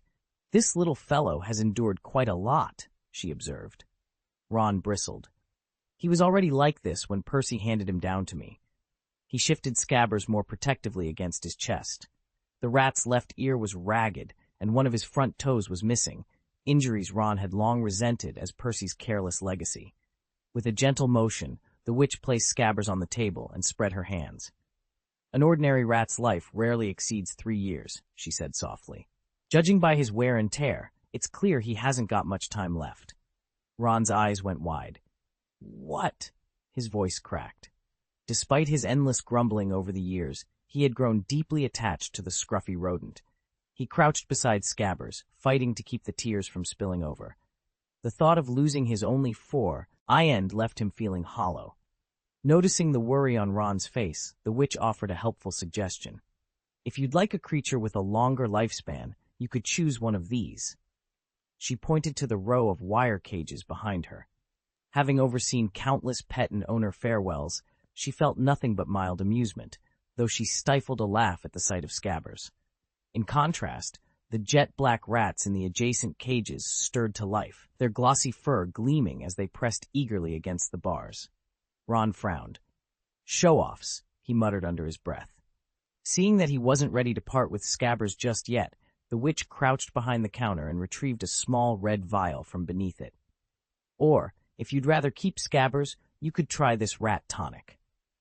Relief washed over Ron's face. He knew Scabbers didn't have much time left, but he wasn't willing to give up hope. He reached for his galleons. How much? Before he could finish, a hefty ginger blur sprang from the highest cage and landed square on his head. The sudden weight nearly sent him tumbling to the floor. Harry's heart lurched as Crookshanks sprang to his feet, hackles raised, teeth bared at poor Scabbers. The big ginger cat's stance was eerily familiar, just like the black snake Draco Malfoy had conjured at the dueling club last year, poised to strike at any moment. "No, Crookshanks, no!" Hermione shrieked, but it was too late. With a sudden twist, Scabbers slipped from her fingers like a bar of soap, tumbled onto the wooden floor, and rolled upright in one smooth motion. Before anyone could stop him, he darted through the open door. "Scabbers!" Ron howled, sprinting after the fleeing rat. Harry hesitated only a heartbeat before glancing at Sherlock. The detective's approving nod was all the encouragement he needed, and he dashed after Ron into the street. Left alone in the shop, Hermione's heart fluttered at Sherlock's calm composure. He hadn't chased them off, and in that moment she felt a warm glow as comforting as honey on her tongue. Then her eyes moved back to the creature at her feet. It wasn't a dog at all, but an exceptionally large cat with a bushy ginger coat and intelligent, watchful eyes. She pointed. "Is that Crookshanks?" "Indeed," the shopkeeper, an elderly witch with warm smile lines, replied. "He's been my resident guardian for years." She reached down and began stroking the cat's thick fur as it purred in contentment. "Thank you," Hermione murmured, then remembered why they'd come. "I'm actually here to buy an owl." "Very good," the witch said cheerfully, straightening up. "Owls are simple enough. Follow me, and I'll show you our selection." With that, she led Hermione deeper into the shop, where rows of cages clucked and hooted, each promising a loyal companion for the many messages Hermione intended to send. "Do you have any particular preferences? A larger bird or a smaller one, solid color or patterned?" The shopkeeper's voice was eager, as though she'd freeze in place the moment Hermione looked away. "Don't worry, I carry anything you'd find at the Elop's Owl Emporium right here in stock." Hermione paused in front of the display case, her eyes drifting from the owls to a plush-eyed cat nestled in the corner. Then, impulsively, she asked, "You said this cat's been here a while, right?" Sherlock glanced at her, surprise flickering across his face, and behind that a touch of sympathy for Ron. "Yes," he murmured. "Poor Crookshanks has been waiting for weeks. Nobody wants him." Hermione's decision was instant. "All right, I'll take him." The shopkeeper's jaw dropped. "Really? So you don't want an owl anymore?" Hermione shook her head, smiling down at the cat, who stared up at her with half-lidded curiosity. "I think Crookshanks is perfect." "Wonderful." The relief in the shopkeeper's voice was palpable. She hurried over, rang up the sale, and handed Crookshanks into Hermione's arms. Then, to Hermione's surprise, she tossed in 2 bags of premium cat food, free of cha, and even waved away the fee for the rat tonic that Ron had dropped earlier. Sherlock picked up the small scarlet vial that lay on the counter. He turned to the shopkeeper. "Has Crookshanks always been like this?" The cat gave a soft, incongruous purr, as if in answer, and Hermione slipped her arms around him, already imagining the delight on Ron's face when she introduced his new, albeit unexpected, pet. Sherlock raised an eyebrow as Crookshanks sat serenely in Hermione's lap. "Getting agitated at the sight of rats?" he teased. Hermione laughed. "Oh, Sherlock, chasing mice is a cat's instinct." She stroked Crookshanks's thick ginger fur. "If I'm not mistaken, he's a long-haired breed, quite gentle by nature." Sherlock nodded, his gaze fixed on the cat. "Indeed, long-haired cats tend to be docile, but notice how he barely reacts to this entire cage of rats, unlike his reaction when he saw Scabbers." He tilted his head toward the small wire enclosure, where a colony of rodents scurried about. "That's because he's grown accustomed to them, isn't he?" Hermione said with a smile. "The young lady is correct," Sherlock confirmed. "Crookshanks has been around these little fellows for some time. Of course, his temperament also owes something to his heritage. He isn't a purebred longhair. He's part Kneazle." "Kneazle?" Hermione echoed, cocking her head. Together they studied Crookshanks more closely. He was remarkably large, his ginger coat soft and plush, his tail bushy like a bottle brush, his forelegs turned slightly inward, a comical but endearing trait, and his face bore a curious flatness, as though he'd once barreled headlong into a brick wall. Every detail marked him as extraordinary, and both Sherlock and Hermione realized there was more to this cat than met the eye. Crookshanks's yellow eyes flicked around the cramped apothecary, taking in every shadowed corner. Despite his fluffy mane and lion-like tail, an unmistakable air of unease clung to him. "I really didn't see that coming," Sherlock murmured under his breath. Hermione glanced at him curiously. Sherlock softened his tone. "Measles are classified as XXXX by the British Ministry of Magic, highly magical creatures. At first glance, he looks just like a scruffy cat, big ears, lion's tail, thick fur. That's why it never clicked that Crookshanks might have measle blood. His reaction to that rat tonic makes perfect sense now." The witch behind the counter packed the bright red vial of rat tonic into a small satchel. Hermione scooped up Crookshanks, who nestled into her arms with a low purr. Sherlock slipped on his coat, pocketing a few sickles. Just as they were about to step out, he paused and turned back. "You said a rat like my friend's usually only lives 3 years?" "Generally, yes," the witch replied, shrugging. "Some rare individuals might live longer, but I've never encountered one." Sherlock nodded thoughtfully. "Thank you." He followed Hermione out into the chilly London evening. "Don't let your mind wander, Sherlock," Hermione chided softly, tucking an errant curl behind her ear. Crookshanks gave a contented cheer-up, oblivious to the new mysteries he'd just revealed.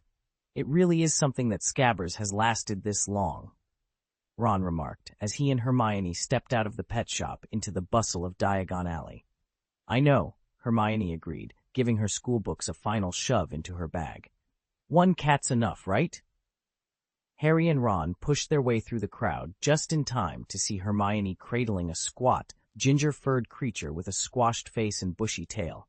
Ron's jaw dropped. "You bought that, monster?" Hermione beamed down at the cat. "Monster. Look at him. He's gorgeous." Crookshanks, quite at ease, wound himself around her arm and began to purr. Harry shot Ron a sympathetic look, but Ron only rubbed at his scalp. "He nearly peeled off my scalp the last time he got free," Ron complained. Hermione laughed, stroking Crookshanks behind the ears. "He didn't mean it, really. Did you?" Crookshanks blinked golden yes, and purred louder. Ron glanced pleadingly at the bulge in his chest pocket. "But what about Scabbers? He's had a rough week. He needs rest." Hermione set Crookshanks down gently on the pavement so he could stretch luxuriously in the afternoon sun. "Scabbers will be fine," she said with perfect confidence. "Besides, I think our new friend could use a playmate." With that, Harry, Ron, and Hermione headed off together through the throng, Scabbers snug in Ron's pocket and Crookshanks padding softly at their heels. "How's he supposed to relax with that creature right under his nose?" Ron muttered, eyeing the restless beast pacing at Sherlock's feet. Sherlock gave a careless shrug. "You can't forbid someone else from getting a pet just because yours needs a break. Catch!" With a flick of his wrist, he sent the crimson vial sailing toward Ron. Chapter 279, The Girl's Blush. "How much did that cost?" Ron asked, rifling through his coins as he accepted the rat tonic Sherlock handed him. "Not a single nut," Sherlock replied coolly. "The rat medicine came free with the cat." Ron paused, looking down at Scabbers, trembling in his arms, then over at Crookshanks, purring contentedly in Hermione's lap, and felt a surge of indignation. "You're really okay with Hermione getting a cat?" Sherlock inclined his head. "Crookshanks sleeps in the girls' dormitory most nights. Scabbers stays here with you in our common room. They'll never cross paths." Relieved, Ron exhaled and tucked his wallet away. Hermione caught Sherlock's eye and offered him a shy, grateful smile.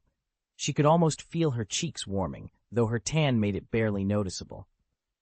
With her birthday gift secured at last, the group of friends wrapped up their errands in Diagon Alley and set off for home. It was the height of summer, though the evenings had begun to cool, and the four of them were tired of wandering. They returned directly to the Leaky Cauldron, where they found Mr. Weasley deep in animated conversation with Piers Polkiss. Mr. Weasley looked up and immediately broke into a delighted smile. "Hello, everyone. Sherlock, Harry, Hermione. How are you all?" Piers Polkiss gave a curt nod in greeting. The four friends slid into seats next to Mr. Weasley and Pocus. No sooner had they settled than both men fell back into their familiar, serious expressions. Sherlock could guess the topic without being told. Still no news from the Ministry about Black? Mr. Weasley sighed, a wry smile tugging at his lips. None at all. They've pulled every one of us off our original duties to focus solely on finding him, but so far, nothing. Sherlock shook his head. If Black were that simple to catch, he wouldn't have escaped from Azkaban in the first place. Ron mentioned you guys were planning to stay here tonight? We are, Mr. Weasley replied. We've rented rooms, so we can be at King's Cross first thing tomorrow morning. He glanced over at Pocus. I was just talking with Arnold. He's agreed to give you and Harry a lift home. Actually, I think Harry could stay here tonight, too. That's not possible, Mr. Weasley. Piers Pocus shook his head firmly. My orders are to escort Mr. Holmes and Mr. Potter to Diagon Alley this morning, see them through their shopping, and then bring them straight back. If you'd like to change the itinerary, Arthur Weasley replied with a genial shrug, you'll need to clear it with Minister Fudge. Harry glanced at Sherlock, who offered a small, encouraging nod. Mr. Weasley and Piers exchanged a knowing look, both recalling the whispers about Gryffindor's Lion King and his devoted savior. What had sounded like mere student banter now seemed to hint at a bond far stronger than they'd first imagined. Well, Arthur said, Sherlock's place is only a stone's throw from the station, and Molly and the others won't be long getting back. I see no harm in letting them stay. Piers sighed in reluctant acceptance. Very well, if the Ministry doesn't object, neither do I. With that settled, the little party prepared to set off for Diagon Alley, Harry and Sherlock sharing a quiet look of gratitude as they followed Mr. Weasley down the busy platform. Piers Pocus, thrilled at having finally been given an outdoor assignment, lingered eagerly by the pub's entrance. He glanced back at Harry, hoping they'd be allowed to stay a bit longer. After a few more moments, the door swung open and Mrs. Weasley bustled in, arms full of newly purchased parcels. Behind her came Fred and George, chattering and jostling each other as usual, Percy, freshly appointed head boy, and Ginny, the youngest Weasley and only daughter. Ginny had clearly grown over the summer, her lanky frame and bright smile marking her first real steps toward young womanhood. Her feelings for Harry were no secret. All summer at the Burrow, she'd seemed to trip over her own feet whenever he walked into a room, sending teacups and teaspoons crashing to the floor. Once classes resumed at Hogwarts, she'd barely managed more than a timid hello before scuttling off. On Valentine's Day, she'd even enlisted one of Professor Lockhart's dwarfish little creatures to deliver her card to Harry's table, only to draw the ire of Professor Snape, who never missed a chance to scowl at any display of affection for the boy who lived. Rumor had it that the one Harry trait Snape couldn't bring himself to despise was the bright green eyes he'd inherited from his mother. Ginny, however, had described those eyes unwisely as like pickled toads, and Snape had held it against her ever since. Mrs. Weasley deposited her parcels on a nearby table and gave her children a quick, sharp look. All right, that's enough dawdling, she said. Fred, George, fetch me a butterbeer each. Ginny, Percy, find seats. And as for you two, she nodded at Harry and Piers. I expect some good, hard work from both of you tomorrow. Understood? Harry nudged Piers with an apologetic smile. Piers straightened his shoulders, eager to prove himself, and, for the moment, relieved that Ginny Weasley's cheeks were still as rosy as ever, despite the way she kept darting glances his way. By the end of last year, thanks to Colin Creevey, Ginny's relationship with Harry had begun to feel almost normal. After Colin was de-petrified, he'd become so devoted, bugging Harry at every turn, that Ginny seized the opportunity to slip in a few stolen moments of her own. Now when she met Harry in the corridor, she could extend her hand and say a simple, hello. Yet the instant her small fingers brushed his, Ginny's cheeks flamed crimson, as if her rouge had come alive. A girl's blush, after all, speaks more eloquently than any confession. Harry, however, saw nothing more than a fan's excitement, much like Hermione's own admiration for Professor Lockhart, and shrugged it off. Ginny opened her mouth to say more, but at that moment Percy strutted into view. He puffed out his chest, ensuring Sherlock, Harry, and Hermione all caught sight of his gleaming headboy badge. "Sherlock, Harry, Hermione, good to see you," he announced, offering them a stiff, overly formal handshake as though they were strangers at a summit. "Hello, Percy." Sherlock replied evenly, taking his hand. Harry and Hermione exchanged a glance, stifling their grins. Percy cleared his throat. "I trust everything's going well with you three?" "Things haven't been peaceful lately. You must be careful," Percy warned in a low voice as he offered Harry his hand. Ever since their first year at Hogwarts, he'd made a habit of grasping Harry's hand a little too firmly and holding on for far too long. If Harry were a girl, he'd have been accused of harassment by now. Today, Percy seemed determined to outdo himself. His grip didn't loosen. Instead, he maintained the shake with exaggerated importance, eyes gleaming as if he were inaugurating some grand ceremony. Harry shifted from foot to foot, uncomfortable and eager to pull away, but Percy's iron clasp refused to relent. The silence stretched on, bordering on the absurd, until at last Fred Weasley swept in, elbowing his brother aside. "Harry, old chap, it's absolutely marvelous to see you," Fred declared, dropping into a flamboyant bow that sent Percy stumbling half a pace back. Percy gave a muffled yelp and shot Fred a glare sharp enough to cut steel, but Fred simply straightened up, beaming at Harry. "Isn't it grand?" Fred continued, completely ignoring Percy's protests. Harry seized the distraction like a lifeline, smiling gratefully. Then George charged in, barging Fred aside with a theatrical flourish before mimicking Percy's earlier maneuver. He clamped Harry's hand in his own and gave it a mighty shake. "Honestly," George said, eyes twinkling, "if Percy dares to beat us to any bluster next time, I swear I'll give him such a kick in these boots he'll be seeing stars." The twins exchanged triumphant grins, clearly delighted at having upstaged their older brother. Percy steamed in place, eyes narrowed, as Fred and George linked arms and pranced around the platform, singing mock fanfare. "Enough!" Mrs. Weasley's voice rang out, sharp and decisive. She marched briskly across the station, her apron pockets jingling with knitting needles. "Percy, would you please let go of Mr. Potter's hand? And you two, save the theatrics for the next feast." She shot her boys a warning look that made them fall silent in an instant.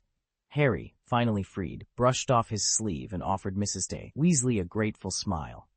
"Thank you, Mrs. Weasley," he said softly.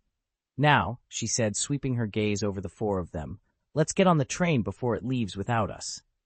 With that, she herded them toward the waiting Hogwarts Express, and at last peace reigned once more on platform 9 3/4. Mrs. Weasley, who'd been hovering nearby, could no longer contain herself. She hurried forward, gently tugged George aside, and then threw her arms around Harry, Sherlock, and Hermione in one grand, affectionate hug.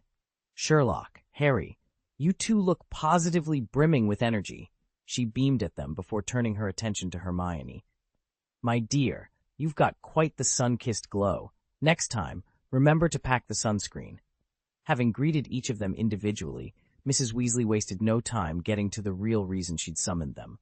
She pointed proudly at the gleaming silver badge pinned to Percy's chest. "I'm sure you've all heard our exciting news. This," she declared, "is our family's second-ever head boy." Harry, Sherlock, and Hermione shared in her delight, appreciating the fierce pride behind her announcement. Fred, ever quick with a quip, leaned in toward George and murmured, "And probably the last one, too." Mrs. Weasley's ears perked up at the jab. "I also noticed neither of you was made prefect," she said, arching an eyebrow. Sherlock chuckled softly. "Auntie, if I were Dumbledore, I doubt I would have chosen them as prefects either. After all, only one student can wear that badge at a time." "Fred and George are equally outstanding," Sherlock said smoothly. "It's truly impossible to choose between them, so perhaps we'd be better off picking someone else." Harry, Ron, Hermione, and even Piers Polkiss stared at him in astonishment. They could hardly believe such a diplomatic remark had come from Sherlock Holmes.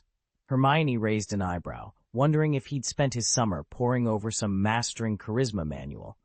In truth, Sherlock always knew precisely what to say. If he chose, his words could match the power of any spell, stronger even than Tom Riddle's persuasion, capable of lifting the gloomiest mood with a single sentence. He simply preferred blunt efficiency. It saved time. At the Weasley Manor, Mr. and Mrs. Weasley exchanged relieved smiles. Mrs. Weasley cleared her throat. "Well, Sherlock, you might be right, But they do need to set a good example for their sister. Ginny giggled. Mum, I've got more than enough brothers setting examples for me. Percy beamed with pride. Precisely. Our little Ginny's never lacking in role models. I'm heading upstairs to change and get ready for dinner. Percy strode off before he could finish the sentence. The moment the door clicked shut, George exhaled in relief and leaned toward Harry. We were going to lock him up in the trophy room, but Mum found out. Harry's shoulders shook with suppressed laughter. Nearby, Hermione glanced toward the staircase, frowning. Who's coming down the stairs? Sherlock appeared behind Percy so silently that Hermione barely noticed him enter the corridor. Sherlock! Hermione called, eyes wide. Percy had just pushed open the door to dormitory 12 when he realized Sherlock was right behind him. He froze, astonished. How do you walk without making a sound? Sherlock glanced down at his feet as if surprised they were so quiet. Old habit. His sharp gaze swept the room's twin four-poster beds and neatly stacked trunks. I take it, this is where you and Mr. Weasley are staying. Percy shook his head in amused exasperation. Honestly, you never stop deducing, do you? He unpinned his head boy badge, rubbed it on the sleeve of his robe, and offered Sherlock one of the two armchairs by the window. Please, have a seat. What can I do for you? Sherlock settled into the chair as Percy stood nearby, ready to attend to whatever request or mystery had brought the famous detective to Hogwarts. Chapter 280, Hermione, Stay at My Place Tonight. They were gathered in room 12 at the Leaky Cauldron when Sherlock turned to Percy Weasley, who was absently polishing his badge. Ron says Scabbers used to belong to you, Sherlock said. Do you remember when he first became your pet? Percy paused mid-polish, his eyes drifting to some distant memory. After a slow moment, he answered, I passed him on to Ron 3 years ago, but he'd been mine since my very first year at Hogwarts. First year, so 7 years ago, Sherlock murmured, doing the math. Percy nodded. Sherlock pressed on. And did you pick him up in Diagon Alley, too? Percy shook his head. Oh, no. Mum and Dad don't usually buy us pets. Most of our animals come down from our older brothers. Scabbers is the only one they bought for me, but that wasn't until I became a prefect in my 5th year. With a proud puff of his chest, Percy glanced down, only to see he was no longer wearing the prefect badge. Instead, the pin in his hand read Head Boy. His smile faltered as he realized his mistake. He wasn't a prefect anymore, but the head of the whole school. Sherlock cleared his throat. Scabbers has been with our family since before I even started school. Must have been when I was 4 or 5. How he first came to us, I honestly can't remember. Even Mum and Dad don't seem to know for certain. But tell me, why are you asking now? Percy leaned forward, concern etched on his face. Ron said Scabbers hasn't been himself since we got back from Egypt. Sherlock nodded. He's been looking a bit listless lately.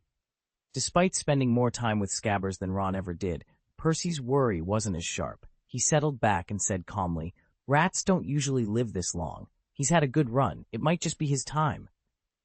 Percy sighed. That's exactly what the folks at the Magical Menagerie told me.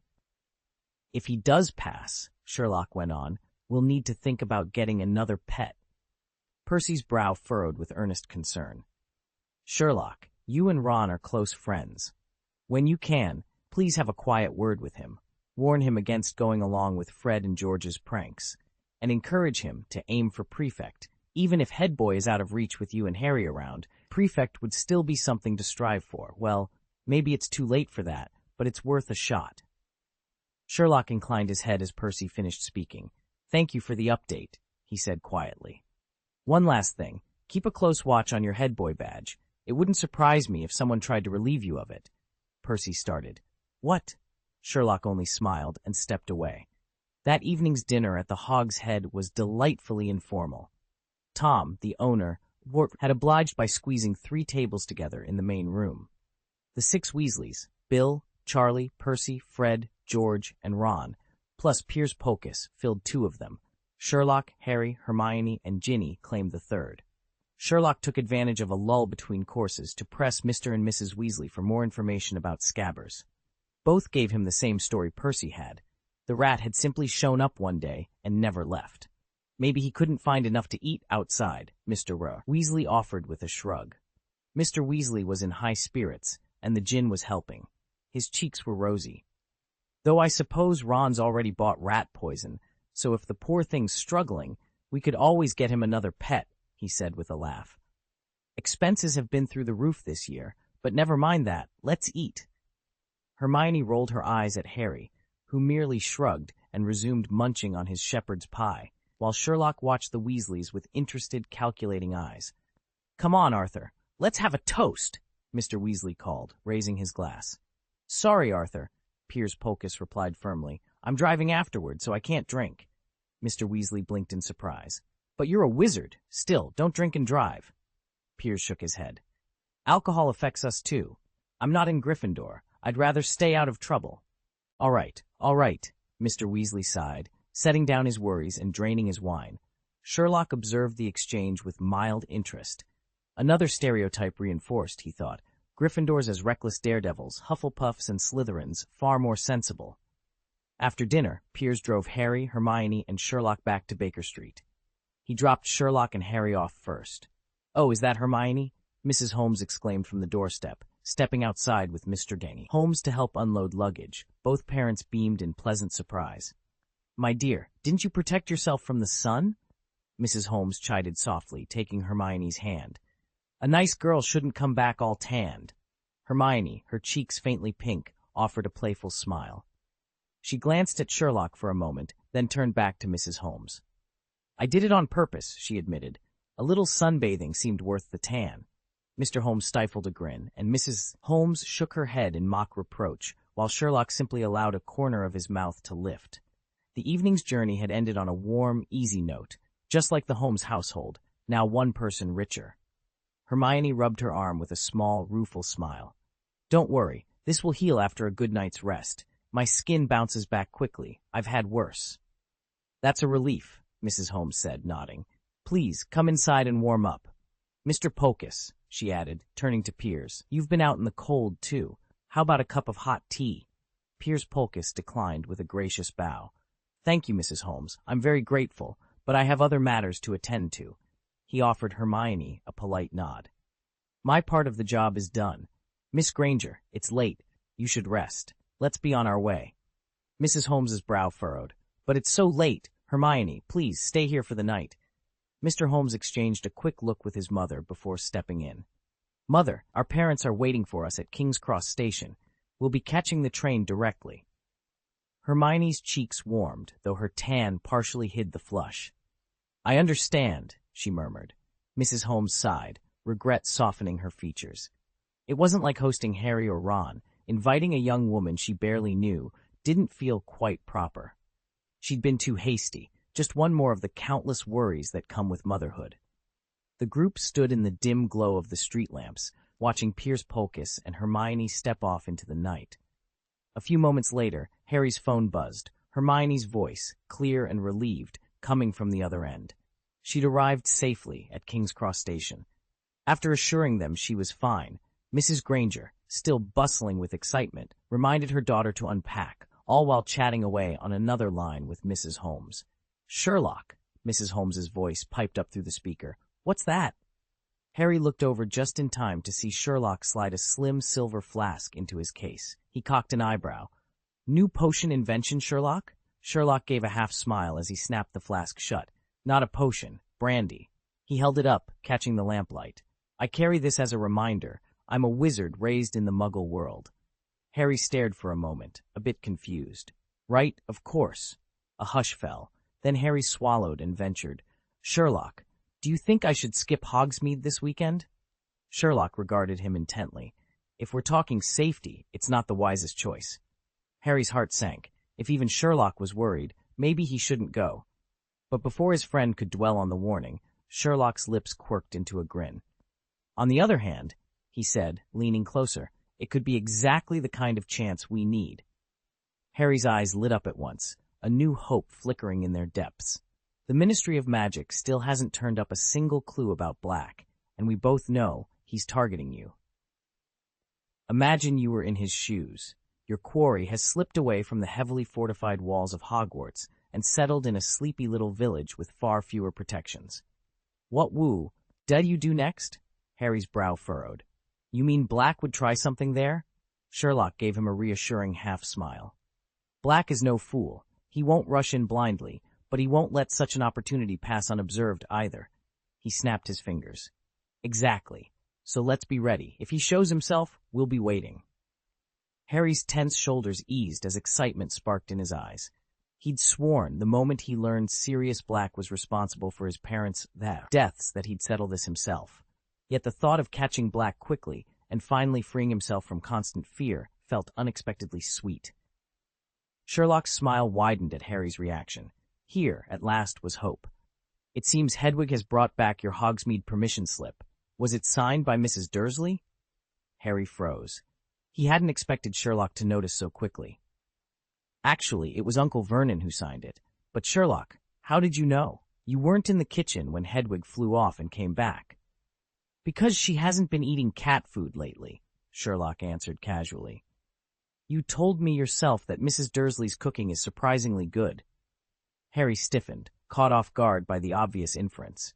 He opened his mouth, then closed it again, debating whether he should say more. If there's something else you're holding back, just tell me, Harry, Sherlock prompted. How did you know I still had something on my mind? Harry asked, cheeks warming. Sherlock shook his head with a small smile. Honestly, your hesitation is written all over your face. After all the years we've known each other, it'd be strange if I couldn't see that. Harry bit his lip. He'd convinced himself it was fine. After all, the Black threat made a trip to Hogsmeade feel almost normal. But now, under Sherlock's steady gaze, doubt was seeping back in. Harry stiffened under Sherlock's inquisitive gaze, but quickly forced himself to appear calm. Sherlock, actually, today at Flourish and Blots. Sherlock cut him off with a knowing smile. You came across an unusual book that set your mind spinning, didn't you? Harry's breath caught. Sherlock, how did you? Just a hunch, Sherlock replied smoothly. How else could I have guessed you found something noteworthy in the bookstore? Chapter 281. Behold, your Death Star shines in the sky. Sherlock closed the ledger with a crisp snap and leaned back against the counter. While I was handing our book list to the manager, you were poring over those monster compendiums. Then Ron mentioned he needed a divination textbook, and that's when I noticed you staring intently at the small display table over there. We weren't looking for anything from that section, so something must have caught your eye. Harry frowned in concentration. What exactly did you see? Sherlock's eyes gleamed. 3 titles, to be exact. Prophesying the Unpredictable, How to Save Yourself from Fright, The Shattered Sphere, When Misfortune Strikes, and Death Omens, A Practical Guide to Surviving Foretold Calamities. So which one was it that captivated you? Harry's mouth fell open. You remembered every single title? That's incredible. Sherlock allowed himself a modest smile.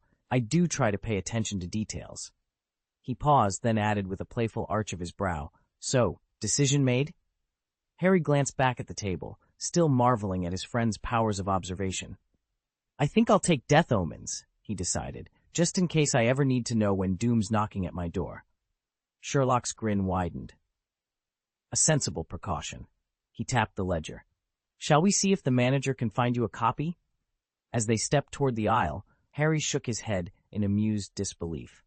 Sherlock Holmes never ceased to surprise him, even over a pile of dusty old divination volumes. My dear Harry, those were nothing more than a few parlor tricks, and as for the book titles, remember when I told you about my memory palace? I simply slipped them in there. Harry frowned. I didn't even remember the exact titles, but now that you mention it, I do recall paging through that Death Omens book. Death Omens. What to do when you know misfortune is coming? The one with the massive black dog on the cover? Yes, that's the one. Harry's eyes brightened with excitement. He hadn't expected Sherlock to notice so precisely. No need for any extra explanation. That dog looked as big as a bear. The moment I saw it, I had this uncanny feeling that I'd seen it before. A sense of déjà vu? Sherlock murmured, folding his hands under his chin as he drifted into thought. Harry said nothing, simply watched him. After a moment, Sherlock's gaze snapped back. Do you remember last year, when you first heard the basilisk's voice in Lockhart's office? I asked you then if it reminded you of anything you'd heard before. Harry paused, recalling the moment. I remember. At the time, you concluded that the noise must have come from some unknown creature. Exactly, and as it turned out, I was right. You'd heard the same cry before, from that Brazilian python at the zoo. Sherlock paused, eyes steady. My conclusion hasn't changed. Harry's brow furrowed. So I really did see that enormous dog somewhere. Not necessarily a literal dog of that size, Sherlock replied, waving a hand as if brushing away the objection. Think of it as an echo, a canine impression or symbol. Don't force the memory, you'll only frustrate yourself. It will surface on its own when your mind is ready. Harry's voice caught. But the death omens, Sherlock offered a gentle smile, understanding Harry's deeper fear. Then, almost abruptly, he lifted his chin. The London fog is remarkably thin tonight. Harry stared as Sherlock drew a hip flask from his coat pocket and took a measured sip of brandy. The sharp sweetness of the spirit mingled with the cool moonlight drifting through the mist. "My dear Harry," Sherlock said softly, "look up at the stars." Harry obeyed, his anxiety momentarily forgotten as the sky opened above them.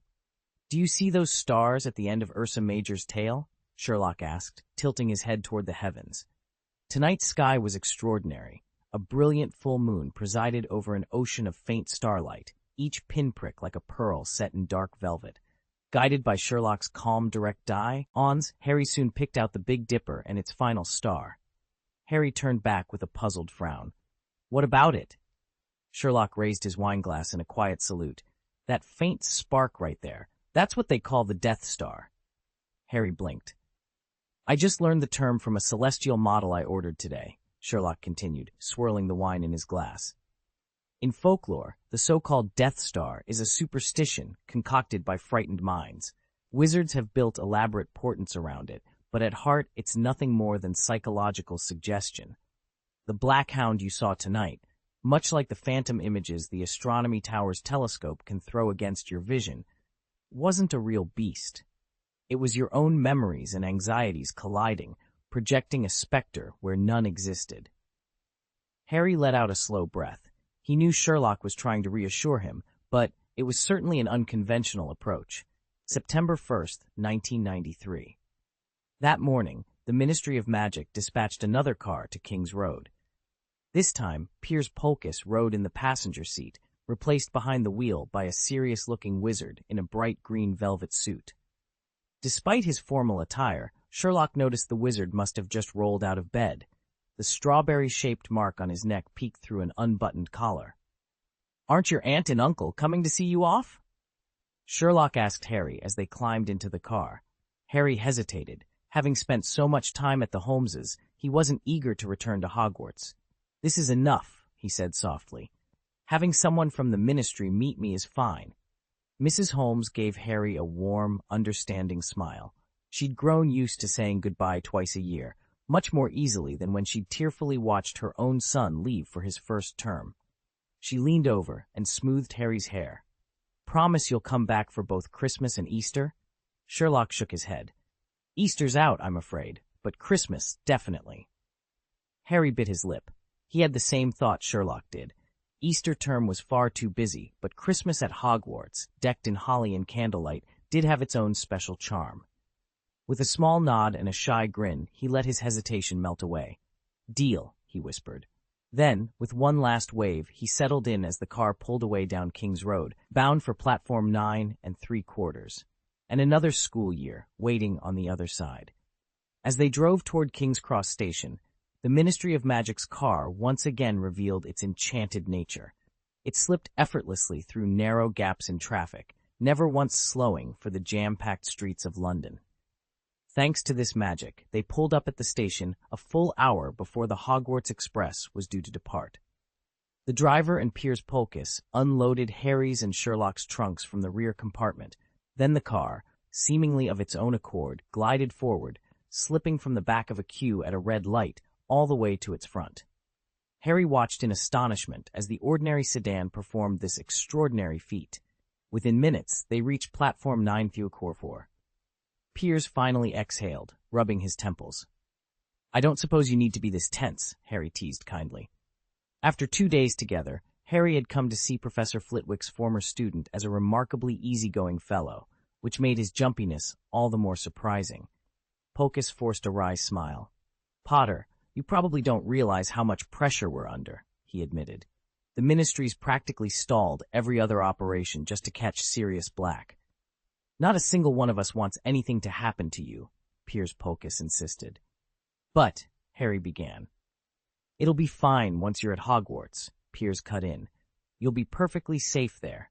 Just stay inside the castle and don't wander off. Harry couldn't help but sigh. He'd already heard this twice now. Hogsmeade, even with a signed permission slip, would Dumbledore or Professor McGonagall ever let him out of their sight? His stomach knotted at the thought. Before he could dwell on it further, the Grangers arrived. Living nearby, they had come early. Yesterday, Mrs. Granger had spoken with Mrs. Holmes by phone and knew the Holmeses wouldn't be meeting them at the station, so she wasn't surprised to see only Sherlock and Harry waiting on the platform. "Oh, look at them," she exclaimed, sweeping Sherlock and Harry into a warm hug. "They've both shot up again." She gave her husband a teasing glance. "Soon they'll be 6 feet tall, taller than you." Mr. Howe. Granger managed a polite smile, though he looked momentarily embarrassed.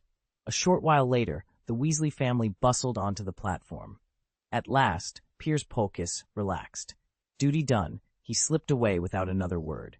Mr. Granger nodded to Mr. Weasley in greeting, and the two men exchanged friendly waves as they joined their families, ready to see off Harry and Sherlock on the Hogwarts Express. Mrs. Weasley and Mrs. Granger were deep in conversation by the kitchen hearth, one swapping family recipes while the other listened, enthralled by tales of raising 7 children. Nearby, Mr. and Mrs. Weasley's older sons had somehow steered the topic to fishing, each brimming with stories about never returning from the river empty-handed. At the long wooden table, a cluster of young witches and wizards gathered around the new Galaxy activity model that Sherlock Holmes and Hermione Granger had purchased the day before. The miniature stars and shifting constellations held everyone's attention. "This is fantastic," someone murmured. Percy Weasley, striding proudly into the circle, assumed his usual head boy air. He cleared his throat and offered them some well-meaning advice. "You'll be able to teach yourselves astronomy with this model. No need to sit in Professor Sinistra's lectures. Well, you'll still have to let Professor Penelope Sinistra know you're going to use it." At the mention of her full name, Percy abruptly went crimson, ran a hand through his hair, and marched off in the direction of the astronomy tower. His chest thrust forward just enough for everyone to glimpse the gleaming head boy badge pinned to his robes. Fred, leaning over to George, grinned. "Too bad we were hoping to borrow that model yesterday to tinker with it." George shook his head. "Yeah, but for some reason Percy had it all prepped in his trunk already." A ripple of laughter swept through the students as Percy's retreating figure disappeared down the corridor, badge and all, leaving them free to explore every spinning star in their brand-new galaxy. "He caught us red-handed, and Mother gave us a proper telling-off." "Humph." "Oh." Sherlock said nothing, though a quiet, satisfied smile tugged at the corners of his mouth. At that moment, the scarlet steam engine pulled into the station. Mrs. Weasley bustled forward and pressed a kiss to each of her children in turn, then to Sherlock, Harry, and Hermione. "Take care of yourself, Harry," she chided, gently straightening his collar. She turned to Sherlock with a relieved nod. "Arthur told me how wonderfully helpful you've been. You and Hermione must keep a very close eye on Harry. No letting him wander off, understood?" Both Sherlock and Hermione inclined their heads, and Mrs. Weasley visibly relaxed. "Mum, I can help watch him too," Ron piped up from the side. Mrs. Weasley raised an eyebrow. "Well, so long as you don't cause more trouble for Harry." "I promise I won't." "Splendid. I made sandwiches for the journey. Everyone get one, will you?" she added, offering a hamper. Harry wrinkled his nose. "I don't like corned beef." "Don't worry," Mrs. Weasley laughed. "I included turkey and cheese as well." "Thanks, Mum," Harry said, slinging the hamper over his shoulder. Just then, Mr. Weasley appeared, a gentle but firm look in his eyes. He pulled Harry aside.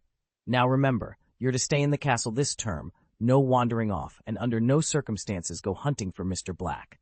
And Sherlock, Hermione, I'm counting on you two as well." Sherlock and Hermione exchanged a glance and nodded in agreement. "All aboard," Mr. Weasley called, stepping back with a final wave. With that, Harry, Hermione, Sherlock, and the rest of the Weasley clan climbed into the Scarlet train, setting off for another year at Hogwarts.